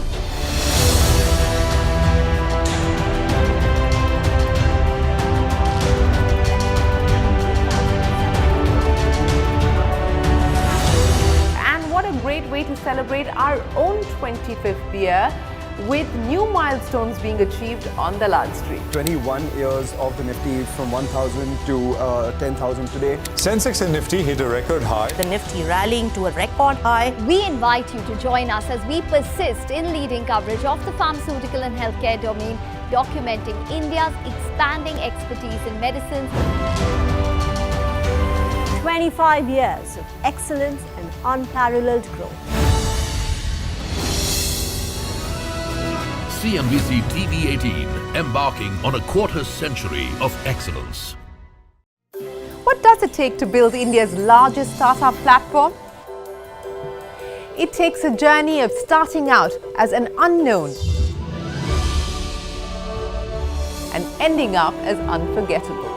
It takes more than 2 decades of celebrating the most influential and influencing the most celebrated entrepreneurs.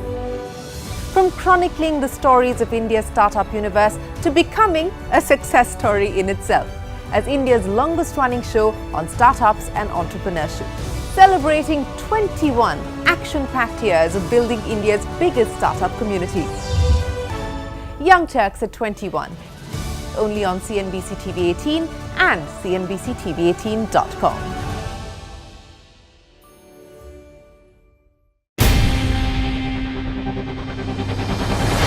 CNBC-TV18's most comprehensive and award-winning news show, India Business Hour, drops first on YouTube.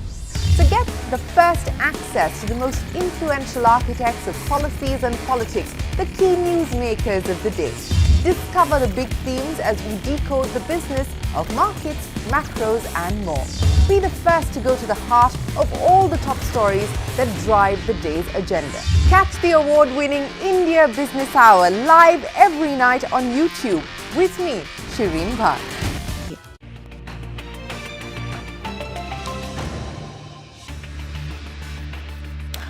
Welcome back. You're with us on Trading Hour. SEBI is now proposing that asset managers set up a brand new asset class. I'm not making this up. It's really called a new asset class in the new consultation paper that SEBI put forth. Now, what is this all about? Basically, SEBI is saying that maybe it's time for the market to evolve and for a product that can sit in between plain vanilla mutual funds as well as portfolio management services. PMS, of course, the threshold is 50 lakhs. For this new asset class that's being proposed, the threshold for ordinary investors will be much lower, as low as 10 lakh rupees. The idea is that perhaps the market can have a product which has a slightly higher, superior risk-adjusted return profile.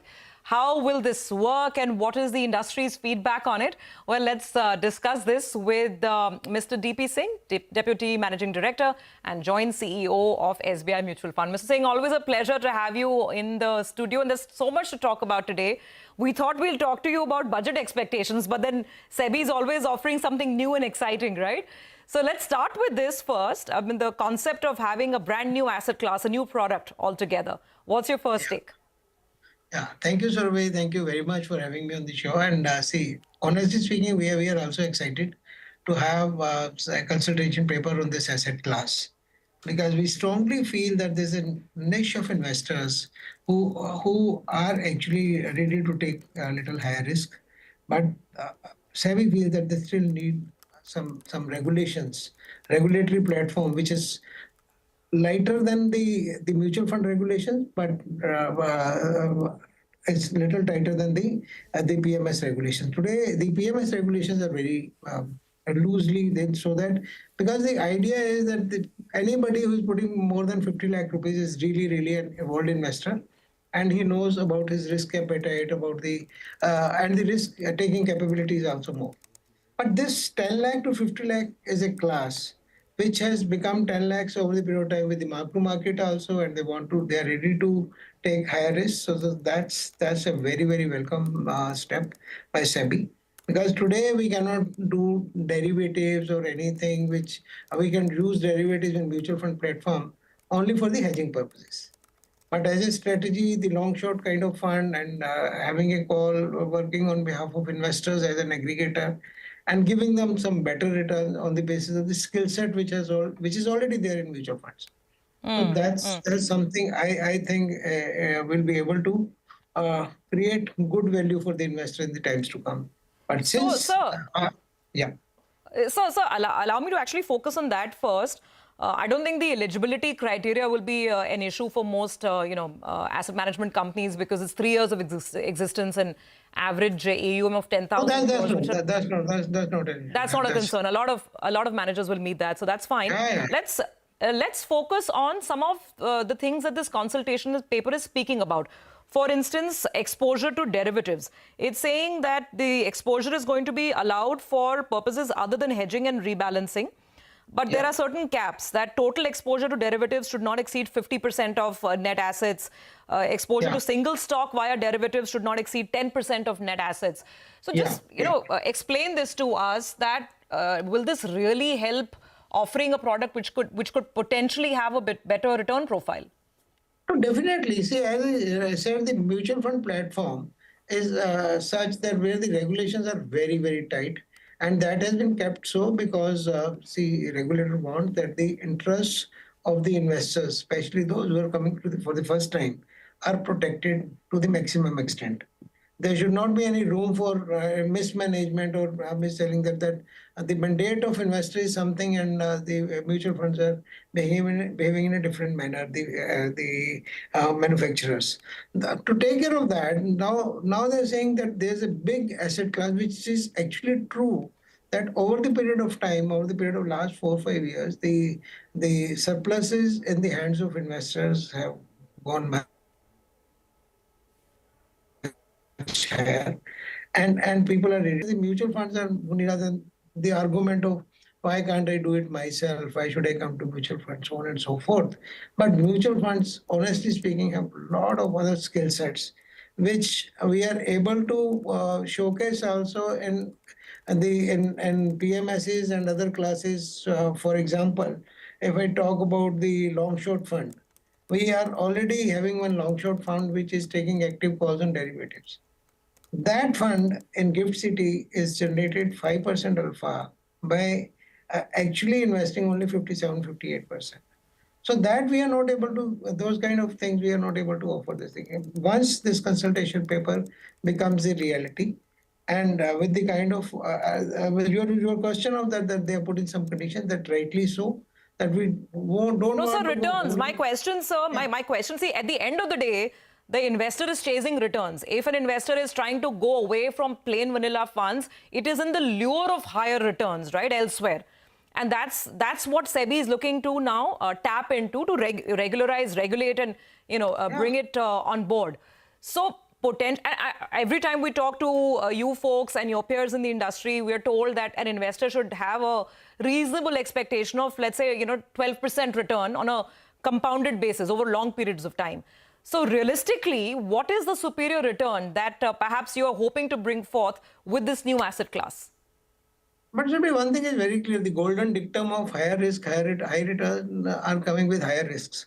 And this category will take higher risk than the mutual fund normal scheme. So naturally, when we are taking higher risk, with the probability of generating higher returns than the mutual fund scheme returns. That goes along with this. But at the same time, the risks taking also has been limited to an extent which is higher than mutual fund by keeping the limits higher than mutual fund schemes which have been allowed, but not whole hog like in PMS, you can go at any percentage. For example, they have talked about the REITs also. Now REITs, they have increased the limit, the single issuer limit has been increased to double because that was always an issue. When there are lesser issuer in the market, we were not able to invest in mutual fund scheme. But here we can have a portfolio of 4 issuers also giving high returns. So naturally, it will be beneficial to the investor. So over the period of time, it will evolve. But the thought process is very, very, honest in this, that there has to be something in between PMS and mutual fund scheme.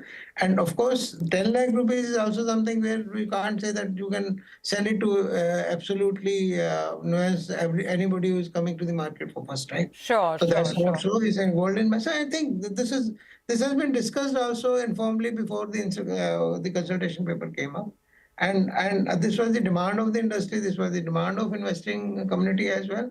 I think and it has now been the regulator is opening it up. positive. Yeah, it's Okay, all right. I got that. So we just have very few minutes left on the conversation. Before we let you go, because we're running up to the big event, budget expectations from the mutual fund industry. Are you worried about taxation? I'm really not, because the kind of fiscal situation where we are in and the way government is talking about attracting investments, my wish and hope is that nothing will change. Even if something changes, honestly speaking, people are not putting only money into the investment schemes or investments just because it is having a preferred tax rate. People are putting in money because they want higher return and they want to be part of the growth trajectory of India. So slightly tax changes here or there will not make the market go heavy. That's my firm belief. But my wish and hope, again, I'm saying, I think the things will remain as it is. Nothing will change. All right. Well, we investors hope so too, at least on the equity long-term capital gain side. Let's see. We'll have our answers in just the next 2 days. Thank you very much for joining in today. Let's take a break. We'll come back with more in just a bit.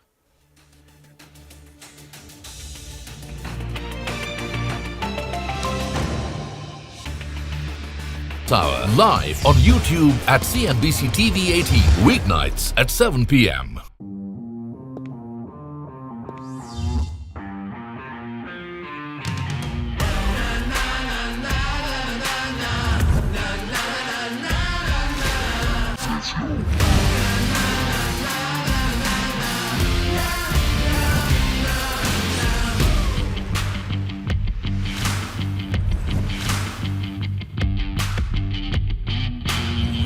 Make informed decisions with comprehensive analysis on the go.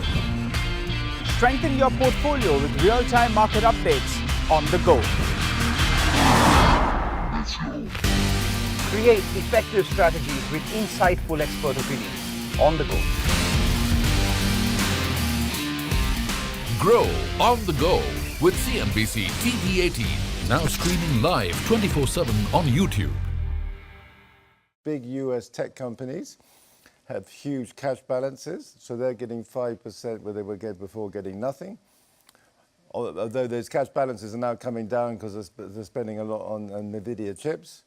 Second point is the US corporate sector, investment-grade corporate sector. The CFOs did a very good job of terming out their debt, locking in bond yields. So more than 60% of investment-grade bonds do not mature until after 2029. So those, I think, are the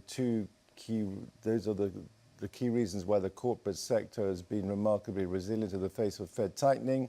What I've done with AI, I'm viewing AI as a picks and shovels play, to use a mining sector analogy, because NVIDIA is the ultimate picks and shovels play because everybody has to build their machine learning capacity.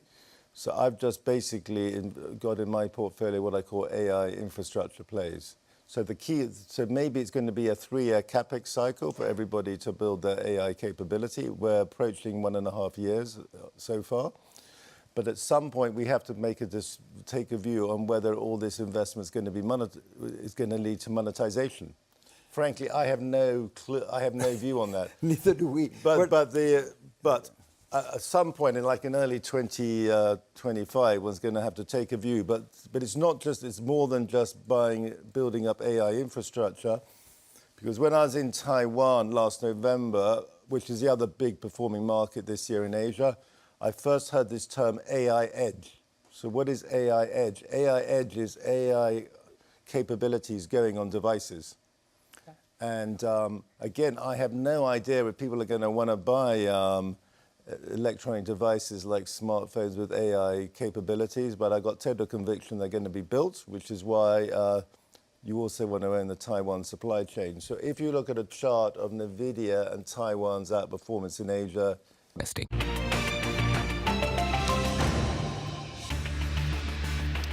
Well, we are in the last leg of trading hour, and before we wrap up, let's take a look at something important. Building a legacy from the ground up takes vision, perseverance, and the right kind of support. HSBC presents CNBC-TV18 SME Champion Awards, celebrating the encouraging journey of one such incredible Indian entrepreneur, Natural Remedies.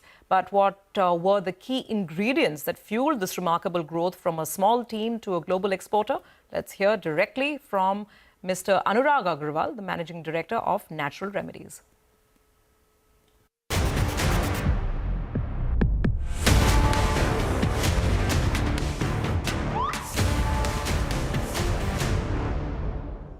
My name is Anurag Agarwal and I am Managing Director at Natural Remedies.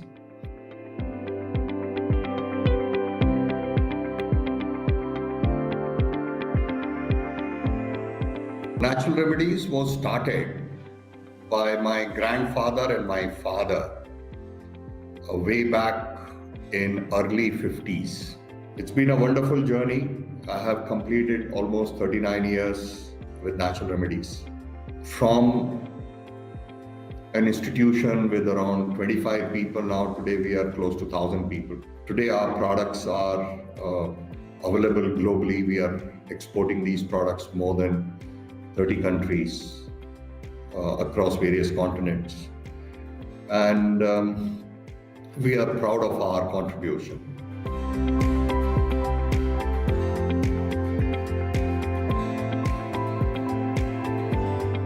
We have a research center which is approved by Ministry of Science and Technology. Almost 12 to 15% of our growth every year comes from the new introductions. We have divided innovation into categories where there is a separate team which works for the future innovation and a separate team which works on the immediate needs of the organization. Finance support has been available to us from various institutions. Since we are an export-oriented organization, funds have been made available to us through the various government schemes at a very reasonable prices. So we feel deeply supported there. So I can see the changes which are happening and we are happy with these changes.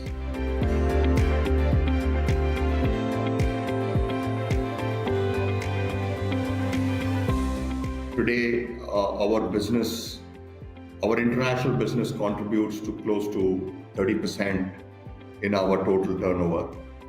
We plan to take it to 50% in the next 4 to 5 years. Human evolution is the most critical component to mitigate any risks or changes which are happening in the market.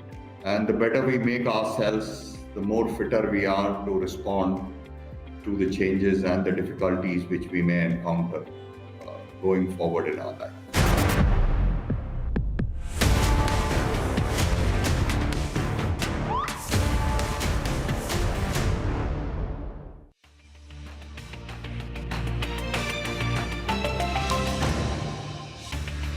Defense sector I first heard about 3 years ago, but in terms of my portfolio, I've missed the defense stocks, but the problem in India is what not to own.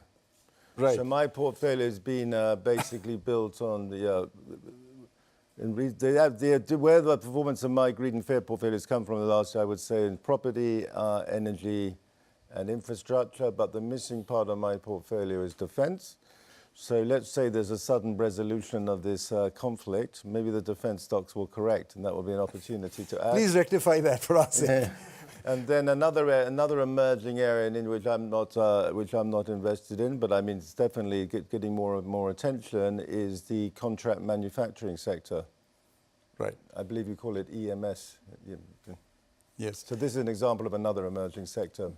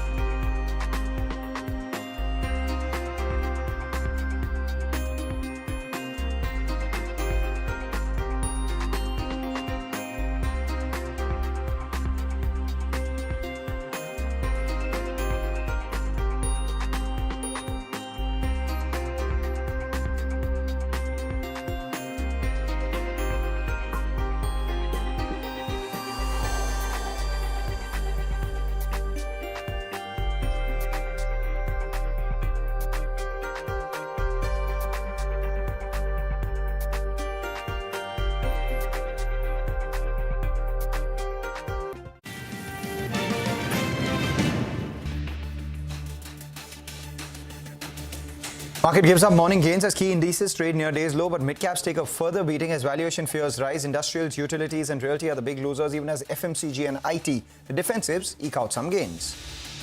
Asian Paints posts weaker than expected earnings on weak demand, which was impacted by elections and the heat wave. An inferior product mix and price cut also weighed. LTI Mindtree posts growth ahead of estimates with a recovery in the BFSI segment and sees the momentum continuing, while L&T Finance is at a near year's high after the ROA increased following retained loan push. Significant equity dilution via an FCCB issue weighs on Zee Entertainment, and a dip in revenues and margins tells on Elecon Engineering, but Just Dial leaps on sharply higher margins and a promising outlook. Chris Wood, head of global equity strategy at Jefferies, at the CNBC-TV18 town hall, called India as the best equity market in the world, but he cautioned that any tinkering with capital gains taxes could hurt, while a Trump win could spell risk on for equities.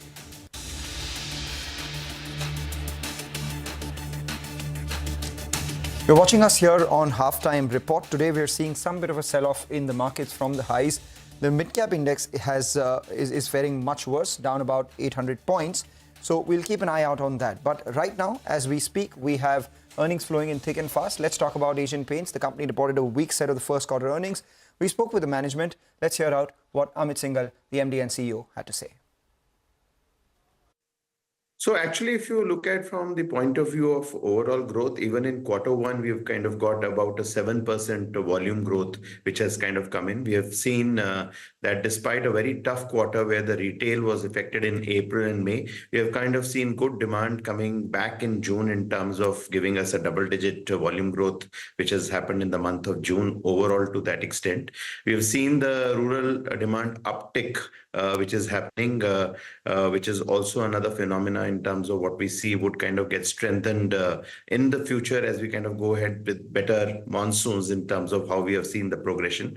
The other area is the B2B segment, which was affected very strongly in the month of April, May, largely because of a government freeze with respect to their infrastructure spends in other areas to that extent, has really given us a good kind of impact, which has come in the month of June. And we feel that going forward, that would be one big area which would kind of really keep on stimulating the demand, both from the point of view of government spending, infrastructure going up, factories which are coming up, and the other area is the whole area of industrial. I think these are some areas which we are seeing definitely coming back strongly to that extent, which gives us an idea that possibly going forward, I think the double-digit volume is something which we would like to kind of maintain. You know, for the last couple of quarters, the reported growth for Asian Paints, if you size up all the other players in the industry as well, has been among the slowest, and that's very unusual. What we're trying to get at is that, is something structurally changing? What exactly has happened during the quarter? And over the last few quarters, where your reported growth has been lower than the peers? So overall, if we see, you know, the general band in terms of what is coming is in the range of still about a 1 to 2% kind of a band. It's not that the band is kind of really vitiated from any other players to that extent. And it's a mix of the performance in terms of what we are seeing from the general industry. But by and large, that band is something which is consistent in terms of what we are seeing. Overall, what we are definitely seeing is that given the largest player in the industry overall, to that extent, I think if there is a slowdown, it affects the leader the most in terms of what we see from a demand point of view to that extent. And that is something which we are feeling that in some of the belts, especially when we see some regions across the country where the shares are higher and so on and so forth, any demand effect which happens is something which will affect the larger player a little bit on a higher side to that extent. The second area which we see is that our industrial sales contribution is smaller than some of the other existing competition players to that extent. And the industrial growth has been on a higher uptick given the fact that whether it is auto, whether it is the general industrial protective coatings, or in terms of the industrial B2B business, I think that has been a shade better overall in the last about 6 months or so, which has kind of contributed to the additional 0.5 to 1% kind of increment in terms of some what the existing players are showing. So would you say in the first quarter, we don't have numbers from the others yet, you would have done better than the others in the decorative side of things, or at least at par? I would say that in general, the industry would be overall down in terms of things. As far as the decorative sector is concerned, we would be almost at par or slightly better than the other players to that extent. In industrial, possibly some of the other players might be a notch higher. So two-part question. Then one, you said you are gunning for double-digit volume growth this year. If you could give us a range, is it going to be 10 to 15%, 15 to 16%, 10 to 12%? If you could give us that range, that's point number one. And secondly, 1% price hike has been already taken. In the next couple of months, what is the extent of price hikes that you can take? So first of all, when we look at the overall inflation in the current quarter, it has been a little bit unprecedented. We never expected it was about 1.8%. Going forward, the prediction is that it could kind of go anywhere between 1.5% to about 2% to that extent in terms of what we are seeing. Overall, obviously, as we look at it, we don't want to pass the entire burden onto the consumer and want to do some balancing in terms of our internal initiatives as well. But definitely, as we look forward, anywhere between 0.5 to another 1% is something which is in the offing if this kind of inflation continues. And on the volume front, what is the target? Volume, quarter two, definitely, I think when, as I said, we are looking at closer to about 10% in terms of the overall numbers, in terms of what we are seeing. 10 to 11 is something which we would kind of really right now peg the number at. And for the entire year? I think it is at this stage a little bit early to say about the entire year to that extent, but I think first come first, I think we talk of quarter two, and let's see in terms of how the festive demand really augurs as we look at the year. You know, you have been speaking about poor consumer sentiment, unprecedented inflation right now, and then the street has this fear of competition as well. So it's a trifecta of problems, so to say. Which of these issues worries you the most? Which of these are you least worried about? So overall, I think given our distribution, our reach, our spread across the T3, T4 is also very, very strong. I think the uptick coming from the rural and the smaller towns is something which worries us the most in terms of what comes in, because that is a demand uptick which has to happen, which will be a little bit of a propellant in terms of giving us the entire sales. The second area which is very, very important is the uptick with respect to the premium and the luxury segment in terms of what we see.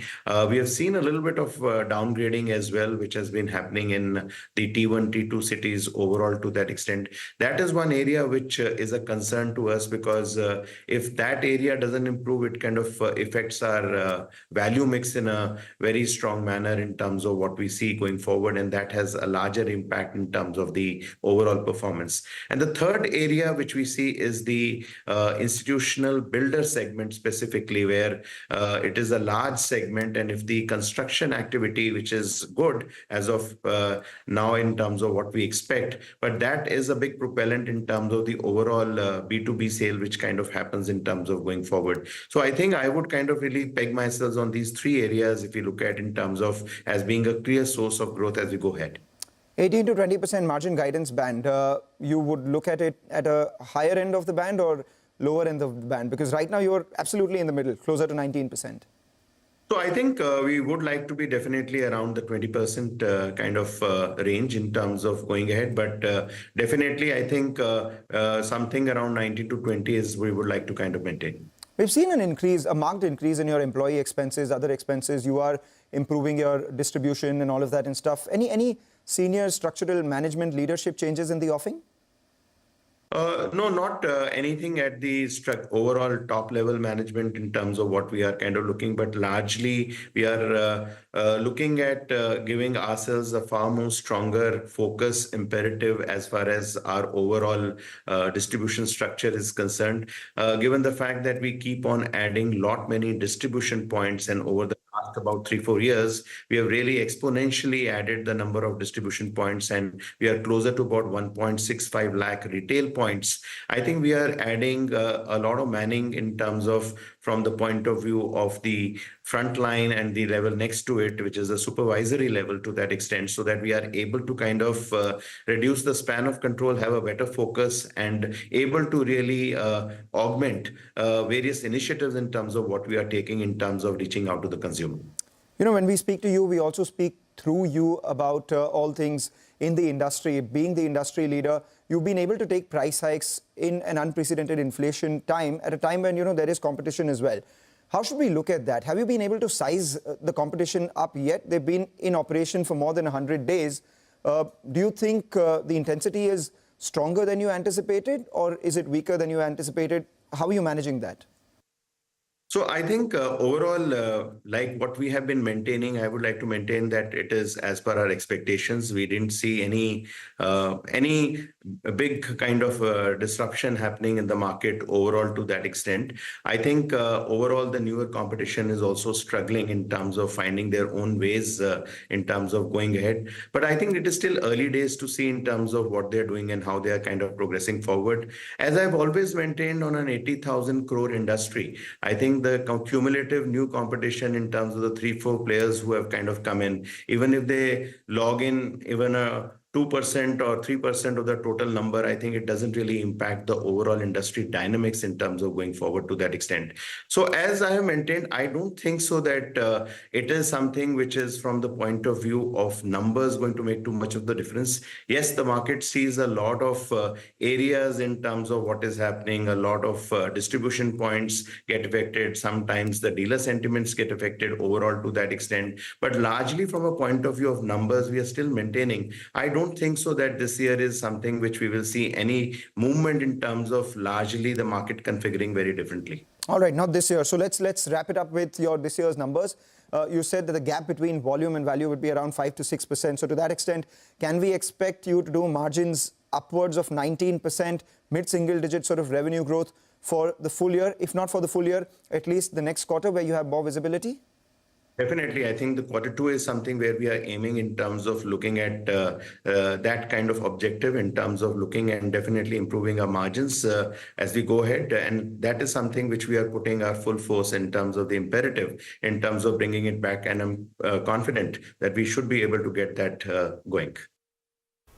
All right, that was the management of Asian Paints speaking about double-digit volume growth for this year. In this particular quarter, the second quarter, 10 to 11% volume growth with margins close to around 19 to 20%. More importantly, they've already taken a price hike of about 1%, but in the very near future, they anticipate another 0.5 to 1% price hike as well.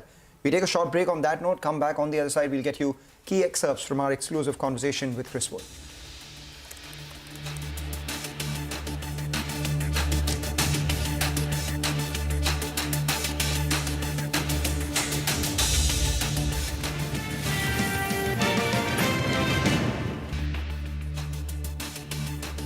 Big US tech companies have huge cash balances, so they're getting 5% where they would get before getting nothing. Although those cash balances are now coming down because they're spending a lot on Nvidia chips. Second point is the US corporate sector, investment-grade corporate sector. The CFOs did a very good job of terming out their debt, locking in bond yields.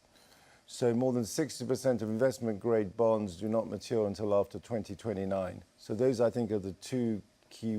Those are the key reasons why the corporate sector has been remarkably resilient in the face of Fed tightening. What I've done with AI, I'm viewing AI as a picks and shovels play, to use a mining sector analogy, because Nvidia is the ultimate picks and shovels play because everybody has to build their machine learning capacity. So I've just basically got in my portfolio what I call AI infrastructure plays. So the key, so maybe it's going to be a 3-year capex cycle for everybody to build their AI capability. We're approaching 1.5 years so far. But at some point, we have to take a view on whether all this investment is going to be is going to lead to monetization. Frankly, I have no clue. I have no view on that. Neither do we. But at some point in early 2025, one's going to have to take a view. But it's not just. It's more than just building up AI infrastructure.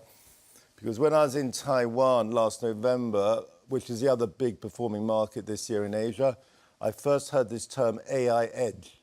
So what is AI Edge? AI Edge is AI capabilities going on devices. And again, I have no idea if people are going to want to buy electronic devices like smartphones with AI capabilities, but I got tender conviction they're going to be built, which is why you also want to own the Taiwan supply chain. So if you look at a chart of NVIDIA and Taiwan's outperformance in Asia, it looks like Siamese twins. But at some point, we've got to take a view on whether it's going to become monetizable.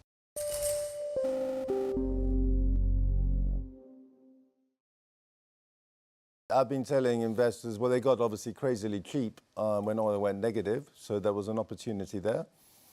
But also, frankly, if you want to hedge geopolitical risk in a global equity portfolio, your only practical way to hedge that is energy. And actually, even in an Indian portfolio, if you want to hedge the risk that oil suddenly goes up, because obviously this Middle East situation could... I've been primarily focused on Russia and Ukraine as a risk, but the Middle East is a potential risk. The only practical way to hedge that is energy, and these energy stocks pay good return dividends. They're defensive, but they could be like tobacco stocks.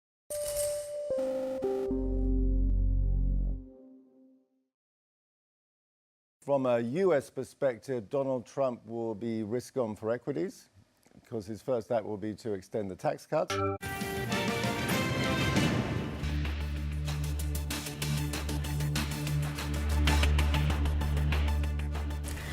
Welcome back. Well, just a little bit of a recovery which has taken place for the Bank Nifty, so higher by around 27 odd points. We have the mid-cap index which has recovered a little bit from the day's low as well. So the mid-cap index should come up for you. Largely, it is a day where we are seeing pressure on the broader markets, and that's indicative in the advanced decline ratio, which is favoring the declines at this point in time.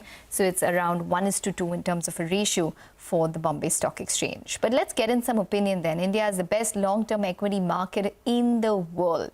That's the word coming in from Jefferies Chris Wood as he visits the CNBC-TV18 studios for a town hall on the markets. In an hour-long session, Chris Wood gave his take on the performance, valuations and the outlook for the Indian market. Listen in. India is the only stock market I'm aware of right now where the small mid-cap sector is doing way better than big caps. Absolutely unique.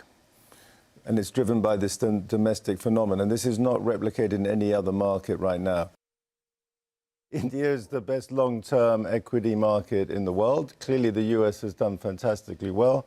But in the emerging market Asian context, yeah, India to me remains the great domestic demand story. You have this very emerging equity culture. But what, as you rightly have just highlighted, is amazing is the dynamism of the local asset management industry and the growing retail participation.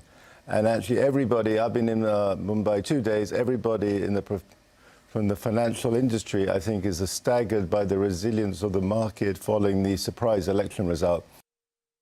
My understanding, obviously, the excess valuations in India, or the perceived excess valuations of the small mid-cap area, but my understanding in recent quarters, they've had the best earnings growth too. So it's not completely divorced from underlying fundamentals. No, the only issue, the risk in India is simply that some of these stocks are very high valuations, so there's a risk of earnings growth disappointments. The big point for your viewers to understand is the foreigners are remarkably underinvested in India.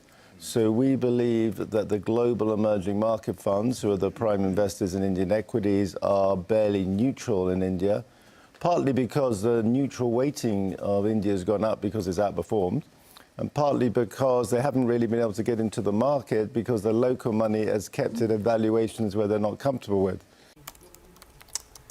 Right, that's not all. In fact, we also spoke with Nilesh Shah, who's the MD and CEO of Envision, and this is what he had to say on a whole host of things, including the market and the IT sector in particular. I think the most insightful takeaway was essentially that it's yet the start of the bull market in India. And the potential of NPS, the potential of pension money coming in, it just shows how long the runway of liquidity is for. We're all aware about the kind of runway that growth has in India. But I think that was a very, very interesting kind of an insight that he shared, that what happened in the United States between 1980 to 2000 for 20 long years there's a very strong possibility that we could see a repeat of that in India. So the power of liquidity could keep the markets higher. So while it's great, you can keep your SIPs going, but to put fresh money to work at these levels is concerning for a lot of people. How would you respond to that? No, I think the best way to really do that is to juxtapose in terms of what's the long-term potential. I think in the short term, we could probably look at how the markets have moved up, how they have been resilient, how valuations are not as reasonable or low as they were maybe a year or 2 years ago. But I think when you kind of fast forward to 3 years, 5 years kind of perspective, if you have that kind of a perspective, I still believe that there are pockets of opportunities, there are pockets of undervaluation or pockets of reasonable valuation, and that essentially should be the big focus area. So what's the emerging opportunity for you? I clearly believe that the big opportunity is still going to be around tech-oriented businesses, not the conventional IT services, but businesses which can use technology to reach out to millions of consumers, billions of investors. Give us an example. I can't mention specific name, but I think new age e-commerce companies. Absolutely, e-commerce companies, fintech companies, companies which are providing technology in creation of the digital public infrastructure. I think that's a reasonably big universe. I mean, if you really look at it, every 5 or 10 years, we've had essentially a rotational change in leadership. Right. We had earlier the private banks or some of the leading NBFCs. Then it came over to PSU banks. I clearly believe the next 5-10 years belong to fintechs. Similarly, on the consumption side, there was a time when staples were really the preferred bets. I think going forward, it's going to be some of these online consumer internet plays. And here, you're not concerned about the valuations or the run-up we've seen? I think the way growth, I think these are businesses which essentially are going to witness hyper growth. I clearly believe these are going to be the hyperscalers of India. And I think when you have businesses which are going to compound and grow at maybe 25-30% year on year for say 10 long years, I think the power of that can be very magical. What about the budget? What's your expectation? Well, huge expectations. This is essentially going to be the first budget of the government in its third term. It's going to be important to see whether there's going to be continuity or there's going to be continuity plus a lot of new changes. I just hope that the focus on infrastructure even amplifies further. Clearly, I think social spending is going to take center stage, which will essentially prop up the rural economy and ensure that we have more strong all-round growth in the Indian economy. So I think infrastructure, social spending, I think these are the two big areas that the budget is going to focus on. Have you booked profits in any themes? And if yes, which? Not really, but yes, surely kind of cutting down exposure on the capital goods side. Why? Is it just the valuations or growth is slowing down? No, I think the valuations now, versus like, I think we bought many of them 2 years ago, 3 years ago, when valuations were a lot lower. In the meantime, these businesses have grown at 20-30%, but the market caps have grown by whatever, 200, 300, 400, 500%. I think now no longer are these businesses at 20-25p, they're at 70-80p multiples. Going up to 100 and going up to 100 in some cases. So I think we're not exiting, but yes, we are surely pruning down exposure. Okay. So which would be the big overweights for you now? I clearly think we are going towards fintechs being a very, very big overweight right now. I think in addition to that, some of the peripheral financials, not just fintech, but outside of the banks, so some of the insurance companies, some of the AMCs, I think distributors of financial products, I think that space is really becoming now a significant overweight for us. And IT, what have you made of what we've seen from TCS, HCL Tech? The tide is turned? I don't think so. I clearly believe that the best is behind them. If you just really look at it, I think the market is cheering that instead of 2% growth, they've ended up with 2.5% growth. That's about it. Yes, surely the results have been a bit above expectations, but I don't think it's good enough. These are probably just going to be tactical bets. I don't think you want to make long-term strategic bets here.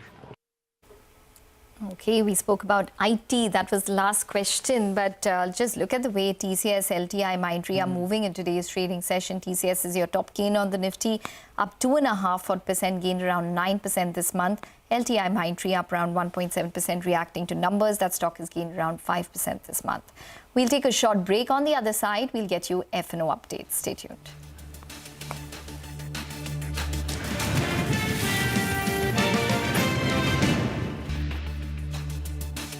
But for the interesting question is what Donald Trump would mean for the dollar and the US bond market. On that environment, I think my guess is Donald Trump would lead to a weaker dollar. He wants a weaker dollar, yes. Yeah, but I also just think, because basically the US fiscal situation is essentially out of control. And we have neither political party remotely interested, as at the moment, in fiscal retrenchment. So, in my view, you should assume it will remain get more and more out of control until the markets revolt against it.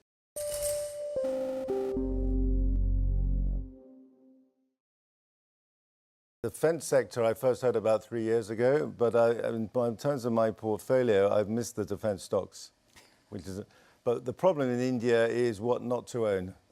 Right. So my portfolio has been basically built on where the performance of my greed and fear portfolios come from the last year, I would say in property, energy, and infrastructure. But the missing part of my portfolio is defense. So let's say there's a sudden resolution of this conflict. Maybe the defense stocks will correct, and that will be an opportunity to add. Please rectify that for us. Yeah. And then another emerging area in which I'm not invested in, but I mean it's definitely getting more and more attention, is the contract manufacturing sector. Right. I believe you call it EMS. Yes. So this is an example of another emerging sector.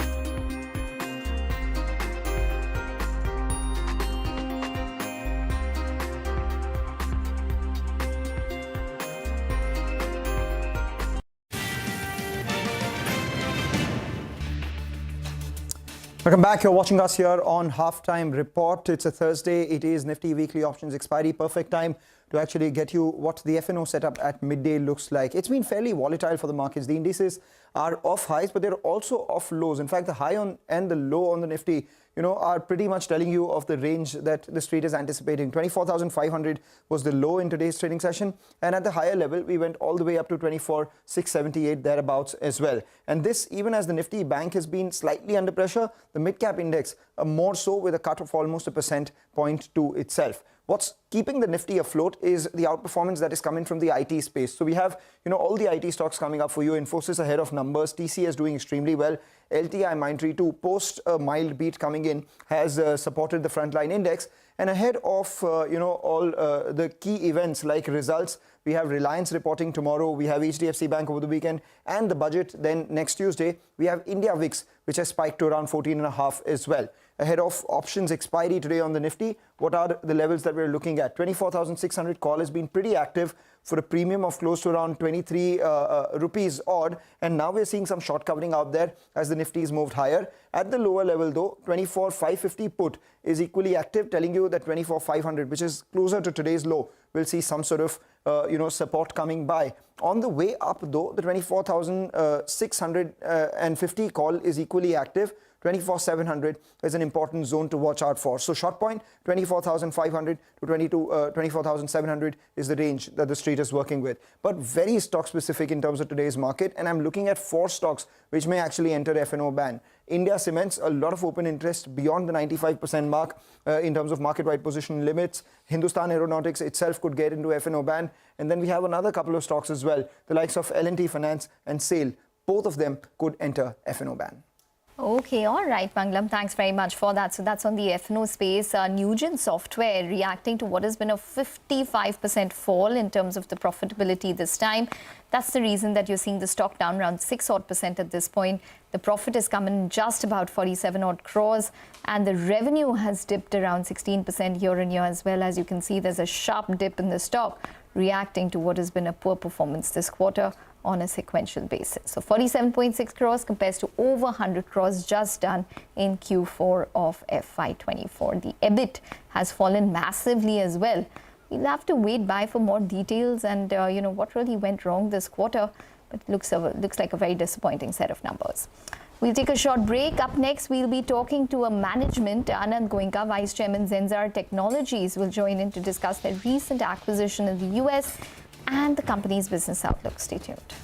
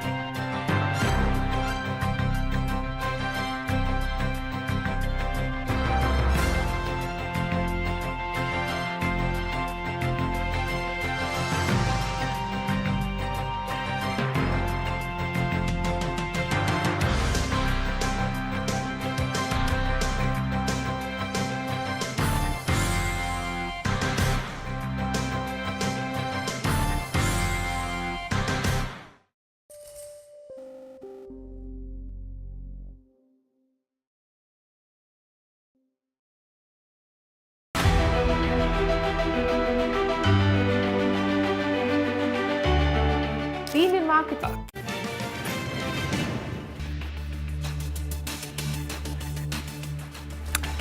Welcome back. Well, let's talk stocks now. Zee Entertainment is in focus after the board approved the issuance of a 10-year foreign currency convertible bond worth $239 million. Manglam, you're tracking this story. The stock is under steep pressure today on account of this. Tell us more. Well, you know, it is under steep pressure, not just today. Over the last 6 months or so, it's down almost 41, 42% Ever since, you know, the deal with Sony was called off, we've seen a big cash in Z. So until then, the street was hoping for some sort of fundraise come by for the company, some sort of corporate announcement, a strategic investor perhaps as well. In light of that, there was a lot of hope that, you know, this fundraise announcement that the company would make would entail some strategic investor. That wasn't the case to be.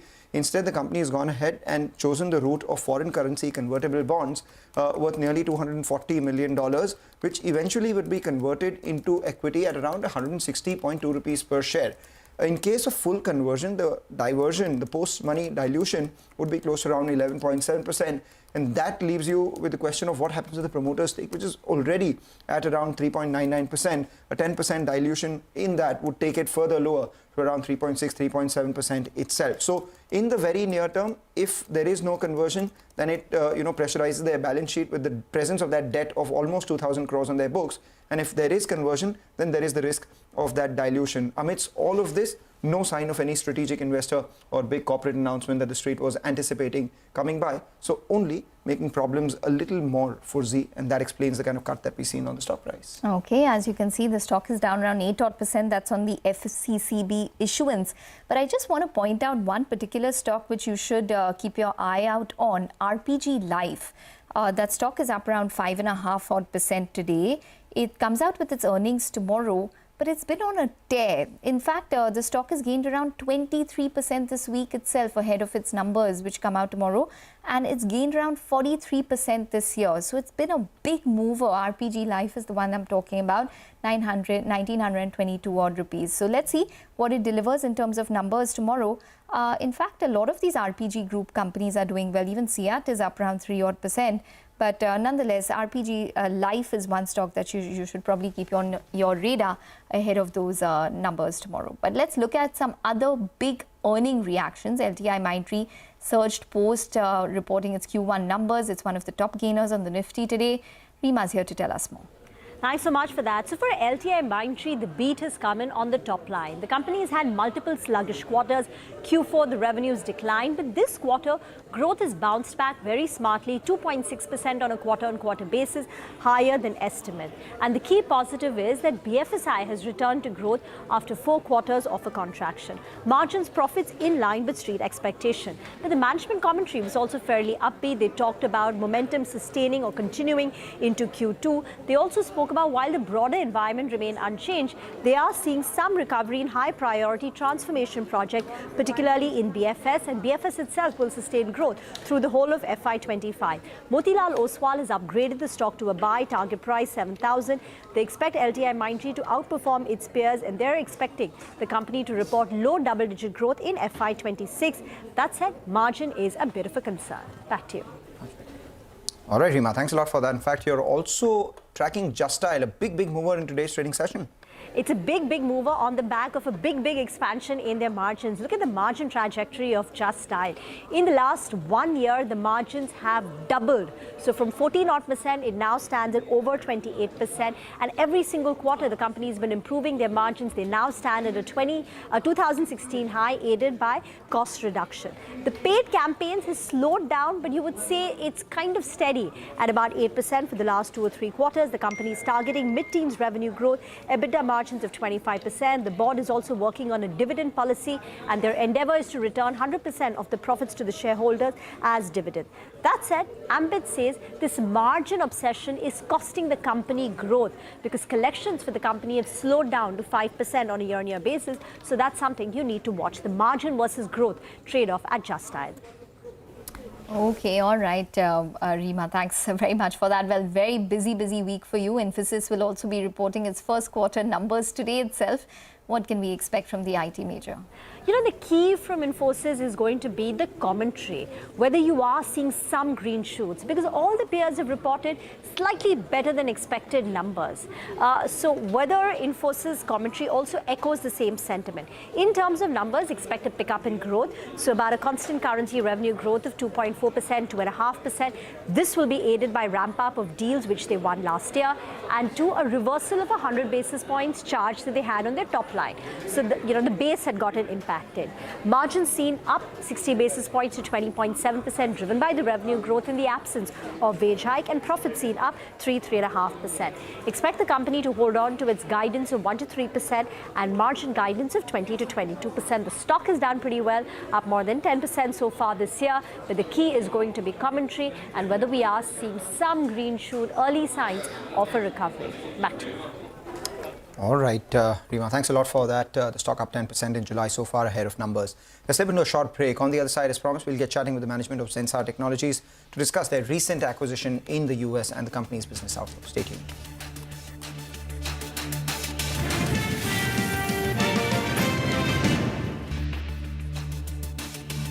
They've broken several records in the last 25 years. India's contribution to incremental global GDP was as low as 0.2% 25 years ago.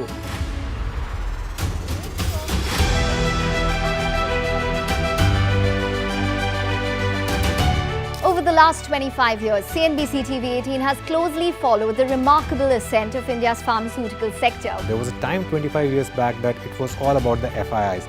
If FIIs would buy, markets would rally. If FIIs would sell, market would fall. Earlier, we were net importers of steel. From IT services to SaaS, from consumer electronics to space tech, from mere programming to AI ML. Cars, two-wheelers, three-wheelers, commercial vehicles have significantly become much more expensive than they were 2 decades ago.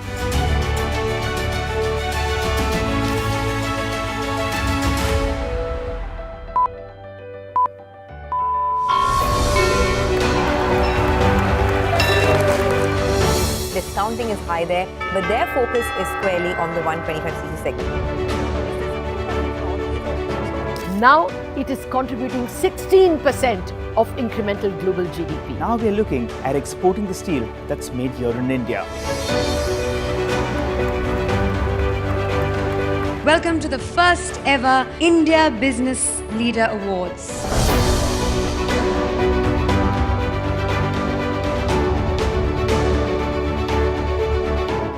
Cars, two-wheelers and vehicles generally being manufactured today are much lower on emissions and much higher on safety. India's technology industry has been at the forefront of cutting-edge innovation over the last 25 years. It's the retail which is the driving force for the market right now. Clearly, we have arrived on the global economic stage.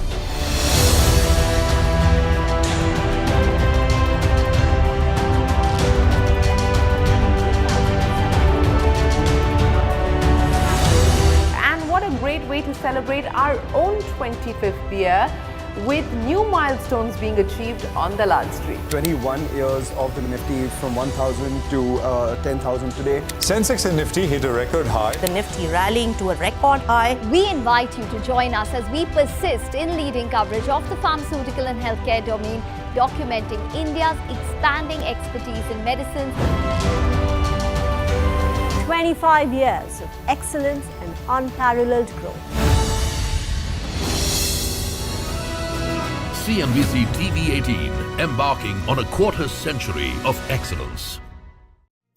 What does it take to build India's largest startup platform? It takes a journey of starting out as an unknown and ending up as unforgettable. It takes more than 2 decades of celebrating the most influential.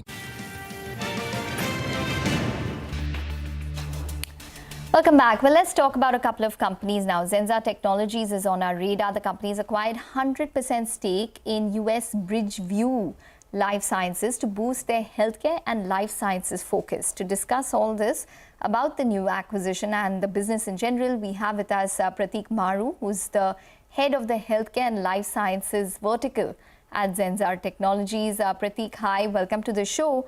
Well, if you could just start by giving us a sense in terms of what is the rationale behind this particular acquisition, how much does it boost your capability in healthcare, and how much is healthcare probably going to contribute going forward? It's currently around 9.5% of sales. Hey, thank you, and it's a pleasure to be here. The primary reason for the acquisition is our intent to boost our capability into the healthcare sector, particularly in the pharma, commercial, and product launch space. We expect this is a growth play for us, so it's not about adding the revenue for this quarter or next quarter. It's about building the capability that helps us drive future growth.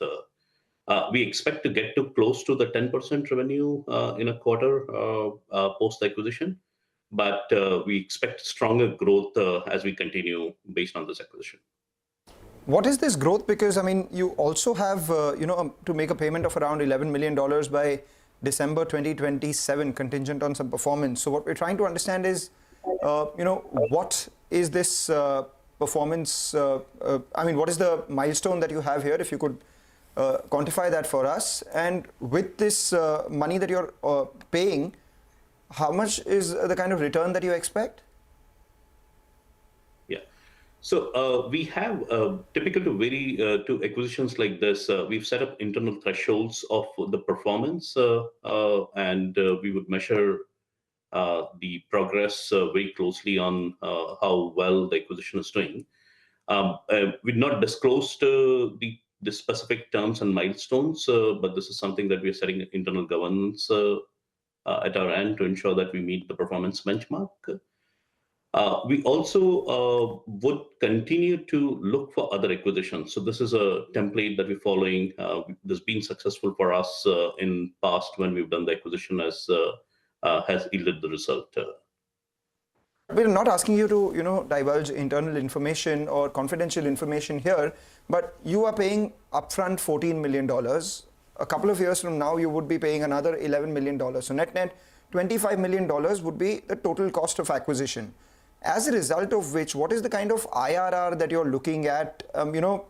That's what investors would like to know. Yeah. So this is certainly the business case is built on ensuring that the IRR from the acquisition is higher than the cost of capital that we're deploying. We don't disclose the specific growth number associated with any acquisition, but it's certainly positive for the margin, certainly positive for the revenue growth. And we expect to deliver within the HLS space, we expect to deliver higher than the company average growth. So when is the integration expected, and it will be margin and EPS accretive from day one? Yes, that is correct. When will the integration be effective? So we have laid out a 3-year plan, as it was mentioned as well, right? There is $11 billion of payout happening in 3-year terms. So the integration is going to be, we are going to be doing certain part of integration at an accelerated mode, primarily around the account and customer relationship. So those takes priority. So the internal operations activities, the financial integration, the back office integration, that will happen slowly over the period, culminating in 3 years. Okay. And you said it's margin accretive. Could you give us a sense of how much, what are the kind of margins on this near 13 million revenue that this company does? Yeah, so again, we've not disclosed those specific terms, so I'm constrained by mentioning any numbers. But the only thing I can mention at this stage is that this is margin accretive, and this adds to the Zensar margin. Okay, give us a sense in terms of the access that you would get with this particular acquisition. For example, what is the clientele like? Would you get access to Fortune 500 companies? Are you likely to bag larger deal sizes? What is the expectation once there is this integration which is complete, and what this particular acquisition really brings to the table for you? Yeah, certainly, and that's the most interesting part for us. Part of the acquisition, we're obviously getting strong capability in pharma commercial domain and Viva technology, Viva cloud, but also a good access to the clientele. And these are the clients where Bridgeview has done meaningful work in helping those clients in the journey of the product commercialization, doing the launches, and so on. For their size, they've been extremely effective in building the portfolio of the small and medium-sized companies, which is one product, pharma and biotech, But they also have companies which are in the top 15 pharma. So part of the transaction, we are inheriting those relationships, and obvious intent is to grow. The future segment that we would be focused more on is continuing going to be on the small and medium sector in the pharma and biotech. So the ideal candidate for us would be small companies which have some innovative drugs, therapy in the market, and they're looking for help on the commercialization of those products. So we become the preferred partner, the partner of choice for them to help them on the product launch. Right. You said that this is margin accretive. Last time you did margins of closer to 15%, so one assumes that it will be more than that. But, you know, at around $13 million, this is about 2% of your current revenue. So what we're trying to also understand is that, you know, what are the kind of cross-selling opportunities that you have here, upselling opportunities, and what is the scale that you can bring to this business, and how much bigger can you make it, say, over the next 4 or 5 years? Yeah. So again, we don't give the forward-looking guidance on the revenue, so I'm constrained of what I can share. But when you look at the client portfolio, and we've done the analysis at client by client level,